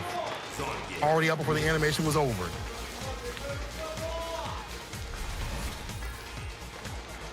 Amazing. Amazing play from Kichipamu. Y'all, that is some of the best Geef play I've ever seen, and it all came down to footsies. All just the mediums and the lights to stay all right? And I think that's the great thing about, like, if they're coming into you, and you're able to check that, you're staying fine. You get that lead, they get more aggressive. You see Ryusei break down real quick with it. So that's 2 on the side of Kichipamu's over the 1, and that's an increase in the side of Good 8 Squad as they get that victory. I know Nemo is fuming right now. I know he is upset with it. He is just probably like, Ryusei, you shouldn't have dashed, bro. What was that wake up super situation? But once again, in the end, it was the super Kichipamu hit, who won. man. You can't be mad at that. The super actually hit. So it's true. Did hit. I will say, like, what, maybe an EX? No, actually, no EX would have really saved him. Right, if you get a meaty light normal against the EX headbutt, it would have been just fine. You can't EX tackle your way out.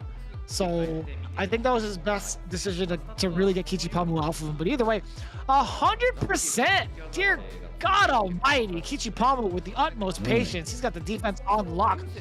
He is so intimidating. But on the other side, you see Ryusei a little bit lackluster on the anti-air side. I mean, Zangief only took to this guy's twice over. With 3 out of 4 in terms of wake-up reversals, not bad either. But still, Kichipamu is the one that prevails and gets his run back, or at least his W, from his defeat against Bonchan, putting himself on the board for his team. I, again, did not expect with the confidence at Nemo and Ryusei had part of that match for it to go that way, for Ryusei to get broken down like that. But these lamer characters, or I should say players, that are able to kind of stifle that aggression, that dash up situation that Ryusei wants to get going. I feel like, just do a really good job against Ryusei's playstyle. I also saw a lot of the V-skills being stuck before they even came out, the crush counters and things like that in that range. We did see him get going for a little bit when he had the EX bar, but that wasn't enough. Kichipamu, nice and easy with the mediums, every so often with the fierce, and then finally with the super, get that lead, and that was it. Yeah. And now it's a matter of who's going to be facing off against Pugera's boxer. I think it might just be Takedo straight up. I'd imagine that's going to be the play, and then they're saving Bonchan for Gachikun. Gachikun's had the better record against Bonchan, so I'm kind of concerned. But Pugera right now against Takedo, that is going to be it. Very, very much so. Takedo and Pugera have had a lot of history, even since back in July at the Intel World Open, right? They've had that kind of back and forth going within that bracket play. Even so, during the matches here in Street Fighter League, come to think of it, Takedo fell short to Pugera in episode 13. That was the last time they actually played against each other in the league. But prior to that, Takedo has had a decent runaway against Pugera since July. Takedo's saying that he is about to show a strategy against Boxer. You know, he plays Boxer on the side. I've seen a lot of the CFN and things like that. We've also seen it in the league too. Here, he knows how to play Boxer at a very high level. He's, you know, messed around with that character enough to, I would say, if he wants it to be a secondary, right? So I think he definitely understands how to fight this character, not only, you know, from the inside out of, you know, what Boxer does in terms of weakness, but also how Urien fights Boxer too as well. How Urien deals with this character. And, you know, I think it's going to be one of them slugfest sort of matches that Urien may slightly be able to take. This season may be a little bit different because, you know, V-Skill 2 helps out, but in someone like Pugera will either use V-Skill 1 or he'll use the tap to get through the fireballs.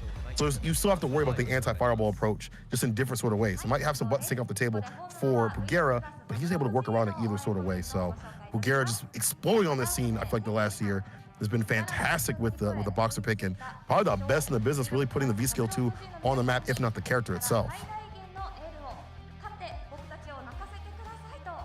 You know, I think you're right on the money with that. You know, V-Skill 2 has been like the primary choice for Pugera, because like he doesn't even want to try to use the V-Skill 1 to get past fireballs. He's been using tap for that majority of the time.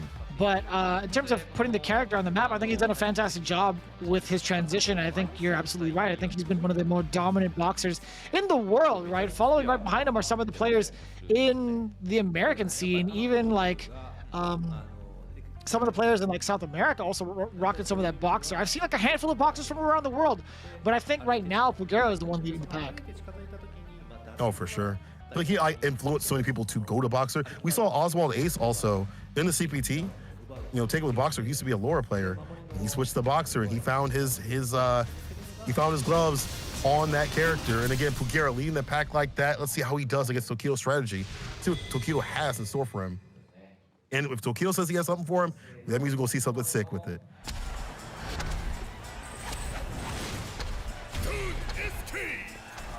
This is a matchup I've been looking forward to. Pugera versus Tokido, the faded run back from episode 13. Can Tokido find what he was looking for in his training regimen against Boxer? Oh, will Pugera knock his lights out? Oh, the dash in, V-Skill situation right there. Stocks up, but too close. Doesn't get a full punch, so didn't have the charge to tap just like that. We talked about that. He's willing to go for the V-Skill too, because he'll have the tap on the deck at the ready to delete these fireballs off the deck. You can't be swinging. My man's holding that button. Or two buttons, I should say. EX in play.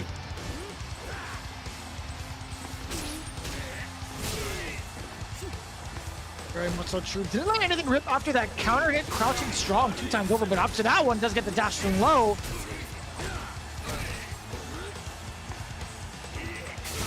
Looks like here, EX comes through in the clutch once again. The timing from Pugera, and you see he's a little bit like just little pauses in what he does.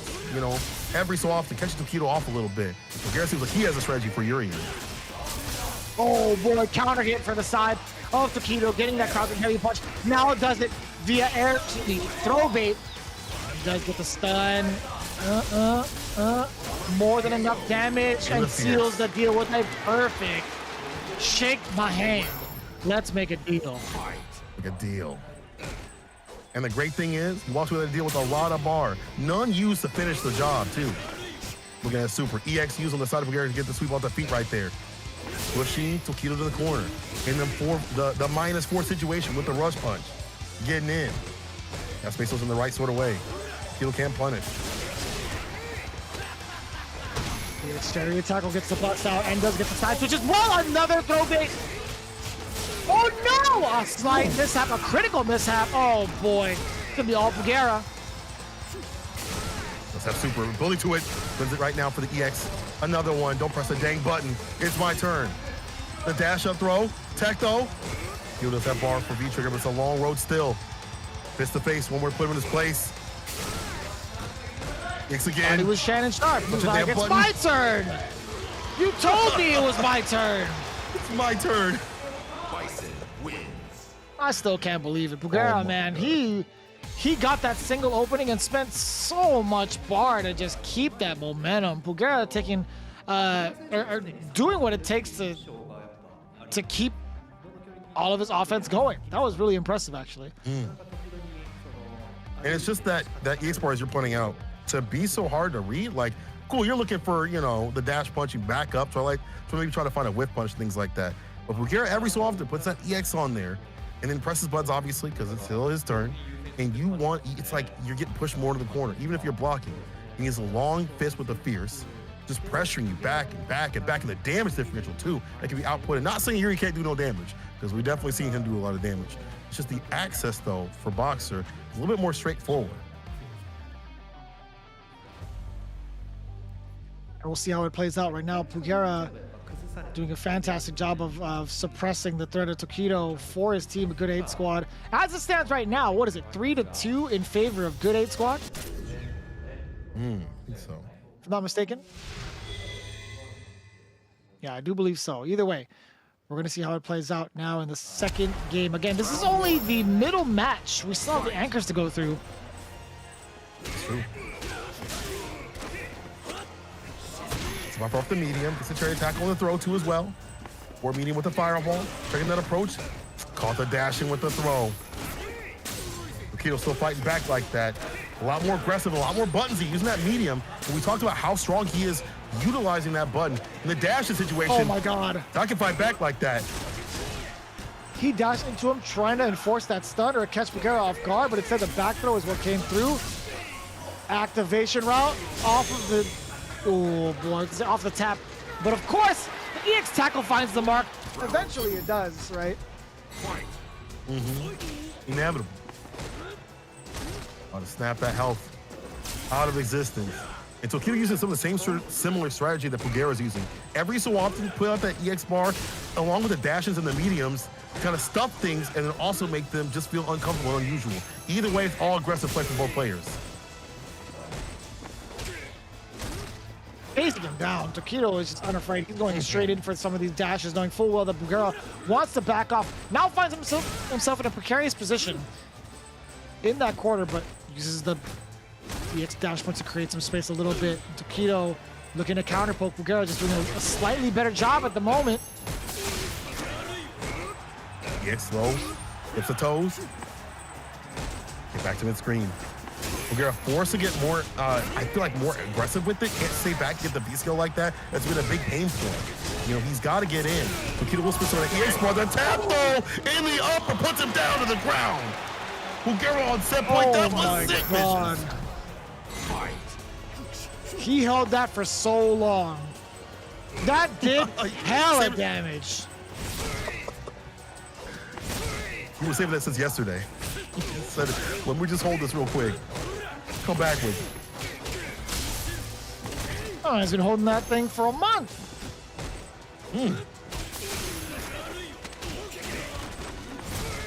Let's get the forward throw now.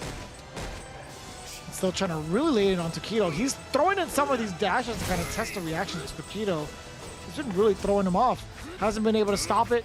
Hasn't been able to counter poke against him. He does have the life lead, but either way. Oh, we saw the dash slightly there from Pugera get stopped. So finding opening with the tap, B-skill. Not loaded up, unfortunately got interrupted. Crush. Bar built up though. Now the B-skill. A lot of damage could be done in extension in terms of plus frames. V-reversal though. Tokido. Now comp in the corner, V-reversal again. I love that. I love the V-reversal. He doesn't get the counter conversion, but he has so many plus frames to work with. Pugera takes it down 2-0. all because of how many scenarios he was plus. He had the advantage. He threw out so many of those EX dash punches. Instead of using it for some of these big damage situations, he uses it in moments where he couldn't find the hit. If he keeps putting himself in that very favorable position, he's bound to not only chip away some of that damage, but he's bound to force an error from Tokido. And I love that from Pugera, really forcing the Tokido to succumb to his will. That was really, really smart. Great usage of meter overall. Yeah, I mean, that's something you don't see from a lot of like good, like, I mean, you see that from good ballroom players, not from bad ones. That's how you tell the difference of how use they bar. If they're just using it, randomly and things like that, it's whatever. But if they're using it as a dangerous tool in the neutral, alongside to gain some space, fantastic play. And Pugera, when he able to establish that game plan, make Tokido fear those dash situations or any sort of movement, could get the V skill. Along with the tap, was able to really solidify that game plan. And it felt like, honestly, Pugera really had a strategy against Yuri. Like, he had a strategy ready. So the anti-airs, 2 on the deck, on the side of Pugera, 0 on the side of Tokido. Missing one of those. But again, Pugera, fantastic job to go back to the way he was able to play. Like, sometimes your strategy gets taken off the table because they delete your tools. But finding a way to get back to that strategy at play, the one that was working, is a mark of a top player and a mark of just having real strategy set down. Pugera takes down Tokido and move on. 4-2, Good 8 Squad leading. It's ever so important, right? Going right into it. The anchor match goes in favor of Gachi-kun. We could see ourselves at 6-2 going into the third set, to the point where Good 8 Squad would only need to win one game. But it also sets for a pretty interesting comeback. It's going to be Gachi-kun as the anchor, and it depends on who they're going to set. No way. Sakonoko is going to be in it. Really? I feel like he is. Is he going to use Luke or not? It looks like we're getting the Luke. We're getting the future of Street Fighter in this next set right here. Sako, and he's one of the most dangerous with it. I'm going to be real with you. A lot of Luke players out there, they be pressing what they got to press. But Sako, he's so optimal. And someone like him, optimal with it, is going to be dealing a ton of damage. Sako versus Gachi-kun, Rashid versus Luke. Yo, let's go. This is going to be sick. I can't wait for it. Sako also can't wait for it either. He was saying that he's been training Luke for a while now, and he's glad that he even just gets to use it, right? We didn't get to see him play against Mildon Beast. He benched himself 2 times over. He had the utmost faith, but man, he was definitely feeling all that anxiety and pressure. But now he finally gets to play, and what a time to really utilize him. He could be the great, the biggest differential for the team. He could actually get himself these 2 points, tie it up, and then bring us to the third set. I'm actually very, very curious. We might even see a whole 4 sets. We could still see a bunch of ties. I'm very ecstatic and very excited to see how this is going to play out, especially with Luke on the table. What a card to pull out, because, as you said, they're waiting until the Good 8 Squad match to whip that out. We talked about how you have to, have something ready for the next, pick people that you fight in this tournament. Like, you beat these people, but now you have the grand finals up. What do you have? Luke is one of these hidden weapons here for Sako. Or Sako themselves is a hidden weapon, and pulling out the Luke, and I'm sure they fought a lot of Lukes. There's a ton of Luke players online right now. We've seen that in the CPT. We've seen that from people just testing out the character. If they don't stick with them, there's a lot. That's how it is with a lot of new characters.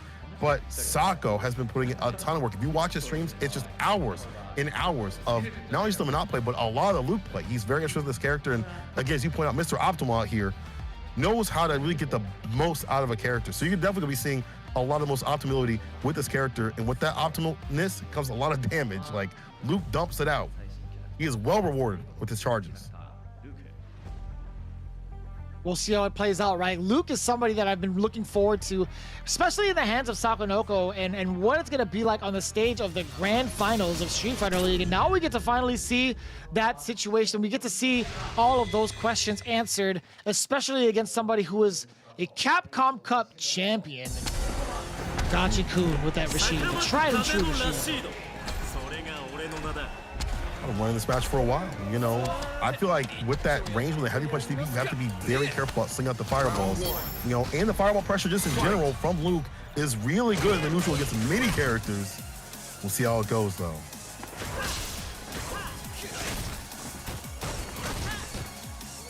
Here we go again. We talked about that. That Luke play. Ooh. Does get the full counter hit off of the jab. It's stuck in this corner. Luke still does a pretty good job out of the corner. He still has some normals. He has 3-frame normals. He does have forward moving normals. Just raw rising uppercut. Oh, just lets it rip. Just lets it rip. Back in the corner you go, though. The challenge.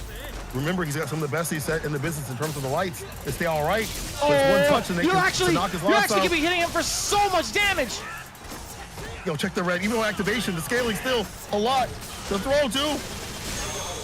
Oh my EXDP. god, if he hit him with that back medium punch again, he did back medium punch as a meaty. Normally that back medium punch is +2. He could have still put him in a +2 situation again with another back medium punch from that close because of how meaty it was the first time. But still, Gachiku surviving. Oh, the charged up flash knuckle, the heavy version. Try to get outside the corner as much as possible. Yeah. He's real good. Negative 2. Without the V skill. With the fully charged. Oh my god.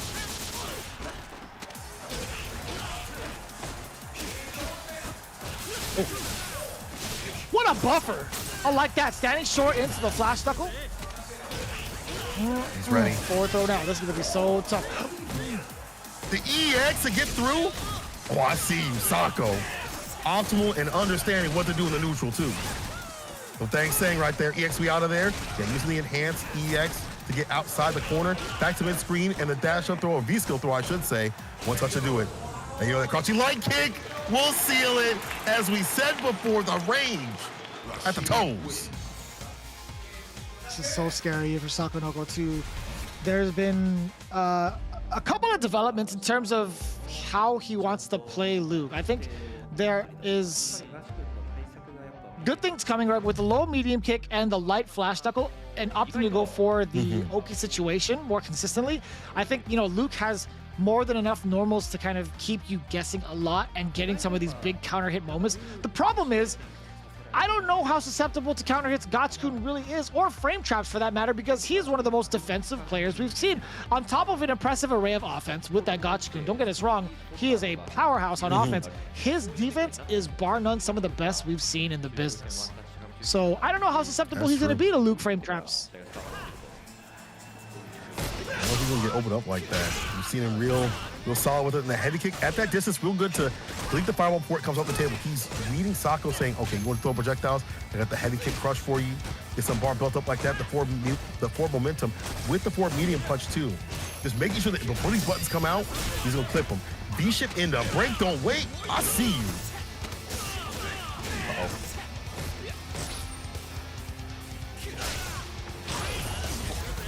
The roundhouse activation there from Gachiku off a hit. Does get the side switch and the spinning mixer. A decent amount of damage.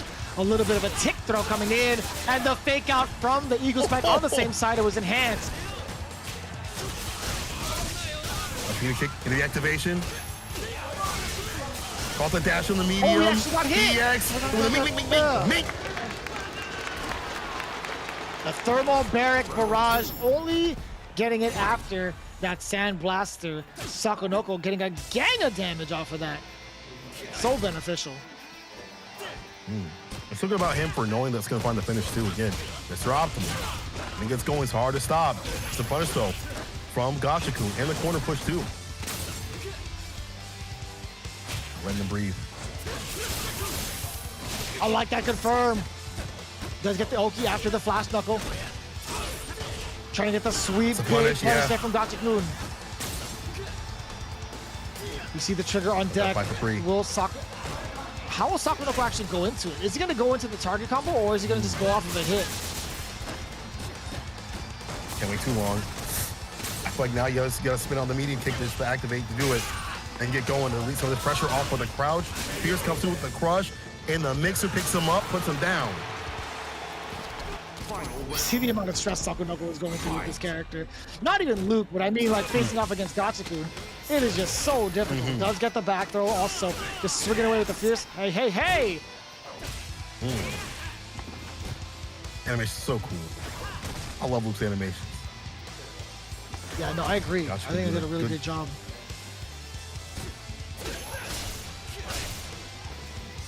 There goes more of the Sand Blasters out too. And that's something we haven't really seen utilized. Yeah, the stand medium punch gets to confirm into the target combo, catching Gachiku moving forward. And now a slight counter hit off of the low or to the light. Back throw. Can he use roundhouse after this? No, he opts to get the dash and go for a throw again. He wanted that kind of oak, you know? So can seal it real easily.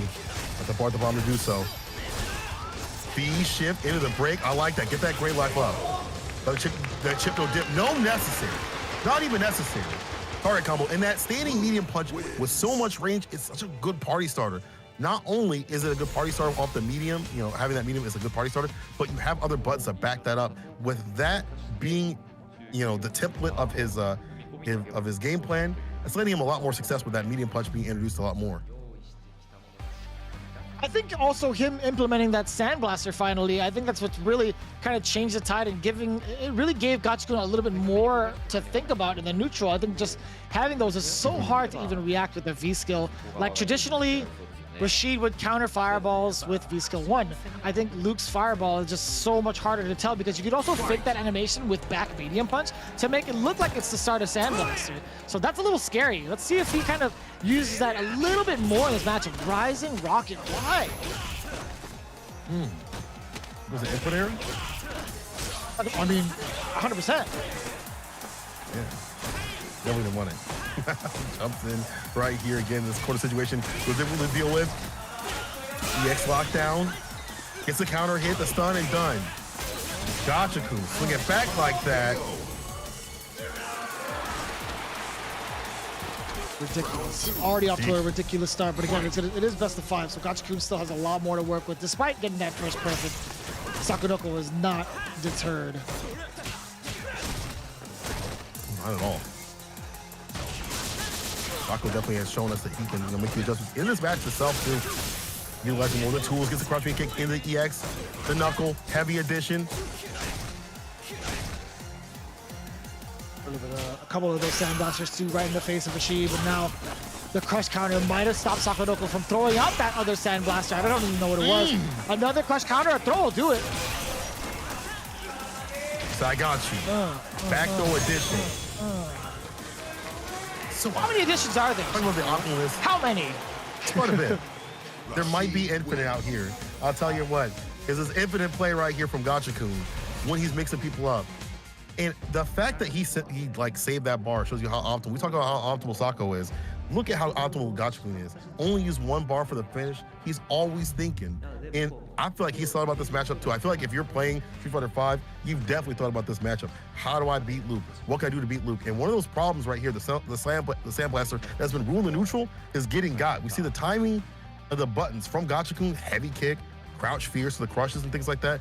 I feel like they're catching buttons in addition to that Sand Blaster. So backing up, you know, might be a better play for Sako, but then again, she just dashes on in. So the aggression is starting to maybe put him off a little bit off his pace a bit.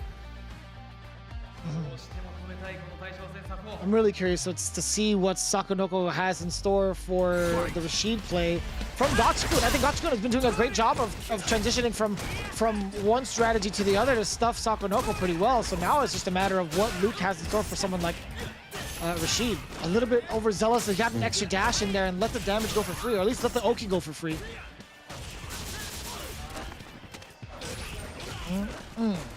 So in the corner, seen this before. What's your escape option? The pickup again with the heavy mixer. Stuns rising, lost a lot of health. You have B trigger, but gets hit with the EX connects. Sakonoko, the second time he tried to contest the EX whirlwind shot, and you could see it in his face too. He might have been going for a rising rocket to be invulnerable to the invulnerable to the projectile, but he missed it 2 times over. Now Gachiku on set point. Again, try to find that heavy kick situation to get the crush on the Sand Blasters or any of the rolls before they come out.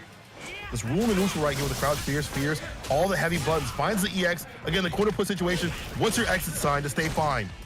Catches the throw. Does get the target combo a little bit of a relief. Go forward, Sandblaster to keep it honest also, or at least keep it plus. Those EX Sandblaster into trigger. Oh, this is huge. Thermal Barret Barrage, look at the extra damage, and now he gets to play full screen. He charges up the V-skill, not in time to get any sort of punish. I don't think he's able to punish that regardless from that far. It's gonna help out Sako quite a bit, the damage that can be done off this V-trigger sequence. If he can find the hit, definitely would seal it. More than enough. Yeah, any sort of hit confirm into the Flash Knuckle, you do get the enhanced version. It's either going to kill or juggle, depending if he's just in the medium or not. Oh, there it is! EX Rising Rocket past the Fireball against Gachikun. It's exactly what he was looking for the first time around. Also Fireball, the big pickup right here. Gachikun found it at the tip too to do it. So ready. Off the backboard, staying steady. Leading that V reversal off the table with a throw. Chase out of the medium. Counter hit EX. The stun's rising. And he's falling. Sako with one touch. Oh, it's done. Gachikun taking down Sako. The loop wasn't enough to do it. The sigh of relief. Say, I get those V-trigger combos that I saw on your stream. Oh my God. And all from that great defense. This is looking flawless right now for Grenade Squad. This is right on point with how they've been performing throughout the league. They're looking at 6 points against the V6 plus FAV Roto Z squad. They need to win just one more game in the next set. How do you even come back from this? I mean, like, sure, it's possible, but it's like, God, you have such a hill to climb against all 3 of these members. These guys are all Titans. That is so scary. Like now, all of that weight is put on any team member that comes up now.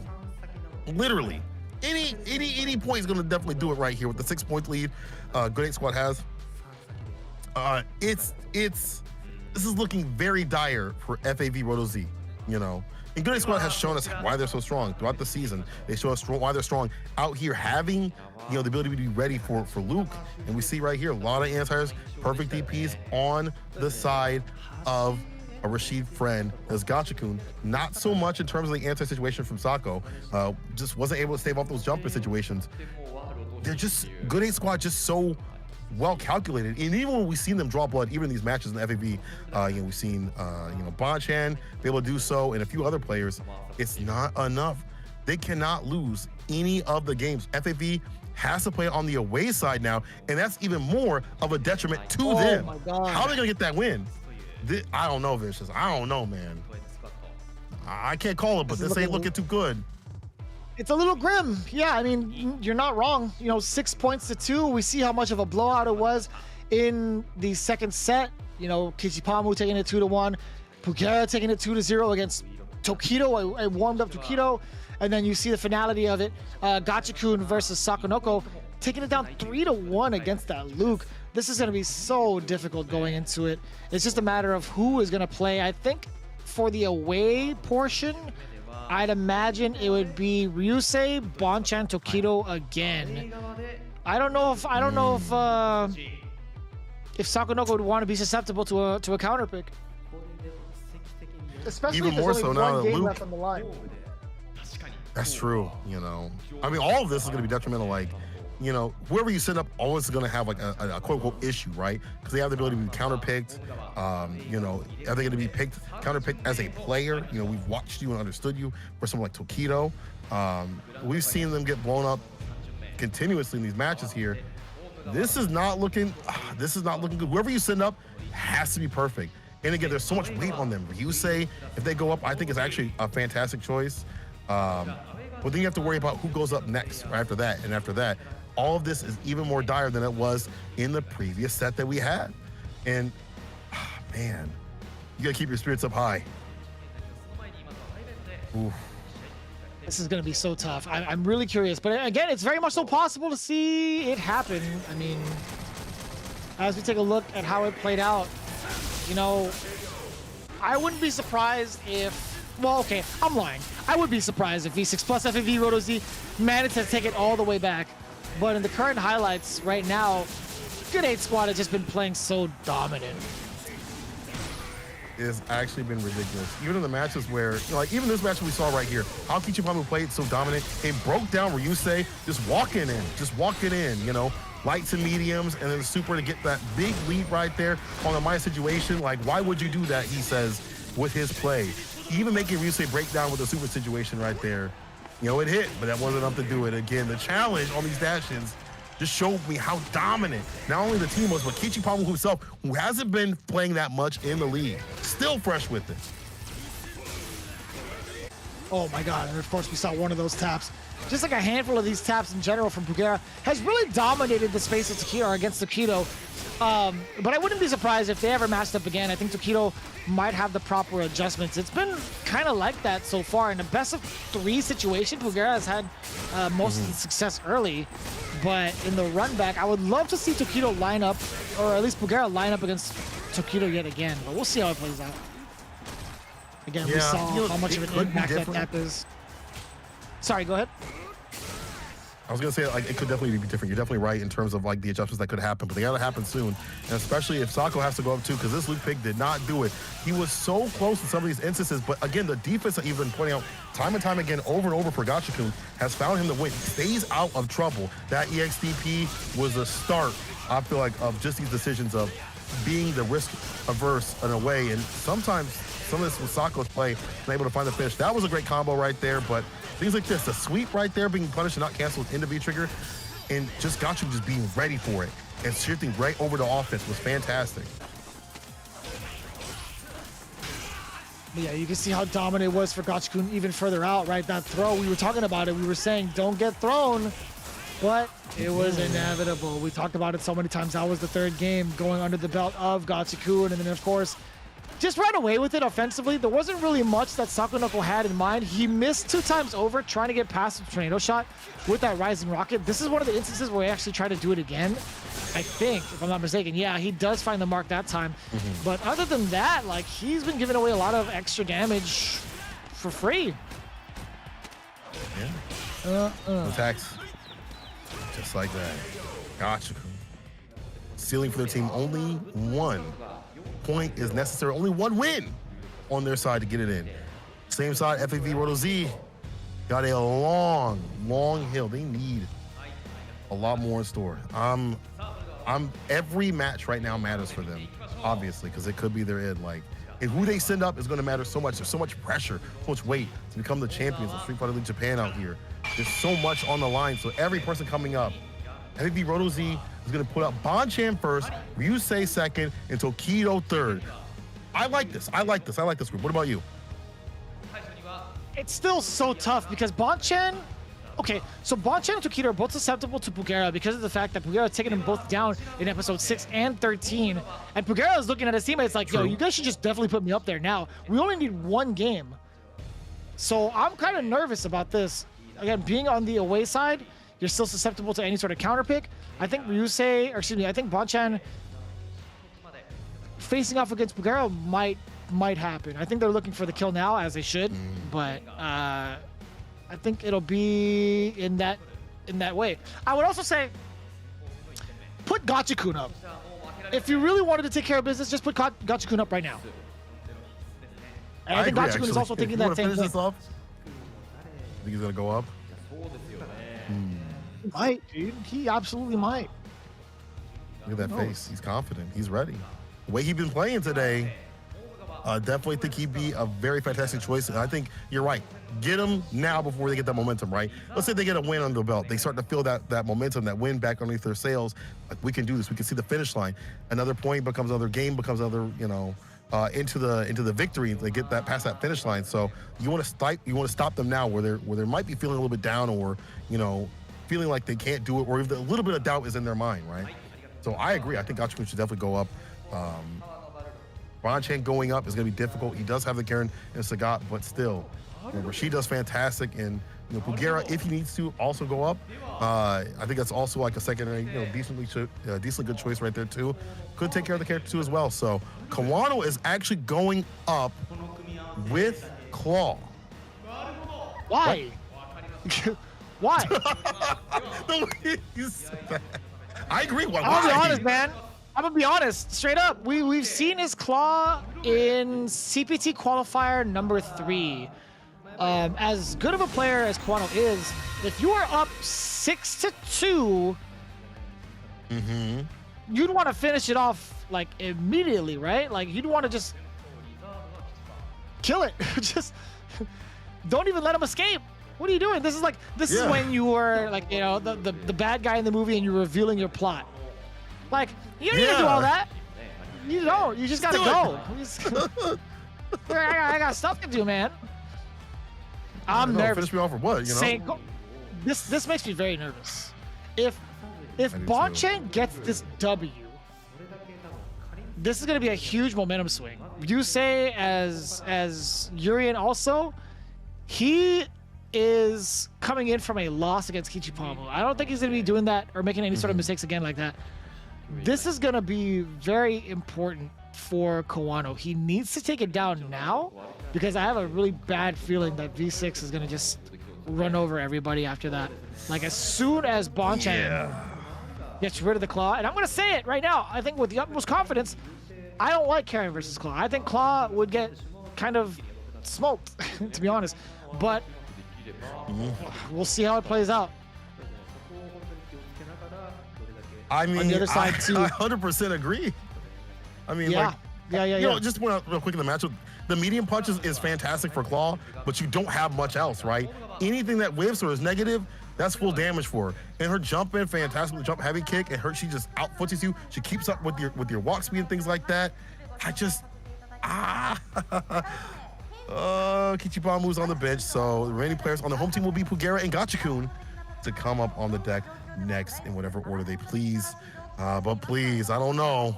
And Bonchen does have multiple characters. I think Karen's a fine pick for this. You know, the Sagat, the Nash, but I think Karen's absolutely fine for this matchup.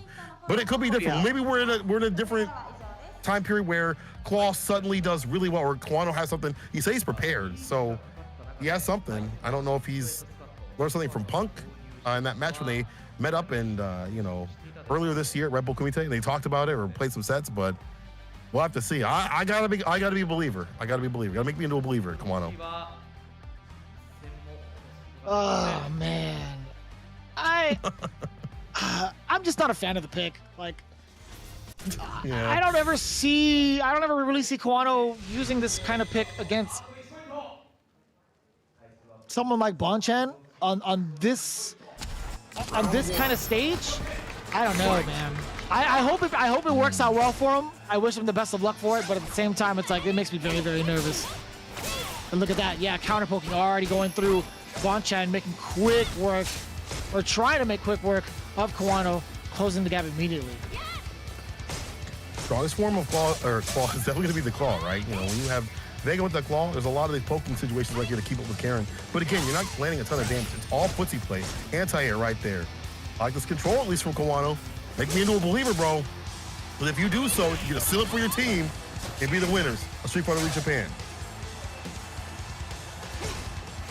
Setting up pretty well for himself, actually. Talked about that kind of footsie game. He's not really going to be playing up close, but here comes the counter conversions. Once Karen gets opens you up, I should say. Be prepared for a lot of damage. He's actually in a kill position again already. All of the items gone. What happens when you have no Claw to play footsies with? That's true. Not much you can do. You have V-Trigger on the deck, but not the best of the business. On both sides. So this nice and easy, patient game from Bonchen. Same one with Kawano. Every so often with the Crouch Fierce. And that Crouch Fierce, though, might get got.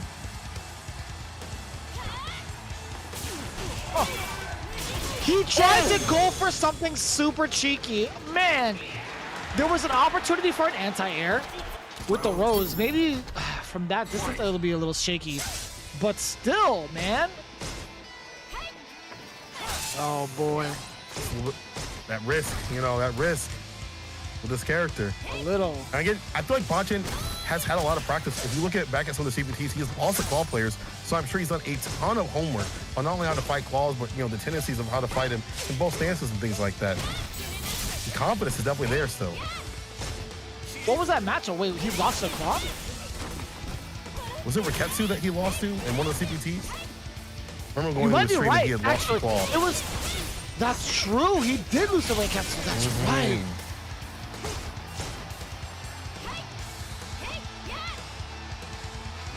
So never again. Not Either me. way, you do. That is a valid point. Yeah, I mean, like that's something he's already got on his mind, how to counter someone like Vega. That makes it even worse for Kawano. Let's see if Kawano knew that. See what Bonchan has ready for him. Significant lead, but the claw's off. We saw how difficult it is. He's getting you can't really get anything going, right? It's just so difficult. But now Karen gets the full activation. Gurenken to kind of bring down that life. That throw bait. Oh, yeah. I like that, but it's so expensive. That was so good from Kawano. Utilizes that V reversal, getting out of the Gurenken situation. Yeah, Karen is not allowed to Gurenken for free so long as Vega has V gauge. Smart stuff there. Okay, Eagle Claw a little bit. Kawano. Let's see this masterclass again. You gotta do this to win, to get your team as the victors, the champions. The jumper off the medium though. EX Minjinku puts him in the corner. Ooh, the finesse and blast. And that throw. Does it roll, makes him fall. Yo, Bonchan, the Rasenha, and the damage on the deck to do it. Never again. That's just too. It's just too much. It's way too much right now for Kawano. In my with all due respect, I will say, Bonchan has been well versed in this matchup already, because of the fact that he fell short in the CPT. That is something that's not going to go unpunished. I think that's going to be something he's immediately lapped up, and I'm just very surprised again that Kawano just going for this pick as Claw, man.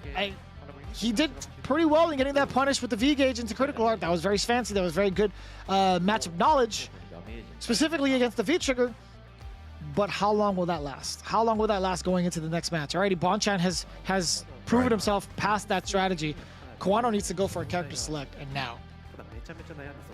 Yeah, I think this has got to be the switch again. You have to do it now. I feel like if you let FAV get this win, that's the second win in their sales to keep that continuation on, right? You know, that's it right there, where they get that momentum and they become a threat once again. They get that, oh, I can do this. Oh, I can win. We can. That's another point on the board. Let's get more and more. I mean, these are champion level players right here. They probably already have that in their mind, but that doubt gets smaller and smaller.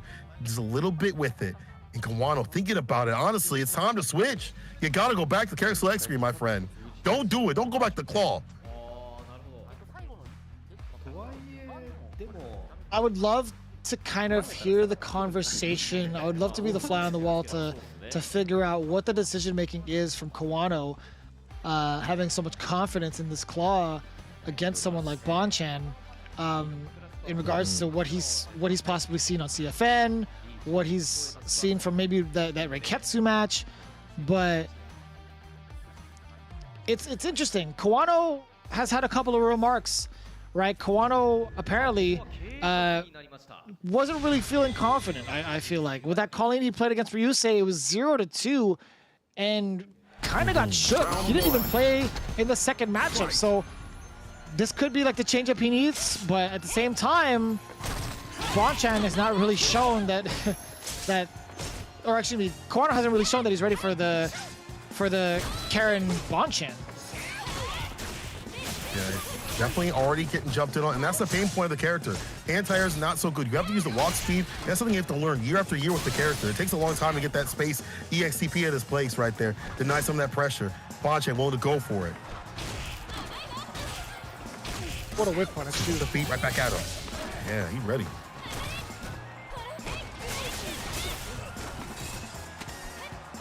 Oh my god. Back throw will do it. Yep. Back throw will definitely do it. I think this, I hate calling things, but this might be a wrap like that. Again, Bonchan having just the ability to stay in range off the claw, like I feel like he doesn't fear it that much. He get hit a few times, no big deal. Either my jump in will come through or my medium will do. Sweep though, as a punish, I like that from Kawano. You see that continuously. Not let that go for free. He's still max range. Challenge though, off the mediums once again. Yeah. that's got to be the main potent tool also from Vega, even from Karen too. Just the mediums overall, the standard medium punch to get the counterpoke game going. But Kawano still has so much bar intact. Like, how is he even gonna get an opening to use it? Like, is he just gonna save it for critical art? I just want to know. Excellent whiff punish there from the side of Kawano. Starting to see signs of life with his claw. Okay. Oh no, the crush counter. All right. The safe jump. And now it's gonna be all Bonchan. A lot of bar to work with, but the challenge right there, Kawano aware and trying to even things out, stays off set point for a little bit longer. But again, you see the difficulty of these situations. And now, Bonchan with a lot of bar to work with. We talked about how strong he is when he's using bar. Ground start with it, already using both the bars for the corner push. This is where you suffer if you're claw. Anti-air right there, puts him back in the corner. Where you pay rent, bro. That was sick. That was actually pretty sick. Pretty smart. He's swiping away, swiping right. He's interested in all of it. Get that, and that.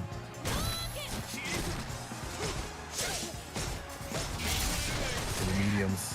Activation. Spins it. That means no defense on the deck if he gets put in the corner. Even not like the V-reversal is the best in the business, but still. He just did it raw? Are you kidding me? No. No. Oh, back throw. It didn't even kill though. That's the craziest thing, is the fact that it didn't kill Karen. She's also within kill range. One confirm from either. Oh, okay. He spends the bar early. He goes for an EX Sapo, and that's nice there from Kawano. No, that was medium kick. Oh, medium kick. It's just been so long, so many sets, and for this to end with possibly Kawano picking the Vega and doing the job. Man. All right, Kawano. I'm starting to see your Vega come together ever so often. I like the sweeps off the feet against the sweeps from Karen. I was hating, but I'm a little bit less on it. But we still got one more round of to run that impression. Because Bonchan can switch with it. Just have the Sagat and the Nash. I feel like Karen's fine this matchup though, Oh, 1000%. That character's absolutely fine against Vega. Yeah, we need to switch. Yeah, I don't think there's any sort of switch that's necessary, but Nemo did bring it up earlier. He was saying that if Bonchan happens to falter, he will be switching characters. That is Nemo's guess. Whether or not it's true, we'll find out in just a little bit. Kawano, again, he is now locked into this Vega. Again, he won the second game. I don't know what that raw critical art was. I'd imagine it was a missed input jab buffer, possibly. Like most Vegas I've seen use jab buffered into critical art, etc.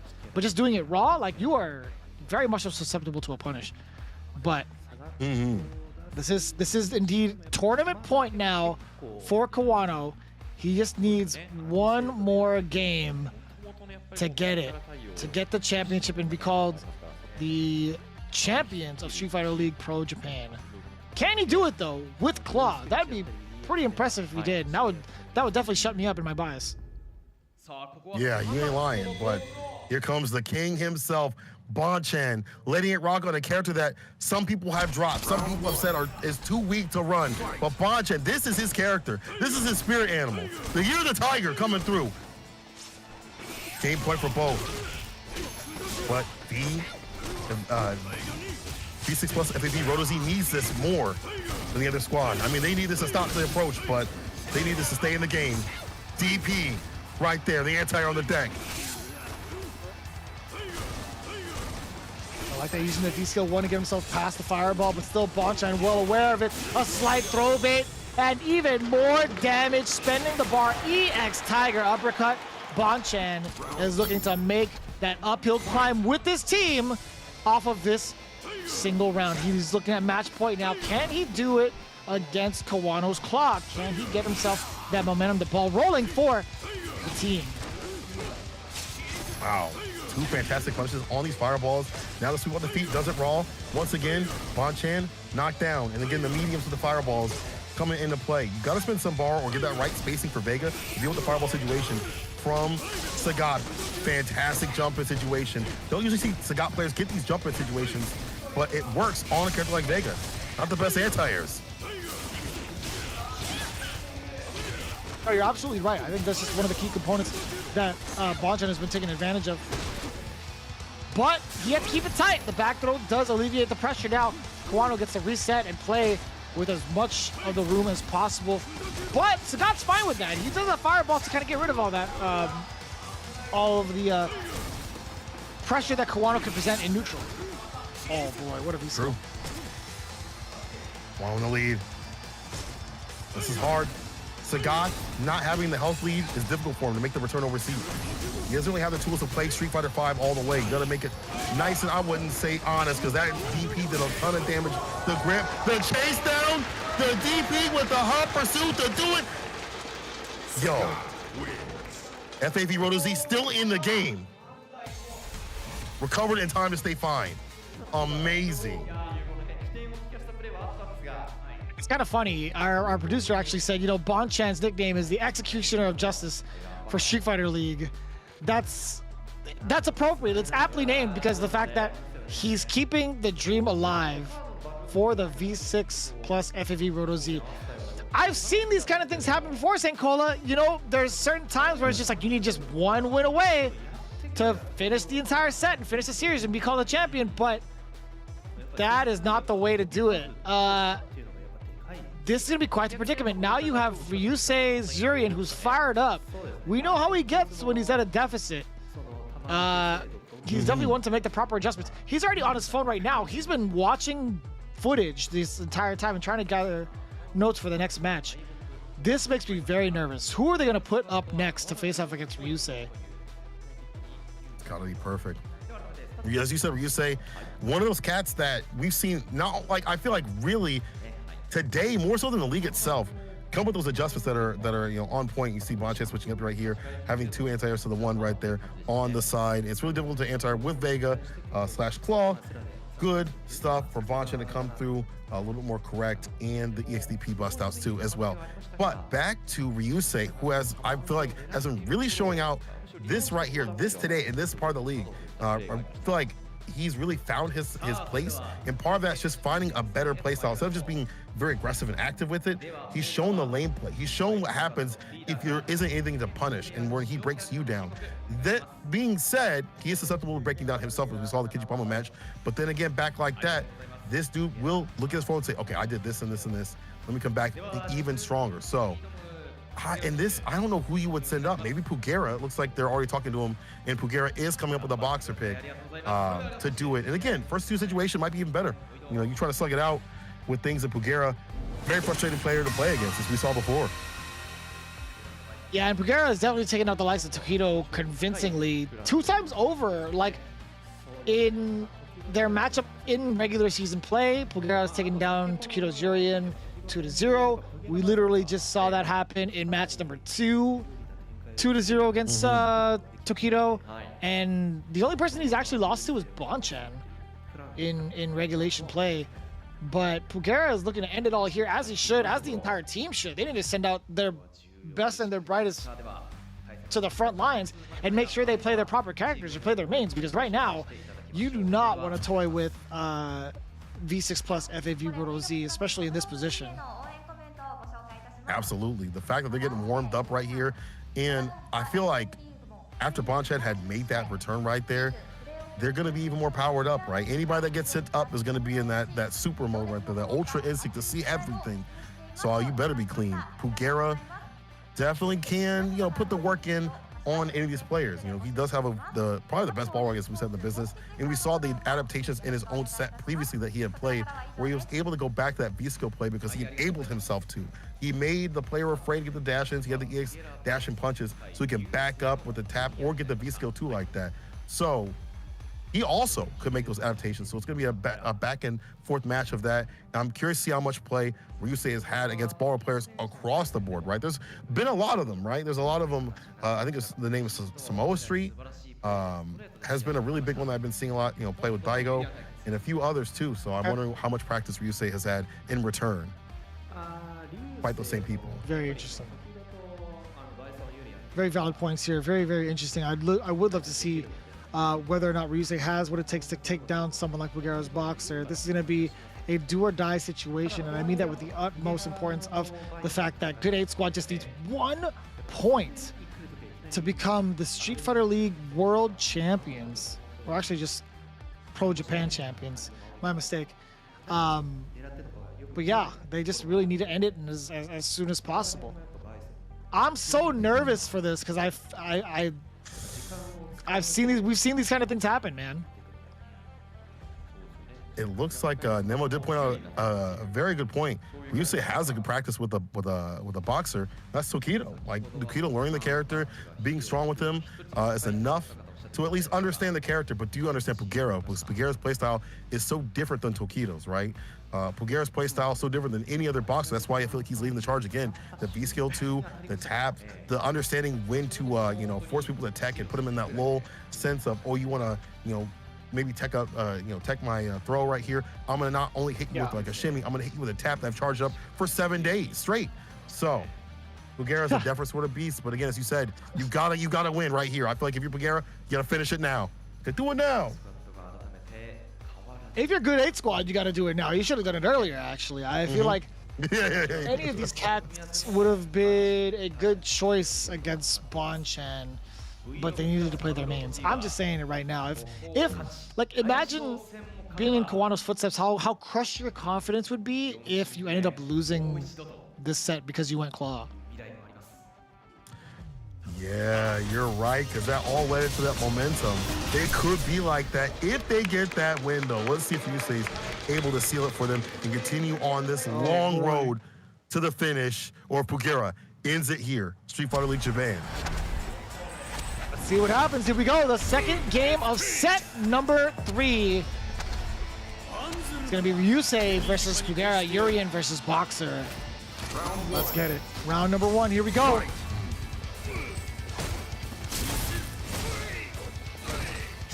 Max range, I like that. Stay away, no -4 situation, don't get punished. Might have a buffer behind him. The light, no committal though.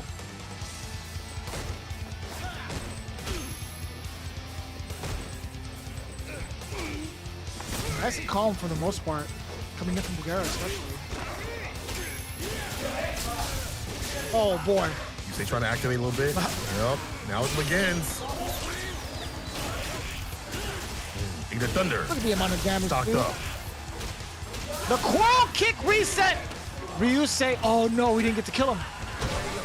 It's just fine. He was building himself a little bit of extra meter. Ryusei has it under control. This is so dangerous. This is the kind of momentum that Ryusei gets when being put in the spotlight. He did suffer a pretty significant loss against Kichikawa in match 2. He's looking to take it out on you here in match 3. Quarrel Kick again. Did he block that? No, he's trying to. Yeah, he's definitely gonna hit the 1 punch. Got him. 1 punch. All right, call for the corner. No big deal though. Right? Again, it's good for Pugera to back off, get that V skill stocked up. But then again, you could get Ryusei getting his own V skill stocked up, and could cause a pain point on it. Conversion sort of situation. Waits and baits. Stocks up with a V skill, no Oki, but has a plus range. Positivity. What's out of there? Back though, he aware. Pugera, even things out. Very, very nice from Pugera. Also building himself a good amount of meter. Overall, not threatened by the Aegis Reflector. Being a little bit more aggressive. I like that stoppage there from Ryusei. Back though, just tossing them all over the place. A lot of fierces coming through, but only one of them landing. The double knee drop and checking the lows immediately against Pugera. The stun is going to be there. The throw is going to be in it. Okay. I thought it was going to be one of the throw situations.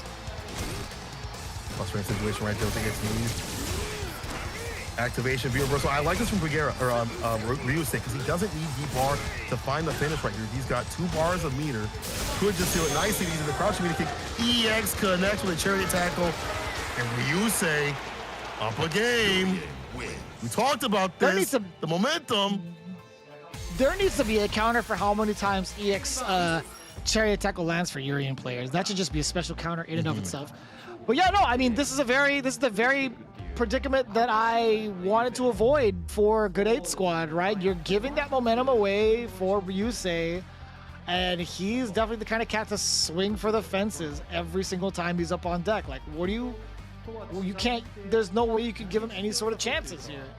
But I'm telling you, we're getting closer and closer to that moment where we can be like, you know, I told you so. And I hope it doesn't come true. Look back on that. I really hope it doesn't come true, to be honest.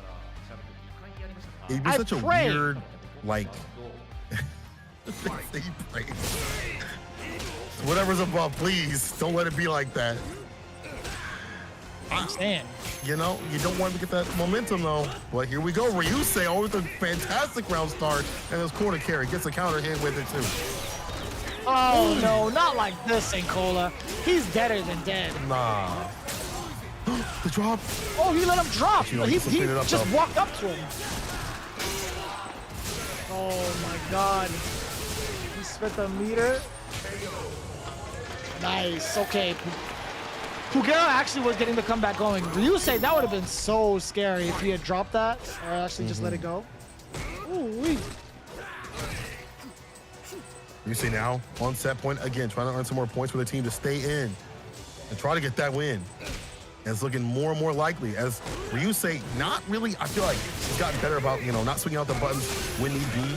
I feel like his neutral has gotten a way better as the league has progressed, and today too as well. Combining the aggressive play style with some lane play, neutral jump coming through. Once in the dome, double down with the crouch fierce. Ashes some elbows, and the EX connects once again. He committed to the target combo.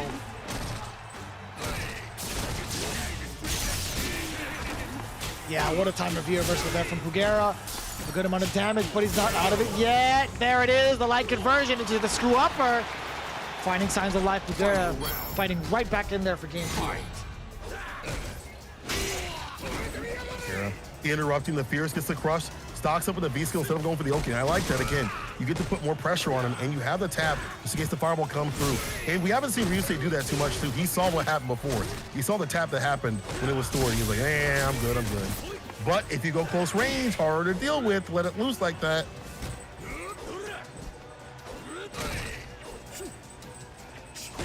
See how it plays out right now. Ryusei just needs one more round to get himself a point on the board.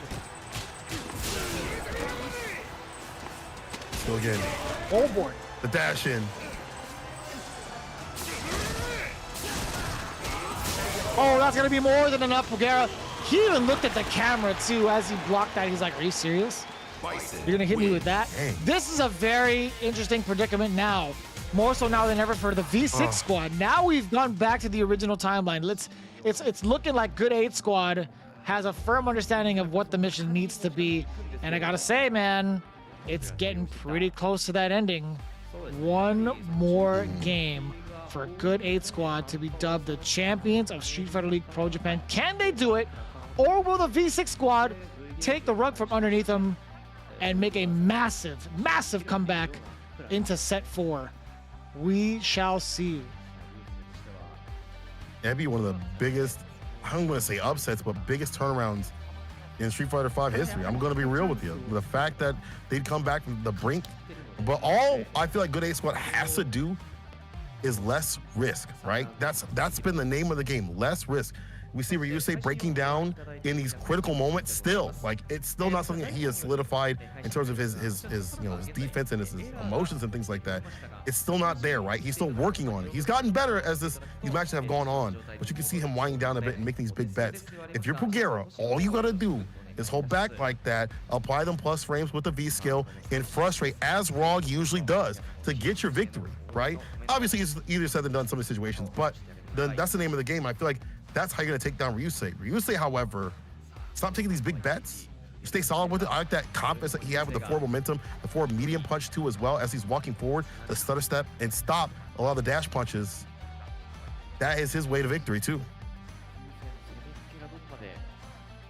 Oh boy, I'm getting even more nervous just thinking about it. I think Ryusei might do it. With the way he played, like he was a little bit overzealous in that second game, but his eyes are open. The eyes of desperation are no more. He's evolved, right? The eyes of clarity. He knows what to do now.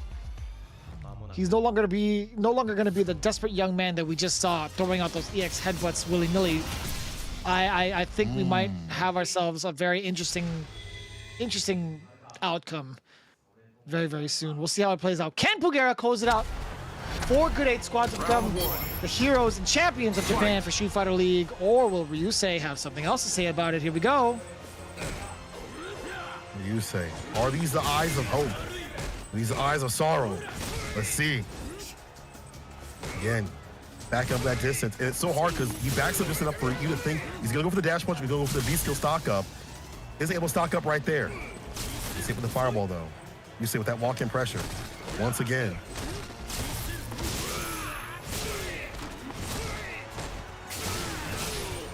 Man, relentless with that meter usage. Pugera is off to a fantastic start for this round here in game number 3. Crouching medium punch, nothing of it though. It was a counter hit, but just no conversion, anything else like that afterwards. Oh boy, ding and dong. Oh my God, he's out of there. Hit him with a ding dong standing fierce first, and then immediately after does get himself the rest of it with the dash punch too.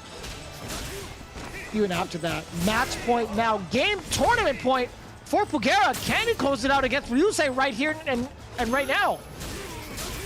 Oh boy. He's got to be able to seal it. Ryusei fighting back with the fierce like that. Cherry tackle right behind. Get that corner push. EX coming through with the rush punch addition. Careful now. Again, nice and patient. The tap like that, stocks up with a V skill, plus frames. Don't stay lame. Try to get the dash or throw. Another one. Vicious is getting close once again. Is it? He could have actually got a trigger. Oh no. Now it's even worse. Pugera. Oh, the counter is there. You can't jump in the corner. What are you doing? What are you doing? You're not allowed to jump in the corner. He gave it away. This is going to be all Ryusei. Without a doubt, Pugera just gave away the winning moment just now. Without a doubt in my mind, Ryusei is feeling himself. Yo, my heart. So unfortunate, you gotta reel this right back, just like that. Again, Pugera, go back to that sound that you had before, with the B-skill stocking up and things like that. Nice and easy with the safeness. Don't get caught, big jump in right there. EX addition, the corner carry off the fireball. Cherry tackle, double down with the target combo, the stuns rising, the momentum all in Ryusei's hands. Crouch fierce, just runs it raw. Heavy and smart just in case. The dash in. Oh my God. All these checks. He's just one touch away, just spending so much time in the corner. Ryusei actually has it to bring it back for V6+. Can he get that final hit? It's the knee drop to get it! There isn't gonna be a V-shift. Ryusei takes it down over the good 8 squad against Pugera. They are alive looking to get themselves into that final match. I can't believe it. In that second game, that second round, Pugera locks himself in the corner both times over, one with a critical error, and just takes a beating. After that moment shift, Ryusei was just all over him. That is the worst feeling. Just being massacred in the corner, from corner to corner, I should say. And it all started with one pick. The domino effect coming in. It's 2-1 from both sides. It's true. The eyes of desperation now looks on over his teammate, the anchor, Senpai Tokido, with his Urien facing off against, I'd imagine, has to be Gachikun for the tiebreaker series. Will we see another set of games, or will Good 8 Squad get rid of the competition and opposition in these final moments? I still cannot believe what I'm seeing before my very eyes. They are not they're no longer in a comfortable position because Tokido is the anchor, and we understand how he is when it comes to high pressure situations. Let's take a look at the stats beforehand. Pugera falling just a little short in the anti-air department, especially with that last bit. The knee drop just completely taking it all away. 100% on the what is it, wake up invincible reversal, which Bog really doesn't have other than critical art. Decent stats over from the side of Pugera, or sorry, from the side of Ryusei also. But man, oh man, how do you come back from that? What are you supposed to do? Man, honestly, if you're Bulgara and Kawano, you shaking your head. Hopefully not for the rest of your lifetime out here, because these minute decisions, whether it be a character or even just like a few hits to do it, are things that ripple through. In a team tournament, right? You've given them the momentum. You've given them that heat to say, I can do it. I'm only 2 games away. That's it. Oh, I can come and play. Tokido come up the deck. Look, he's excited for this too. And that maybe not have happened if that Bonchan, well, it wouldn't have happened at all. The Bonchan match didn't happen. And then how Ryusei played in that confidence. In the drops though, from the size of Bulgara, it's just, you know, you just, even if you're not getting the victories, you're giving them victories, even if they haven't reached at the end, right? You're giving them a chance to get that momentum. And now we see right here, more matches, more action. Tokido up on the deck. On paper, Rashid has done a fantastic job against Urian. You know, he does a fantastic, we've seen it. We've already seen it today. But this might be something different. You see Tokido change as a chameleon into these matches. Better and better, bro. Kachu says, let's end it here. You should have ended it there before, but here we go. Will it be too late? Ooh. Saint Cola, I gotta be real honest with you, bro. I am at a loss for words. As much as I would love to commentate this with you, I've just been taken so aback just by the circumstances they're under.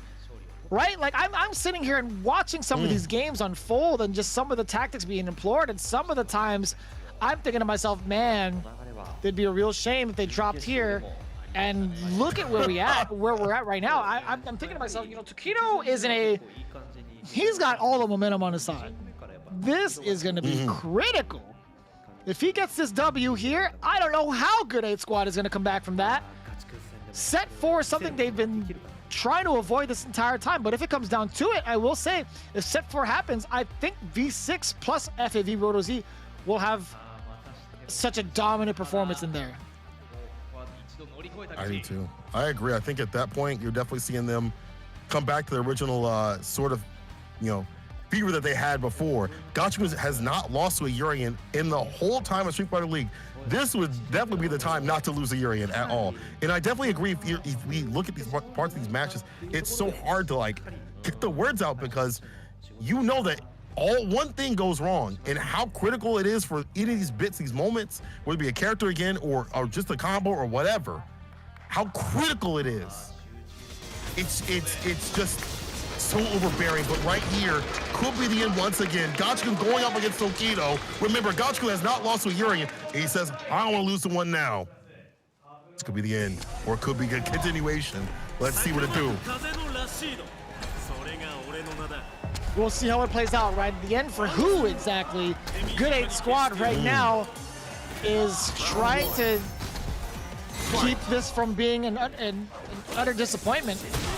Already off to a great start. Tokido getting the the throw against Gachiku on the way down from that jump. Trying to fight. Yeah, outside that range of the crouch fierce though, but that crouch immunity kick coming through, that's another poke you got to worry about.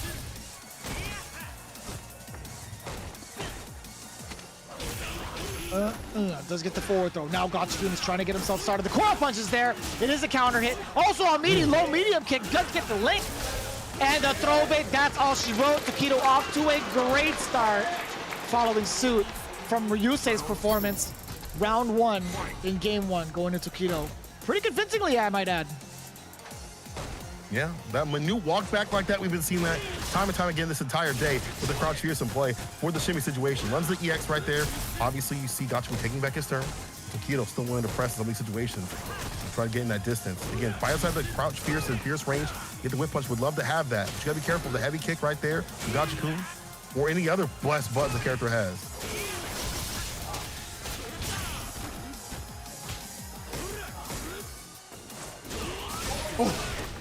The neutral jump to stop the crouching heavy punch. That's one of the adaptations I wanted to see, because of the fact that Rashid has a lot of recovery on it, throws himself so far forward. That is some of the biggest decisions that Tokido could have made in terms of adjustment. Oh, no activation on the roundhouse. That could have been punishable. Nice and easy with the neutral right here, trying to walk him down. EX coming through, but there's the throw. A little bit of damage. We though. might even see the Takedo on the activation. verge. There it is. Exactly. Oh, the back throw.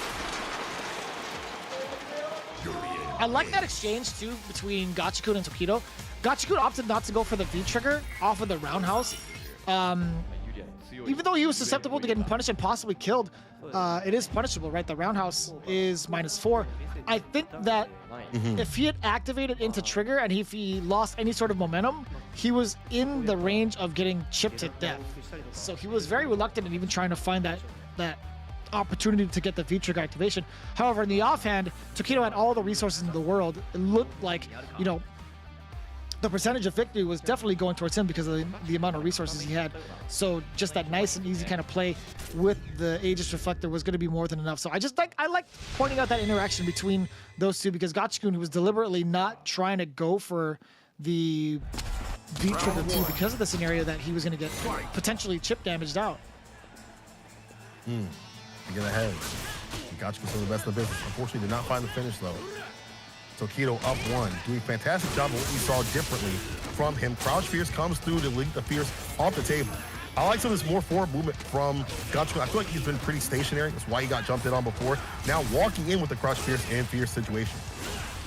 Yeah, swinging out. Big jump in though from Tokido. Gets the side switch. He's out of there.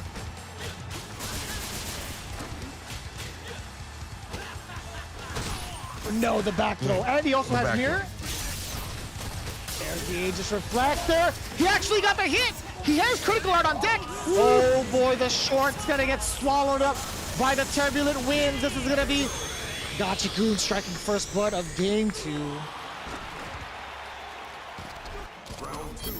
Every time to bust out. There's the whole bar to go far. Again, Gachikun a lot more active within the neutral. I like that. Finds the crush to pick up.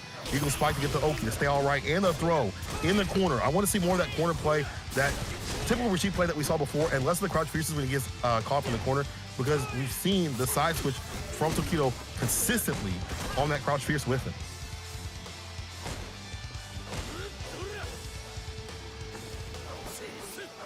Oh, just narrowly escaping the throw from what he gone through in the first game. EX headbutt finds the mark. How often do we get to see that? Linking the low medium kick again on the opponent's wake up. That is huge. One throw will do it. EX spinning mixer. Perfect time to do so. Oh, that's a punish! What are you jumping for? How many times have we seen that today, Vicious? Too many times. Too many times over. Oh my god, what are you trying to jump for? What are you jumping up for? He'll try to go up 2 games. One more round to go down. EX coming through again for that corner push situation. And again, we want to see more, and it's happening here. Stuns rising. The throw pressure over and over again. The wait and bait. It's coming though. Not a bad trade. He'll take that. Still caught up in the corner. Oh my god, and it's fun. He lives to fight another day. That is all tied up 1-1. He actually had to do him like that because of the amount of L's they took earlier. Gachikun is looking to finish it out right now. He needs to. He does not even want to let it go into the 4th set. That was a very impressive set of movements there from the Rashid, getting all sorts of throw baits against Tokido, coming into his will of pressing the buttons he needs not to, or she shouldn't be pressing. Better play right here from Gachikun. We see a lot better play in terms of the corner positioning, things like that. Less of the crouch fierce and less letting Tokido escape. And that's one big thing as Rashid. You've got to keep him trapped in the corner. If your corner game is ridiculous, as you know, Gachikun's is, you can be fine in the finish, but then you see people adjusting that, jumping fiercely like that with the range. If your buttons are being spent wrong, you're going to be punished. At the same time, Gachikun takes us off the table for a little bit, punched only a few times the last couple of rounds, was able to stay solid, and now we're 1-1. Round 1. Fight. Oh boy. Closer, man. Ooh, I'm getting actually pretty nervous, man, just watching this all unfold. Still tied up 1-1. The neutral jump in anticipation of the crouching heavy punch, Gachikun was 100% ready for it, and now pushing Tokido into the corner. The forward throw, exactly where Gachikun needs to place him. But still, the threat of the mirror is slowly coming to fruition. Here it is, the trigger is there. Will we see a side switch? The tech ever so important. V-shift out of there. Excellent defense from Rashid, some of the best in the business. But can he hold on? He does have a slight life advantage. Tokido just needs one throw actually to get a side switch, but also the mirror is still intact. True. A lot of great buttons though. Keep him outside in the corner push applied with on block. That's the thing about, Rashid, again, on block to push that corner, whether you like it or not. EX to the plus frames, don't press the damn button still. Lost the fireball a little bit. In the lead still is Gachikun. He's got a lot of bar again with trigger. Could activate off a heavy kick. Crush would love to have it to find the finish. It's dangerous. Terrifyingly dangerous. It could still go either way. Nope, not anymore. Getting the activation, or the confirm, I should say, from that crouching heavy punch into the trigger. Again, this still is best of 5, so we still have plenty more games to play between these two in this set, I should say. Gachikun does strike first blood. On the way in, gets the throw after that jump in. What a buffer! That is actually super godlike for him to maintain that charge. Crush counter and the side switch as well. Top in the corner of the buffer once again off the medium. The charges have been working out for him a lot more than medium play. Just stopping Gachikun before he even comes in, before the crouch fierce appears become a problem in that close range game. He stops him as soon on dash in, but there's a crouch fierce at max range to lead the medium punch. The back and forth on the button play is super sick, and Gachikun about to get with it with the V-shift chase down into the super to send himself on game tournament point against Tokido. Wow. Gachikun looking in pristine form to possibly take it down over Tokido. Tokido kind of hunched over just a little bit more so towards the camera. Really needs the time to take a breather on this one, and who could blame him, man? This is it's so intense right now. I've literally been at the edge of my seat throughout the performance of both of these individuals here. I wouldn't be surprised if one took it over the other. It's just been absolute dominant performance from week in, week out from someone like Gachikun from the Good 8 squad. Tokido also putting in the work even in the preseason, right? When we talk about the points they've accumulated, Tokido actually took down the preseason and got those 2 extra points against John Takeuchi. He has been leading the team to victory, despite not being like the leader. He has been leading the team to victory even before the season started. So we'll see if this is going to be another one of those cases. As it stands right now, Gachikun is 2-1, has the advantage, a full game against Tokido. Here we go, game number 4. Crouch fierce once again gets a roll up throw situation. Crush though, caught him coming in, close the door in front of his face. Meaty crouch meaty kick, gets the 3-piece, the EXDP bust out though. Gachikun had to get some distance. And off the meaty kick, the activation, gonna get the corner carry too. Another throw. Good block there from Tokido, popping the eagle spike. Oh, EX spinning mixer. Excellent decision making there from Gachikun. What a risk to take, but still not out of the woods yet. Oh no, the mirror. Another throw. There's just so much of a threat from the mirror. Tokido stealing it all back from Gachikun. Standing off set point. How long? Gachikun had a pretty good idea until that V-trigger comes into play and he gets a little bit just, I guess, maybe too careful in some of these situations, but you kind of have to be. You get hit, it's going to be a wrap like that. So jump, deny with the crouching medium punch applied. I like that anti-air, a little bit different with it. Ooh, something crush fierce with the EX behind it. Back at it with the EXDP though. A big buffer there from Tokido. Tying it up 2 rounds straight. You couldn't ask for a better finale. We're down to the final game for this set. If Tokido manages to take it, we're going into set 4. However, if Gachikun does, it's all over. This is looking dire, by the way, for Good 8 squad. And this is looking amazing for the V6 Plus FAV Roto Z team. Can this comeback happen? being down at a 6-2 deficit. It's wild. Not only down in the deficit, but right now, where Tokido was at, he was down in games. About to tie things out. Like, again, this just shows you, like, you get that momentum, it's possible. It's possible. It can be done. Tokido trying to stay in it, trying to win it. He's got to do it now, where it's Gachikun's point, and they take it. I'm so tense. I don't think I've ever been so tense in my commentary career. I'm gonna be real. I'm gonna be real. This is to the wire. I can't take it. I'm finding it so hard to breathe right now. Holy, here we go.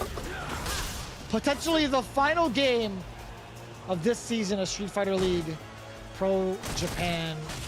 We're here experiencing the grand final between Good 8 Squad and D6 Plus FAV Roto Z. Rashid already doing a great job. Gachikun just locking him down in the corner as he should, but you cannot count out the murder face, the pro genius gamer. Genius pro gamer, excuse me. Finding ways to deal with matchups and also players. We've seen it over time and time again. Street Fighter League, CPT, and things like that finds a buffer in the knockdown. I like this. More walking aggressive play every so often with the mediums, knowing that they could get crushed by the heavier buttons of Rashid.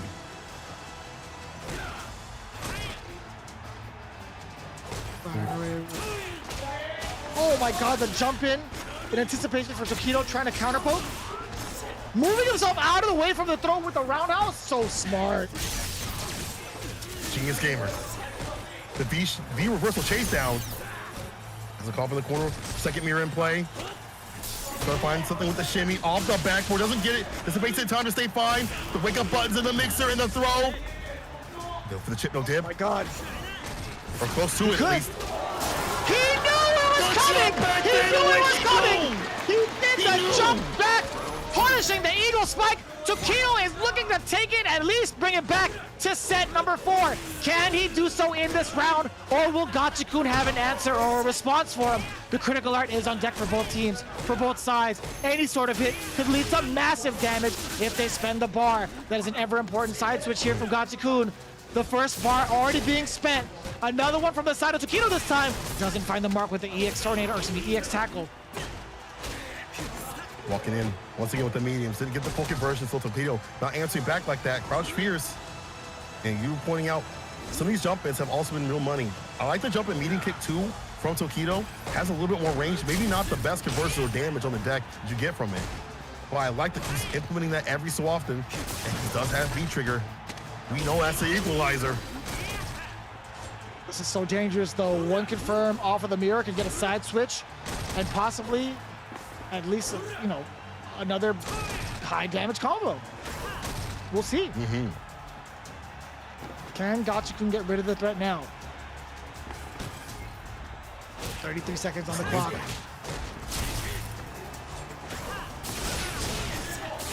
EX Chariot Tackle, that's one. EX Spinning Mixer, that's another. EX Tackle again from the side of Tokido. 20 seconds, he could make this work. He opens him up with the low. Oh my god! I don't know if he could have punished him. Checks down. 10 seconds, he gets hit! No conversion! He didn't have the charge enough! 5 seconds left on the clock. Can Tokido take it here now? Will Gachikun run him out? He does so successfully with a second on the timer. It's down to the final game. Final round potentially for Good 8 Squad. Or will Tokido take it down for set number 4? Let's see what's in store, yo. The way that Gachikun is playing that risk conversion, I love to see it. And Rashid, you don't typically, know this, but for a lot of people don't know this, I should say. But he can play that lane game. He's got the tools to, back away, that crouching like routine as a finisher. You see the medium punch, fantastic buttons. If you come in, you're gonna get hit with those big boy buttons. Crouch fierce and standing fierce, as you see right there. Back throw. Forward throw, looking like a prime position for Tokido to actually take it down. Dangerous territory. Oh my god, it's so close. It is way too close for comfort right now. Yeah, I can't deal with this. Got a ball on the side of Tokido. Dash in tech though. Dash in denied. Damage applied. A little bit off the medium. EX again trying to get the 1-1 situation. Put him in the corner, and this is good. this is where things get real dangerous once again against every situation. The bust out, chooses to go for it. Oh, the throw! The dash in He has again. critical art! In the forward You medium. caught him with the claw punch! They're going into set 4, and all Gachi-kun could do is look up into the sky, a slight smirk on his face, but best believe the emotions are the complete opposite. The distress coming in from Good 8 Squad, and the absolute joy right now coming in from the V6 Plus FAV Roto Z team. These guys are in position to take it all the way from a 2-6 deficit. If you're Good 8 Squad, who are you going to be sending into the final set for Street Fighter League Pro Japan? St. Cola, break it down for me. Bro, you cannot put this on me. But man, honestly, I'm gonna be real with you. If I had to, as two players I'd like to bet on right here, it's got to be Tokido or Bonchan. Experience, living legends, they're heated up. Bonchan for one for having a vast character selection, even if their characters aren't the strongest. In Sagat and Nash, he's proven he could do the duty. Now, Tokido, though warmed up, has found answers for Rashid. The way that he's playing, I would trust him even in a 1-2 situation against any character that comes up by the way that he has shown me. All right, they're heated up, and Good 8 Squad, the way that they are being taken apart, they're missing things here and there, and they weren't prepared. I think those two living legends are the ones to go through and take it if they send up anybody. Oh my goodness! As we take a look at the stats, I'm putting up Tokido, but I will say it's pretty much the same kind of deal. I think, but the two that would make the most sense would be Bonchan and Tokido. Bonchan has been looking absolutely flawless in his matches, right? He was 2-1 against Kichipamu. He was it 2-0 or 2-1 against Kawano's Claw? I think it was 2-1. Yeah, it was 2-1 against Kawano's Claw. He's been an absolute force to be reckoned with throughout the entirety of today. Even in a match prior, Bonchan has been destroying a good amount of folks. He took down YHC Mochi for the first time, or at least the first time in that set. He took down Bonchan. Took out Fudo. I can't even think straight. He took out Fudo in his second match. He fell short to YHC Mochi afterwards. But still, he has the stronger winning record. But overall, I think if you're looking at the strongest players, it has to be Gachi-kun coming up for Good 8 Squad. I think Tokido would have the best bet of taking it down. But I wouldn't be surprised if it's Bonchan. I think they're going to put up Tokido. I think so too. I feel like Tokido's probably the strongest bet from how he's been playing and how smart he's been playing and how he's been adjusting to every single, it feels like not even every single match. Every single round, he's got a different answer. And even when things are taken away from him, I've said this for some of the players out here, but I feel like Tokido's doing the best job.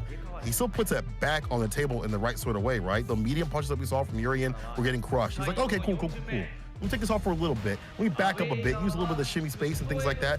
Crouching meaning kick, which can be whip punish, but sprinkles it in so hard, it's difficult to whip punish both those or get the crush. So if I had the bet, it's gotta be Tokido. Still Bonchan, a great second pick, but either way, we're gonna see who's gonna come through and play. Away side, Good 8 Squad, home team, FAV Roto Z. Let's see what's gonna come up. I'm so curious and I'm so scared because this is it right here. The final game, the final point in a 1-2. That's all you get. Good 8 Squad's gonna reveal their last player real soon here. Yeah, so I was gonna say, I'm gonna call it right now. I think it's gonna be Tokido versus Gachi-kun. It has to end that way. Okay. 100%. That's in that way? It has to. I was so upset. I would like to see that. I saw the replays come in, by the was like, no, we gotta get into the games. But the highlights still gotta come in first. I was getting myself so ready. I'm just disregarding the run of show at this point. I'm like, yo, let's just get it on, man. But we saw how imperative it was to get that first W. It's now a domino effect. We see what happened, what transpired between Bonchan and Kawano. We see the same kind of effect going through for Ryusei. Fugera actually had the moments against him. Look at this. He got the games for himself, right? He put himself in a tournament winning position after this impressive comeback, right? Like, he was down, but look, I don't even know if we get to see that moment. Oh my God. Look, he just takes too much damage. Way too much damage. Yeah. We didn't get to see the moment where he jumped himself in the corner to avoid something that Ryusei did, and Ryusei punished it perfectly. That was the moment that fell all apart for Bugera. Absolutely. I feel like, you know, that moment was the turning point right there. And again, Tokido with a fantastic play. Look at that perfect spacing on the shimmy, that minute spacing. And again, how he plays this matchup outside the range for the crouch fierce and the fierce, making sure that every so often, whenever Gacha will put it back, you have something for him. Even these EXTPs, even though they were landing, not deterring Tokido too much. Here's the activation, caught him jumping. What do you mean you're jumping? What are you doing? Urians and their punishes can lead to just so much damage. Oh my. I will say, man, it going down to the wire like this, we are in a very interesting era of Street Fighter V. It's so unpredictable. It's been so enjoyable to watch, and we can see how it went down. The way Tokido brought it all the way back. He was at the deficit. Gachikun was up one whole game, and Tokido still managed to take it 2 rounds straight. My God. And look at that tournament point, that lead on the Eagles side. Look at that. Final game and final round potentially. And it's the way that ended. That means situation that Tokido was just riding the momentum right there, getting that real big lead, and just seals it with a forward medium punch, a counter hit. You call him pressing something, you're feeling depressed. If you go down this way, this is the final match today. This is it right here. Good 8 squad versus V6 plus FEV Roto Z. I can't even control myself right now, to be honest. The just everything riding in, and it all started from that pick, bro. That pick, Kawano. Don't mind. Please don't mind. Oh my God. What did that? You know what's crazy? The look on Gachikun's face after he lost the set in set 3. He looked up to the skies. He looked up and he was like, "Why the hell did we not finish this when we had the chance? This is what we wanted to avoid." But right now, taking a look at a quick fun stat, Good 8 Squad has brought it to a tournament final 3 times in this set. Wow. Or in the previous set. There were so many instances where they had victory in the palm of their hands. But the domino effect is real, ladies and gentlemen. I will say this, and flip this part, man. The domino effect is absolutely real. The pick from Kawano was not enough. Had they changed it up and taken care of Bonchat early, it would have been a whole different story. But this is how it goes. You let a team like V6 Plus FAV Roto Z get in, you give them an inch, they will take that mile. We see it here. What is going to happen now in the final match, the final set here in Street Fighter League? Is it going to be Tokido versus Gachikun? I highly expect it. I expect that too as well. And a lot of people might be like a little weirded out at, you know, the thing being put up from Kawano's pick, but that's the point of the team tournament and the strategy. If your strategy is not sound, you will go down. It doesn't matter how good of a player you are, or what your, you know, how good your claw is or whatever. If you are playing for a point situation, you're playing for a team, all those things don't matter. If if you lose a match, it's gonna matter a lot more. If you win that match, you know, you would have been the finish, but all these matches matter even more so for things on down the line. Because even if you are able to survive, you have points to give, you don't want the other team to have that energy back like that. FAV and Good 8 Squad have been winning 4-0 as away, by the way. And now, as you said, Gachikun up on the deck to try to seal it once again, to get that final win on Good 8 Squad. Again, who's going to be his opponent? To me, you're definitely right. It's got to be Tokido. I think a close second, again, with Bonchan to come through. That would be super sick if Sakonoko went up with Luke. That would be pretty godlike. It'd be amazing. I don't know if it's ready, though. After what we had saw from Gachikun. Yeah. Yeah, I don't think it's ready. It'd be kind of interesting though. Captain versus captain. That'd be pretty hype. It would be fantastic end. Oh man, Tokido has to go up. Yeah, it's gotta be Tokido.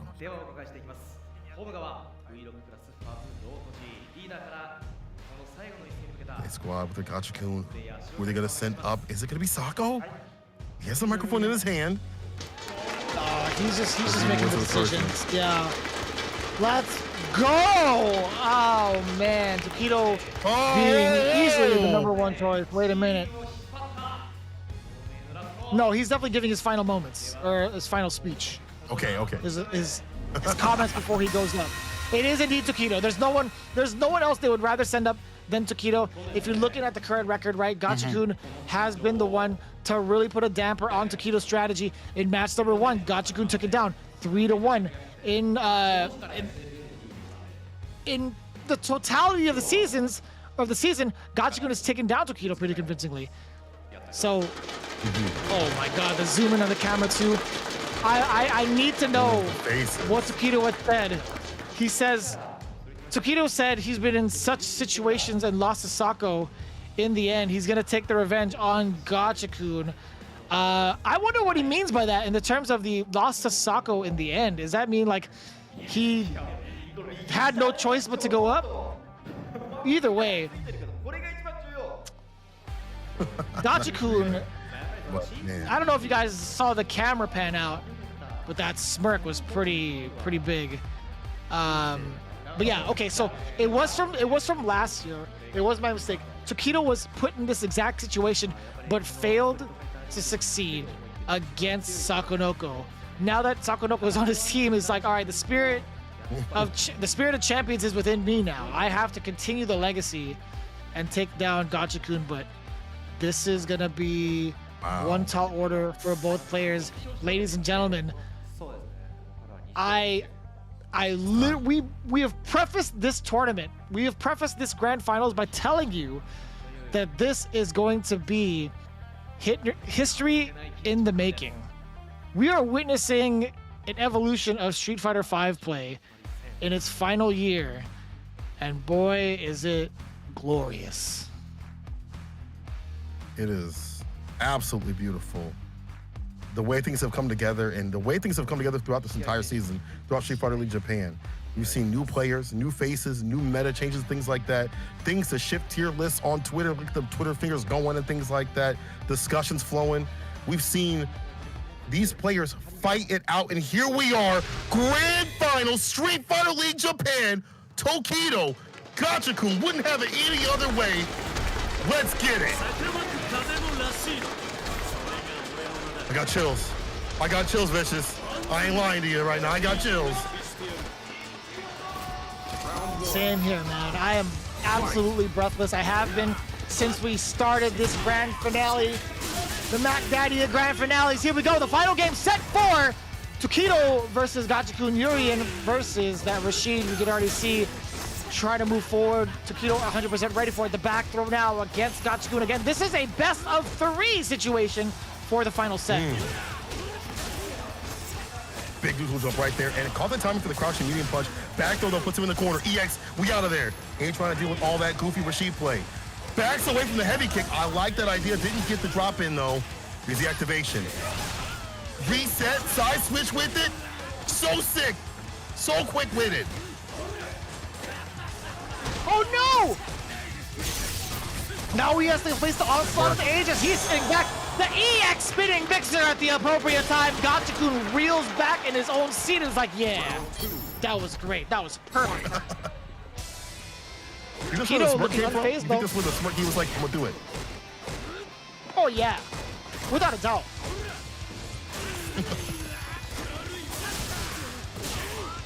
EX headbutt finds the mark. Add that to the scoreboard. Tokido looking as poised as ever. He didn't have the murder face on earlier. There was a little bit of a smile he was cracking.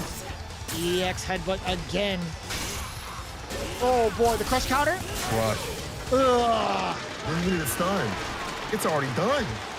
Tokido tying things up. I bet this goes out of the wire. Final game, final round. I would love to see it. Tokido Round start with it. Already get the EX chair attack on the deck.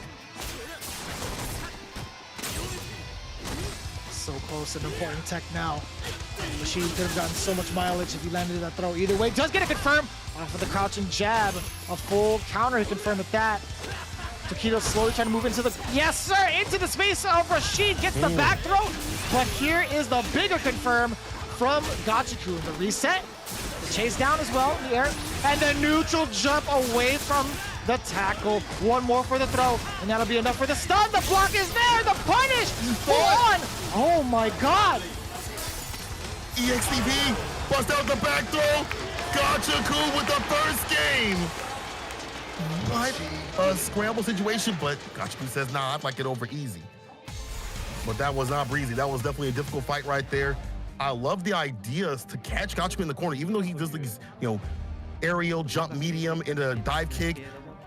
We see Tokido's ready, trying to meet him in the skies, take the trade, not get hit with it. Also block the dive kick once again, too, not falling for the mix. But still, Gachikun in the end taking the first one.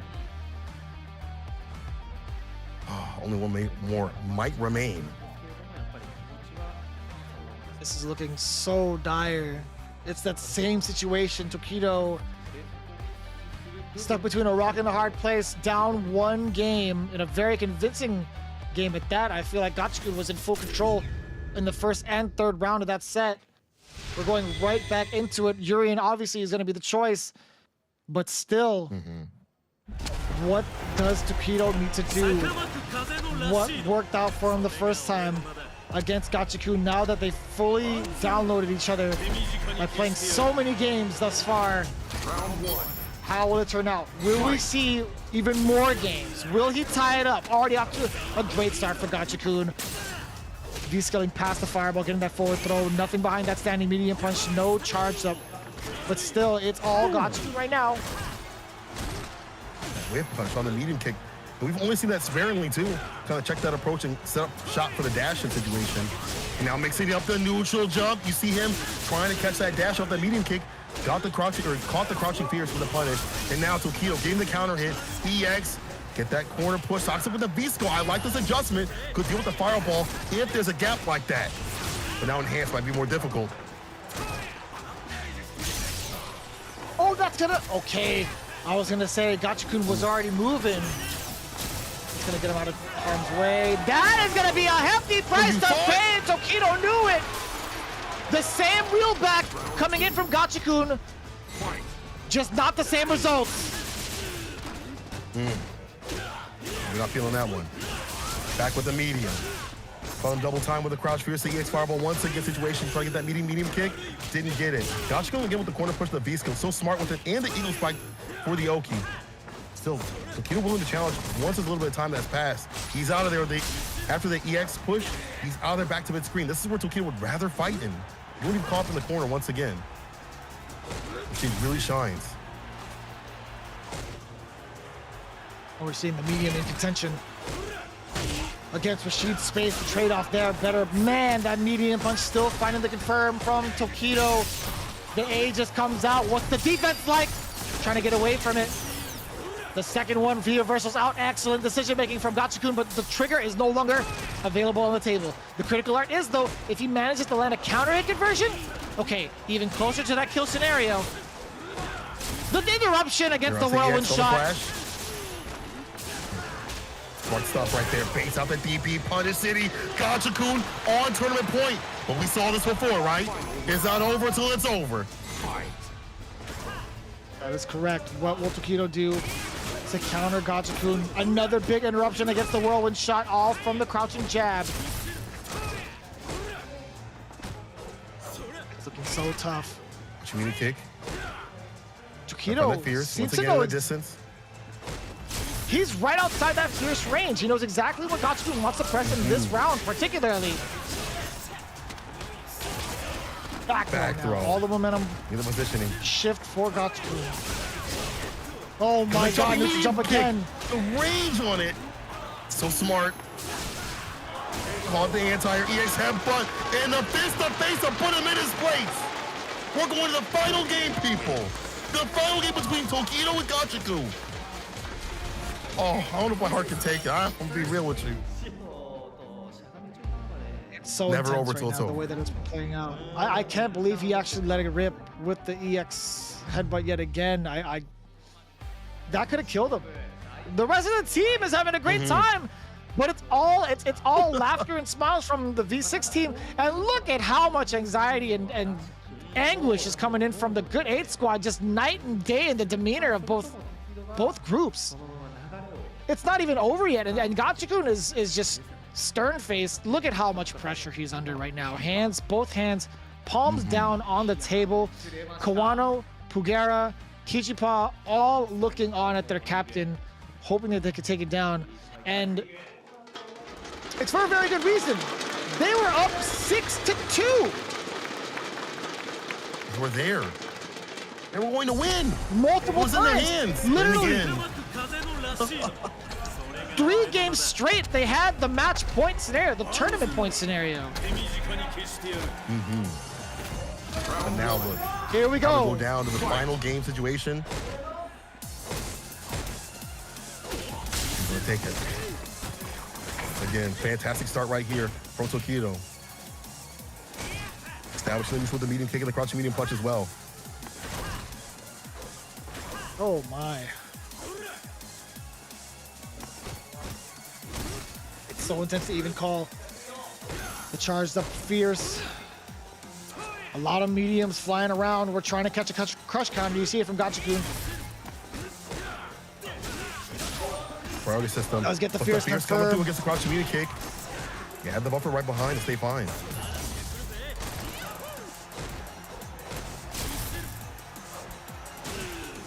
Oh. The X tackle doesn't find the mark. Gachikun is slowly trying to make this comeback happen. He's been at this deficit for quite some time, and Tokido playing it a little bit less on the gas and more in your face, actually. Forward throw. He's looking at tournament point. He smells blood. Immediately going for that swig of water. He is refreshed, still firing on all cylinders. Does Gachikun have the response, the appropriate response at that? No, not yet. The counter hit.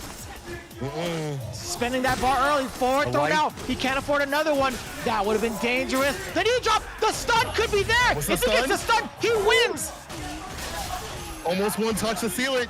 Beastkill gets the push back to the corner. Jumps away, stay in play. A lot of bar at the bottom to be cooked with if you're Gachikun. Jumping situation to get the corner carry. Mixer, you see, he'll go back a little bit, but he can still seal it. The damage differential for this character is ridiculous. One more sequence should seal it. There's just one more sequence. What's the EX? -2. Watch out for the headbutt. Forward throw now. Watch out for the tackle. Watch out for the mirror. There's gonna be it! He got into it! Tokido takes it down!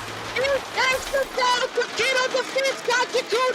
V6 plus FAZ Roto Z are your champions coming back from a 2-6 deficit! They are your Street Fighter League Japan champions! I cannot believe that they made it back with a break, but we called it. We said, what would happen if Kawano picked this claw? What was going to be the momentum, the shift? It had happened there. And as they came back from the break, round after round, game after game, they got the win in the end. Back with it, and taking down the top team that was so dominant throughout the entire season. We saw Good 8 squad damn near undefeatable. Even out here, it was looking like it was at the brink, but they didn't give up. Heavy Rosie sitting with the victory, and honestly, ultimately adjustments from Tokido once again, over and over again, and he didn't make those adjustments, not only in just the games itself, but in the match like that, in the middle of the match, continuously. What a wild amount of sets. I can't even describe how fantastic this Street Fighter V play was at the this is the highest level y'all are gonna get. This is the best y'all are gonna see for a long time. This has been ridiculous. That's just the way the cookie crumbles, man. One winner, one loser in competition. That is actually a pretty heartbreaking sight from the side of Gachikun, but at the same time, a huge celebration for V6 Plus FAV Roto Z, coming back at that deficit, just completely turning the tide against the team that was on a hot streak all season. It was been multiple months long of going through Street Fighter League, and Good 8 Squad has just been absolutely dominating decimating the competition without a single doubt. They have been undefeated. The only like tough loss they had was against Mildon Beast, and they had a draw overall. So they had the craziest record in the season. And you can see the amount of emotions from both sides. It's starting to come out more so for Ryusei. We saw it a little bit earlier ago from Gachi-kun. We didn't get to see it from the rest of the teams or the rest of the members from the Good 8 squad. But this is what miracles truly are. I feel like this is what man aspires people to even continue being competitors from performances like this. There's something so special about it. As we get the winning interview in, you can see how much it means to Sako Noko. Looks like he's ready to go to sleep. He's like, can we go home now? Sako does say that. He says that these are those rare moments where he gets so emotional by playing fighting games. And it's hard not to get emotional too. Tokido gives us his comments. And one thing I want to bring back to is when Ryusei said during the Street Fighter League that he wanted to put his all into this now. He wanted to really put his whole into esports. You see the results. And today was definitely the day to pull out those results. A pivotal point for his team, a pivotal point to stay in. All the team members were in the end. And it just, look at where it leads him to, the victory against the strongest team, to never give up. I feel like if you're watching this and you've lost a bunch of ranked matches and you still want to be a competitor, you want to be strong in fighting games or just be better, this should show you that it's never over until it's over. It's never over until it's over. These players were at a deficit.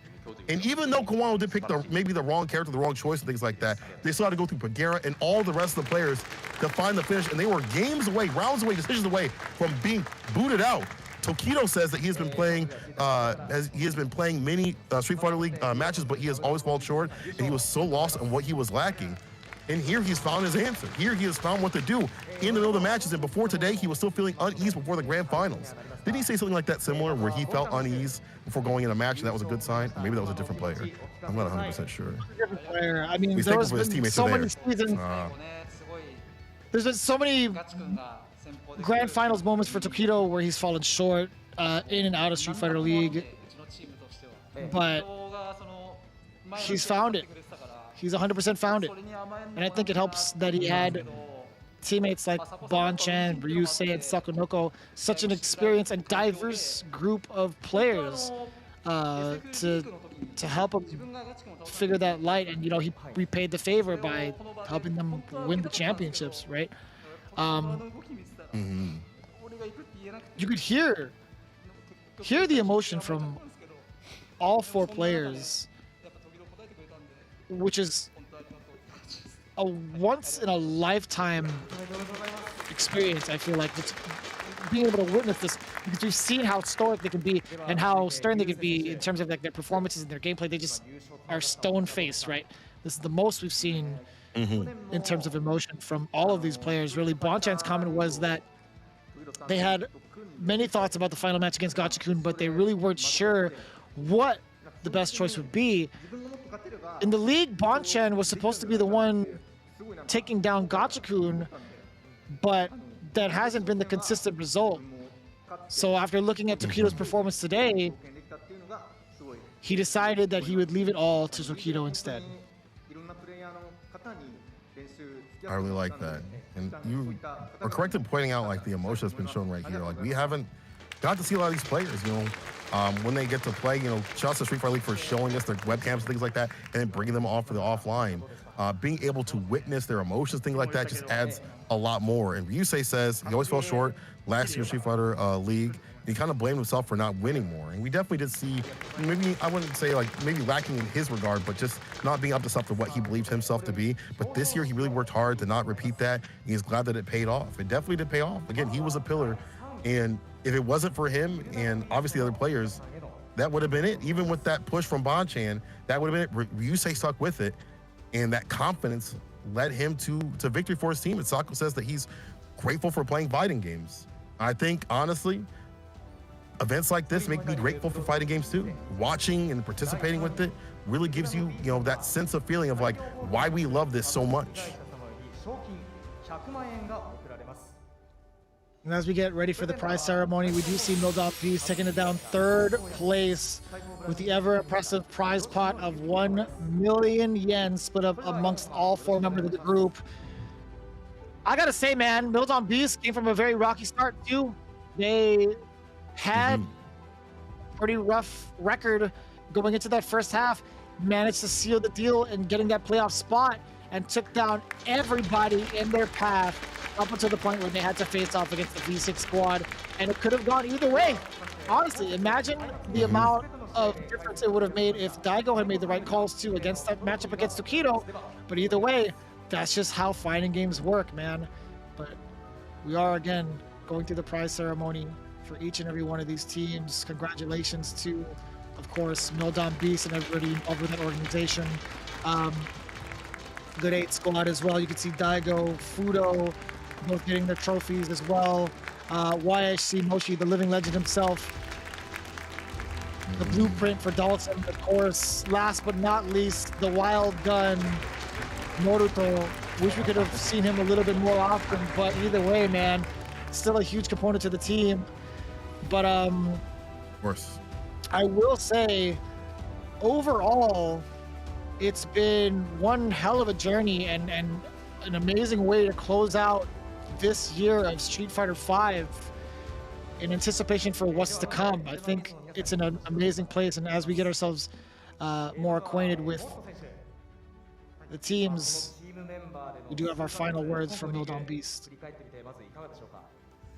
Coming through real soon here. Looks like Moruto speaking first. And I want to give a special shout out to Moruto. The fact that even though he didn't get to play, his presence as a player has been just buffed up by Street Fighter League. I went to his stream a lot more often, obviously, once he started play, so I could study him, and seeing how many people are there, also like foreign viewers and things like that, is heartwarming to see, like, these players that maybe were under the radar pulled out to the forefront.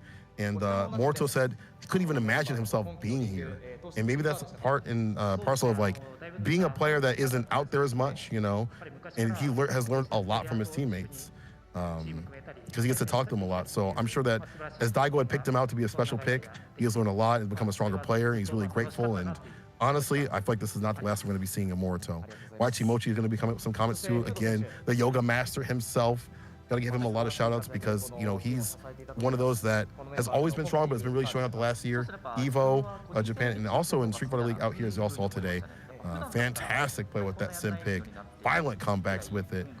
And you just have to, really respect his play, and it's been a wonderful journey for him, and he has enjoyed being a team with everybody here. We get the final statements. Fudo got his in as well, and of course we get the captain, Daigo Umehara, finishing it up. But for Fudo, he expresses pretty much his joy towards team matches and how he likes them way more than individual matches.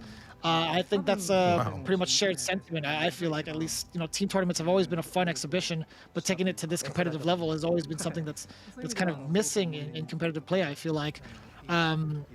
He also feels he can improve more by playing in a team, something like Moruto kind of touched up on, being able to talk and converse with your teammates in regards to the strategy, and having another set of eyes kind of watch over you and figure out what to do in the next match. There's just so much to learn being in that group setting. Daigo pretty much rounds it out, and I love hearing Daigo just speak in general because he's very soft-spoken. He's very straight to the point. But he says he thought the team matches were pretty fun, and he wasn't sure how to make use of the team system well at start, but he kind of figured it out along the way, and he's happy to reach 3rd place with his team. And up next, of course, with the prize ceremony going on, Good 8 squad is going to be coming up, and I'd imagine there's going to be a bunch to talk about with how it all went down. I would love to hear how it goes down. But still, either way, 2 million yen going towards a Good 8 squad split amongst the 4 of them. Not bad at all. Again, I can't wait to see what Good 8 squad's going to say. I want to hear how they stayed so strong, what they thought of their progress and things like that. How they were able to keep in that top spot with some of the, if not the best in Japan, really. 2 million prize yen split up between the 4 is nothing to scoff at. And again, We're going to give them the ceremony. And this team just showed me the portion of the team-based play where the players matter, and so do the character choices in terms of the genre of the characters, right? A grappler, a counter character, a bruiser, and things like that. And then you have the variety back and forth, the all-rounder, right? All these things make it hard for them to find defeat, and how these specialists have found their power, not only in Street Fighter League, but outside. Pugera had done a fantastic job at Intel World Open, right? We saw that fantastic in other elements of tournaments and things like that too. Gachikun, just a CPT champion right there. You can't fault him for anything on that. And then we saw Kawano being an EVO Online champion too as well. Kichi Pamu coming back from the shadows that we maybe haven't seen a lot of Geek players really showcasing what that character can do in many of these situations. So as a unit, they were fantastic, and I love the character the choices and decisions. Wasn't really focused on, I'm gonna have with the top tiers, I'm gonna have the characters that really fit me. So Kichi Pamu, the massive pad grappler, coming up first. We didn't get to see much of him play. I would love to see more of him, but he definitely put in some work today. With that Geef. We didn't see any of the Abigail, but loved seeing how his Geef was working out in this new season too, and just how he adjusted too. Even though he lost some of his matchups, how strong he was in chasing people down. So he's really sad that they fell short, which is to be expected. They were so close to it, and he was such an integral component to keeping things solid at the beginning of these matches they were fighting with FAV. So we're gonna get a little bit more on that. And he has learned he's learned a lot. He's gonna make use of that good experience, I feel like he's used some of that, or some of the experience, he's used it already in the CPT, getting top 8. So can't wait to see him at more tournaments. Yeah, they do have a full season to get ready for going into it, right? Yeah, you could see the disdain and from everybody, man. It's tough. It's tough to even get an interview out. Pugera has always been the more poetic one when it comes to getting his words and thoughts together. We kind of joked about that throughout the entirety of the league. Very straightforward and very poised too. But for the most part, this is, I'd imagine, it's just a ton of emotion coming in from all the players, especially with how close they were at becoming champions here at Street Fighter League. But getting into Pugera's comment, he's grateful that he got chosen to be on the team, and that the team is just full of so many young players. He felt honored to be fighting alongside this fantastic group of players. Are so strong at such a young age, right? Pugera has been in the community for quite some time. We've seen how dominant he was in prior or previous Street Fighter titles. Him being picked amongst this young group of candidates, some of the best we've seen, the best and the brightest. He was definitely feeling grateful for that opportunity, and he's looking forward to grinding hard even further in the upcoming seasons. And of course, Kawano coming up next with his comment. I'd imagine there's going to be a lot to say in regards to his current performance, right? He just came from qualifying in the Capcom Cup into the finale, right? From Japan qualifier number 4, and then immediately after had to play the grand finals in terms of like the order.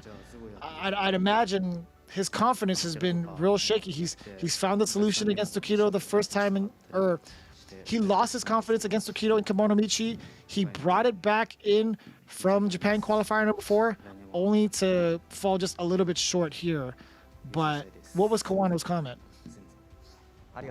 Looks like he's saying that he felt that he is still far from being good after watching the matches between Gachikun and Tokido. He still sees them as having a bit of a gap like that, but he's very grateful that Gachikun got him into the team. And I don't know if he's so far from it, but I do like the idea that there's more to work on. You say he tried to learn new characters to raise the winning chance, and we saw how that unfortunately didn't work out. But at some level, it's good to try things out. Maybe not at the very end like that, but it's good that he has the idea to have a character if he feels that it doesn't work in these situations. Maybe not the best time, but he apologizes for not performing well. But overall, you got to give it to him. He was very strong this entire season with the calling pick. The strongest in the business to do it. Top 1. I tie him out with Nephew out here. The best Colleen's. He definitely did a lot of work out here. And Gachikun come up with his comment right here too as well. You can see the tears from his face. really hitting him that, you know, they didn't make it. They were so close to doing so. Everything was great. But he is sad for second place because his team had trained really hard. And you can see it in their play. You've seen how well they trained throughout the entire Street Fighter League to be that good, to stick with the teams and not take a loss. It takes a lot of work, but it's not the end for everybody. And I agree, I don't think it's the end at all for Good 8 Squad. You can see the amount of emotion coming in from every single player, third place, second place, even first place, right? You can see how much work is put into their craft. You know, falling short is part of the learning process, right? You kind of have to fall in order to improve, I feel like. And everybody gets to go in and guns a-blazing and see the fruits of their labor right off the bat. I mean, this is just another stepping stone for these players. But as it stands right now, the V6 squad, V6 Plus FAV Roto Z are indeed the champions for this year's Street Fighter League Pro Japan. And their prize, 5 million yen. A ridiculous amount, man. That is insane. And very much so well-deserved with this diverse group of players as we get the award ceremony going even further. I will say, man, as soon as the final moments were struck, seeing the emotions from both sides, you could see how much it means to everybody, right? Even from us here, like, holding back emotions and trying to get through like the commentary, that was insane. I literally almost broke my mic arm screaming for the championship, but all jokes aside, again, this is something that we really show the passion of the fighting game community through these events, and I'm glad that we even have these opportunities for our players, for our communities, and for the fans at home, especially being able to witness true potential in the fighting game community within ourselves and our group, right? That's just, it's crazy that we've come so far and we're still continuing to evolve as individuals, as players. Overall, yeah, the captain, he has to grab the trophy. Sakonoko raising it up high. The strongest halberd for the V6 Plus FAV Roto Z team. Again, another round of applause. I'd be clapping as much as I can, but I'm already going to get evicted. Ladies and gentlemen, your champions for Street Fighter League Pro Japan 2021 is V6 Plus FAV Roto Z. I really want to touch back on what you had said about, you know, how we're able to have this event. You know, it's been great. You've been stuck inside for a long time for Capcom Street Fighter League and all these sponsors, all the viewers, the players to come through and give us this entertainment and have so that heat, that passion, that drive to compete when all things are seeming, you know, a little down and out has been amazing. And we've seen the push of the meta, right? I already can see the discussions on Twitter about what needs to be changed for this and that character. But all jokes aside, you know, we got to see the highest level of Street Fighter V action. I feel like, you know, not only with this, but also with the CPT. So these events, you know, without these events, like, there's obviously the locals and things like that. There's obviously, you know, tournaments and like stuff like that. But this also helps to push that competition and being able to see this in person, being able to see the faces that you don't typically able to see on an online tournament. It means so much for people to be able to witness the true passion. You know, you can see it in their play, but for a casual viewer to see how much it means to these players out here, see their emotions, see them offline is definitely something that should be cherished. We'll get Ryusei's comment. He says he knows that he is the weakest in the team, and for you to be the weakest in the winning team is a very, you know, you may not think that's you may think it's a bad thing, Ryusei, but that's a big thing right there. It's a big compliment because you're so strong. But he has said he has tried his best not to be a burden of his team and train more than usual. He's just grateful that the team won. You should definitely recognize the fact that he was a pillar. In fact, making sure that the team stayed solid and had that, you know, kept that win going, right? If it wasn't for him, that would have been it. That would have been a good 8 squad win.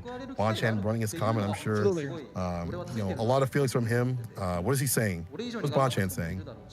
Well, I wanted to kind of touch up on that with Ryusei as we get our comments going for Bonchan. Ryusei has had such a vast improvement season to season. I still remember talking to him for the first time over in Canada Cup of 2019. In comparison to the year that he had in 2018, he had like a breakout performance in 2018. He slowly started to come together and figure out how he wanted to perform overall. And now, you know, even though he says he felt like he was the weakest on the team, he was one of the most pivotal parts of some of these matches throughout the season, and especially in the grand finals. You talked about it just now. If he hadn't won, it would have been over. But going into Bonchan's comment as we get ready for Torpedoes, Bonchan said that he felt that the league was very long, and he's lucky to have his hard work converted into these results. He'll take it positively and work even harder in the future. Sounds like an Evo champion to me right there. You know, Bonchan putting the work in, getting the wins right there with the carry. Not only that, with the Sagat pick too. Love to see it. And we're about to see Tokido's comment as he says that he's been going through the matches, the semifinals and the finals a lot before today, but he didn't perform as he should in the early matches. We saw it took a little bit for him to warm up, and even then those were still some very close sets and games and things like that. So even though he said he didn't perform as he should, it was still very close at the beginning, right? We saw him kind of warm up and get the adjustments and things like that. He did lose at that 3-1 situation, but he's glad, and he noticed this, that he had pulled himself together in the end, and he's able to find these wins. We saw how he adjusted to Gachikun multiple times. In fact, right after they had played, you know, and to have that kind of heat and to keep, you know, a different strategy every single time that you were met is very, very hard to do. It is not difficult. It's very difficult to not get downloaded and not have something, you know, different in store for them. And he's very glad that he can, you know, pull himself in these important matches, right? These matches that were so pivotal, as we saw how pivotal every match was right after the Kawano match versus Bonchan. So he actually wasn't as nervous as he thought he would be, mainly because of the experiences that he had in the past, and most importantly, he has teammates talking to him. We talked about that team element, right? And how he's very grateful right now in the end. We'll get Sako's comment soon. What's he saying? He's holding on to the golden Ryu statue of, or trophy, I should say, of Street Fighter League. I'd imagine he had a lot to say because, you know, he's been in this position before. He has taken it down, and he has been a champion in Street Fighter League prior seasons. But he does mention the kind of atmosphere he is in with his teammates briefly. He does say that everyone in the team is really serious about fighting games and towards their improvement. It gives them even more motivation to improve as well. As we've seen him grind pretty much day in, day out on his streams. He also comments that he's glad to meet so many great players in Street Fighter League, because the more that you acclimate yourself to the competition, the more that you get to sharpen your steel, so to speak. You get to experience some of the harsh losses on a competitive stage. You get to bask in some of the biggest victories on the same stage. You get to fully experience what it takes to be a pro player, as well as what needs to be done to grow as a pro player because of these competitive aspects. And I think, you know, Sakonoko, being a veteran in the scene for such a long time, for decades even, he has nothing but gratitude to be involved with this competitive spirit of the players here at Street Fighter League. And we did have a couple of comments in from the commentators as well.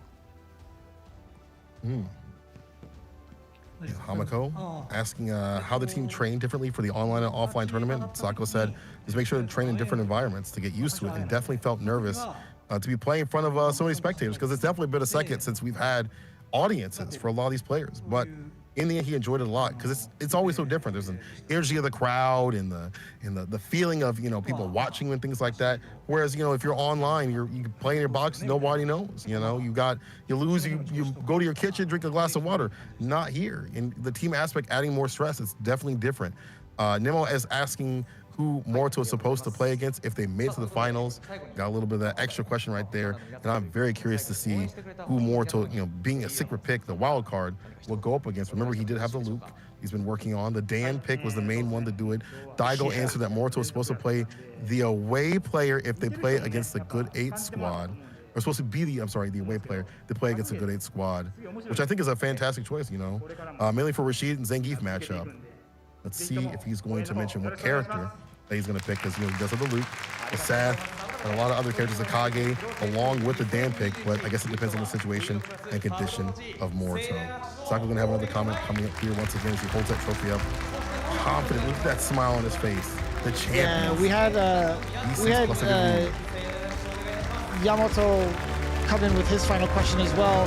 And before we even get that comment in, Aru, Hamiko, Yamato, special guest Nemo, Ando-san, Takagi-san, they've all done a fantastic job of covering all the aspects of Street Fighter League. But as Yamato kind of gets his question in, the response from Sako was that there were so many awesome matches today, and that fighting games are so fun. Please continue to watch and or play fighting games is his final comment. We do have the just a little bit of extra info coming in for Street Fighter League in 2022. We will have another season coming our way for Street Fighter 5. That is excellent news, especially if you're a fan, because we need to make sure that we do it right, man. We got to show everybody how good this game is in this current atmosphere, in the current position that it's in. I think a lot of these characters have been fine-tuned, and Capcom has done a fantastic job of getting these balances in.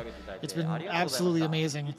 But yeah, this is where I want to ask you, St. Cola, your thoughts on Street Fighter League this season.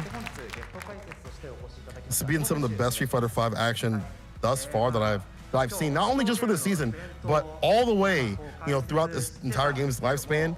And I'm super excited to see that it's coming back. Like, I am so hyped right now. I've been losing energy, obviously, because we've been commentating for hours, but I am ready again for some more Street Fighter 5 action, Street Fighter League style. Let's get it.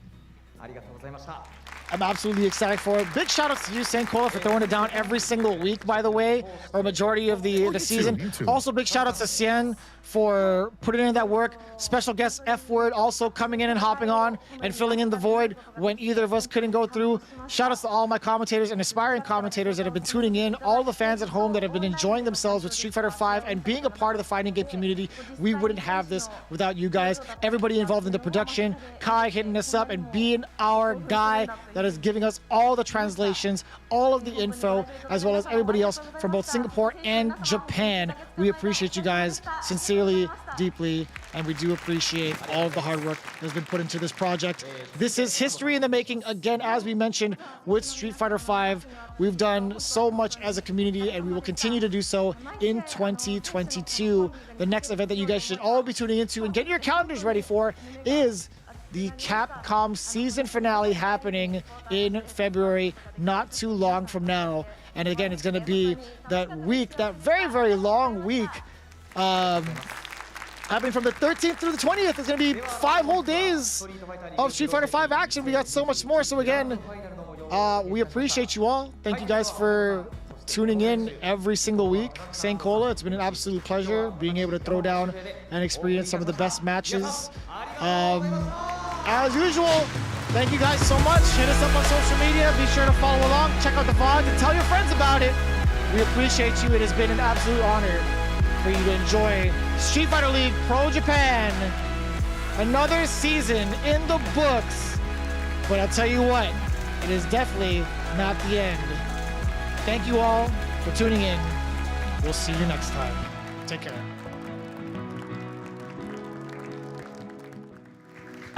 ファンの前でプレーするっていうのもね、したいですよね。全勝の梅原追いかけてきた上伝説が迫ってくる手前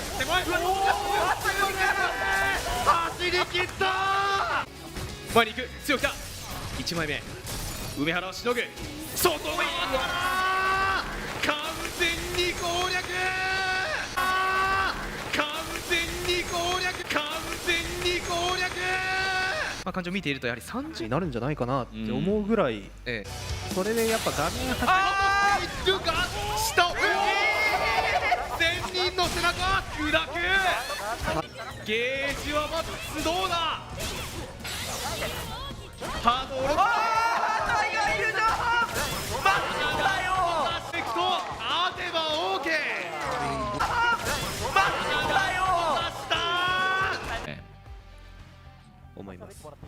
けあと1打上振り出され前にそれを読んでいるコーナータックル北がない振り出され白いぞ前に行く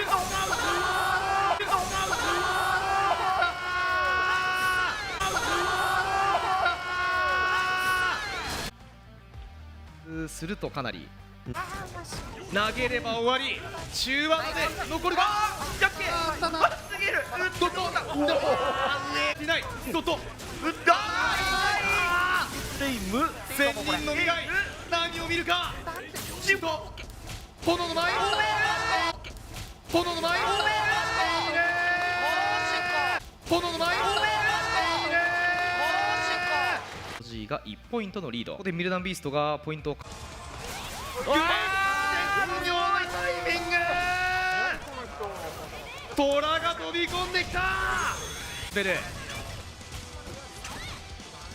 じっくり待てばいい止め止めに来たさあお見事ボンちゃん止めに来たさあお見事ボンちゃんさあお見事ボンちゃんここはストレッチその選択肢はやっぱあるキャラクターをカードとして持っています梅原押さず3リーチうわーダメージ攻略が必要削りも見えてくるがもう駆け抜けるしかないぞ簡単ソニック簡単ソニック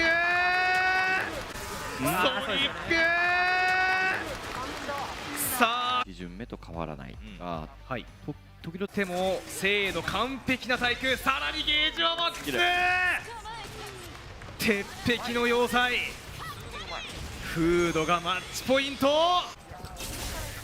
相打ちはダメ前に行くカウンター40スチールフード40スチールフード40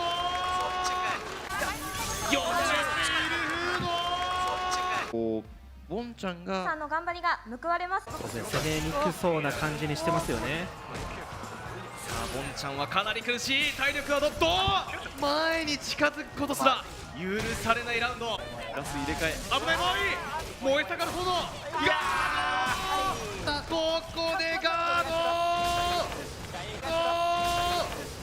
王のもとに集いしここでガード王のも用意されている可能性がまだこう、EX タックルで押し込むことを選択下段の選択肢で梅原がダメージを取っていくなタックルワンゲージ CA の線はまだないどうだおーやばれ裏切りの一手梅原頑張れゲージはあるこれゲージはあるこれでゲージはあるこれでグランドファイナルのセミファイナル1戦目がこれ準決勝でしょ66これ準決か手の内っていうのは分かったとただ直近は時々間に合ってるガードどうだ体力リード上原やっぱ体力うまい取ってますねカウンターガードなんと受けてきたと思っているゲージもマックスさあ挑戦に挑みし者がマックスさあ挑戦に挑みし者が最高のゲーム見せていただきました最強の中堅若手世代グッドインドスクワット高さですよね常に本当に細かいゲージを無駄にさせた流星2枚目崩しているさあゲージを使って倒しきり上張り暴れるしゃがんで暴れて逆に入ってくる流星上ここは対決出ない押し切った上ここは対決出ない押し切った上ここは対決出ない押し切った吉パの残芸2人カリンという組み合わせははめこさん強気にいった大吉セットプレイウリバーサルダウンしている強気危ないぞうまく隙をついたゲージはたまるぞお見事コンボ選択バッチリボンちゃんゲージがない吉パ追撃ラスト一発投げで決めるラスト一発投げで決めるラスト一発投げで決めるここぞといい試合くぐり抜けてきましたからね。返せば 2-2 という触っていくか。橋のキープ、ブラックカウンター、コンボはバッチリ。怖すぎる。いやー、ここ裏で逆手に取った。ガチ君思わずにやける。投げスタンまでゲージはマックス。なんだこの男がチームを支える。リーダーガチ軍が3対これでガチ君が決める。ザンギエフ、このキャラにだけは絶対負けたくないです。さあ吉場は先2枚目手前割り、この体力差、これ奪還流星がリード。相模上、うわー見事、上、うわー見事した吉場。スタンチも回復、あっと止めてる。またしてもダンリーチヘッドバット、リーチヘッドバット、今度はガードがきちんと成功すればね。そうですね、やっぱチャンスは時々いくつストレート被弾しないですね。うわー腐敗の拳、有利投げチャージはもう使い切っている。もう一丁ダウンを取ってダッシュ、取れば勝利が決まる、取れば勝利が決まる、取れば勝利が決まる。そしてタコとしてそうですね、守りきれるか。タコしっかりしのいでいる。反撃した。ただ嵐はやまない。しかしやはりガチ君の中継の仕耐えている。反応してしまった。リーチだ EX 評価しているんで、これをどう使うかです。過激、おおこの投げの入れ替え、匂うところスタッフだ。あえて止めている。キーザガチ君、あえて止めている。キーザガチ君、大将ガチ君ポイントをこれだけ戦うことができるかだと思いますね。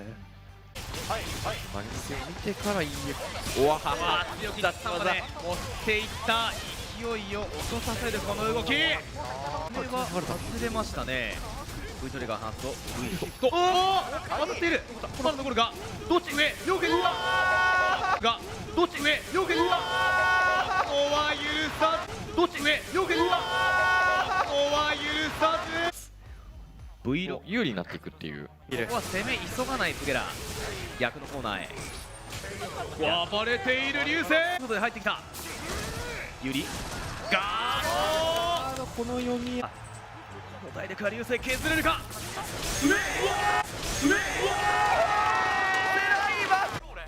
マジでしたんですけれども、2巡目から救いましたからね。さらに上シフトをかいくぐる。ゲージも溜まっている。さあ2つ目の星獲得はこれなんですが、通常系にしてたことにより間に合いましたね。バトルスター、あとことごとくこのマッチアップが披露するゲラ。ゲージはマックス。うわうわ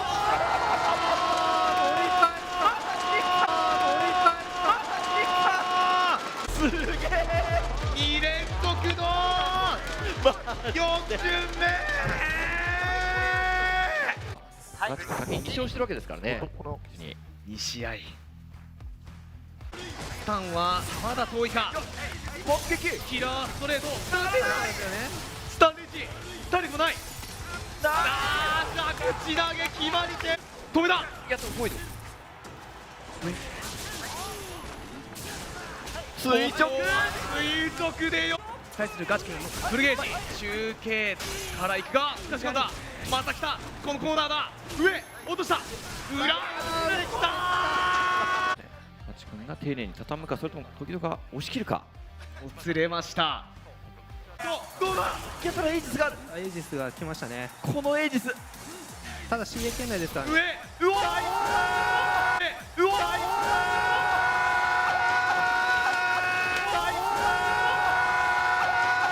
勝ったのは時戸っていう感じでしたね。ストリートファイターリーグプロ JP 優勝は V6 クラスボムの勝ち。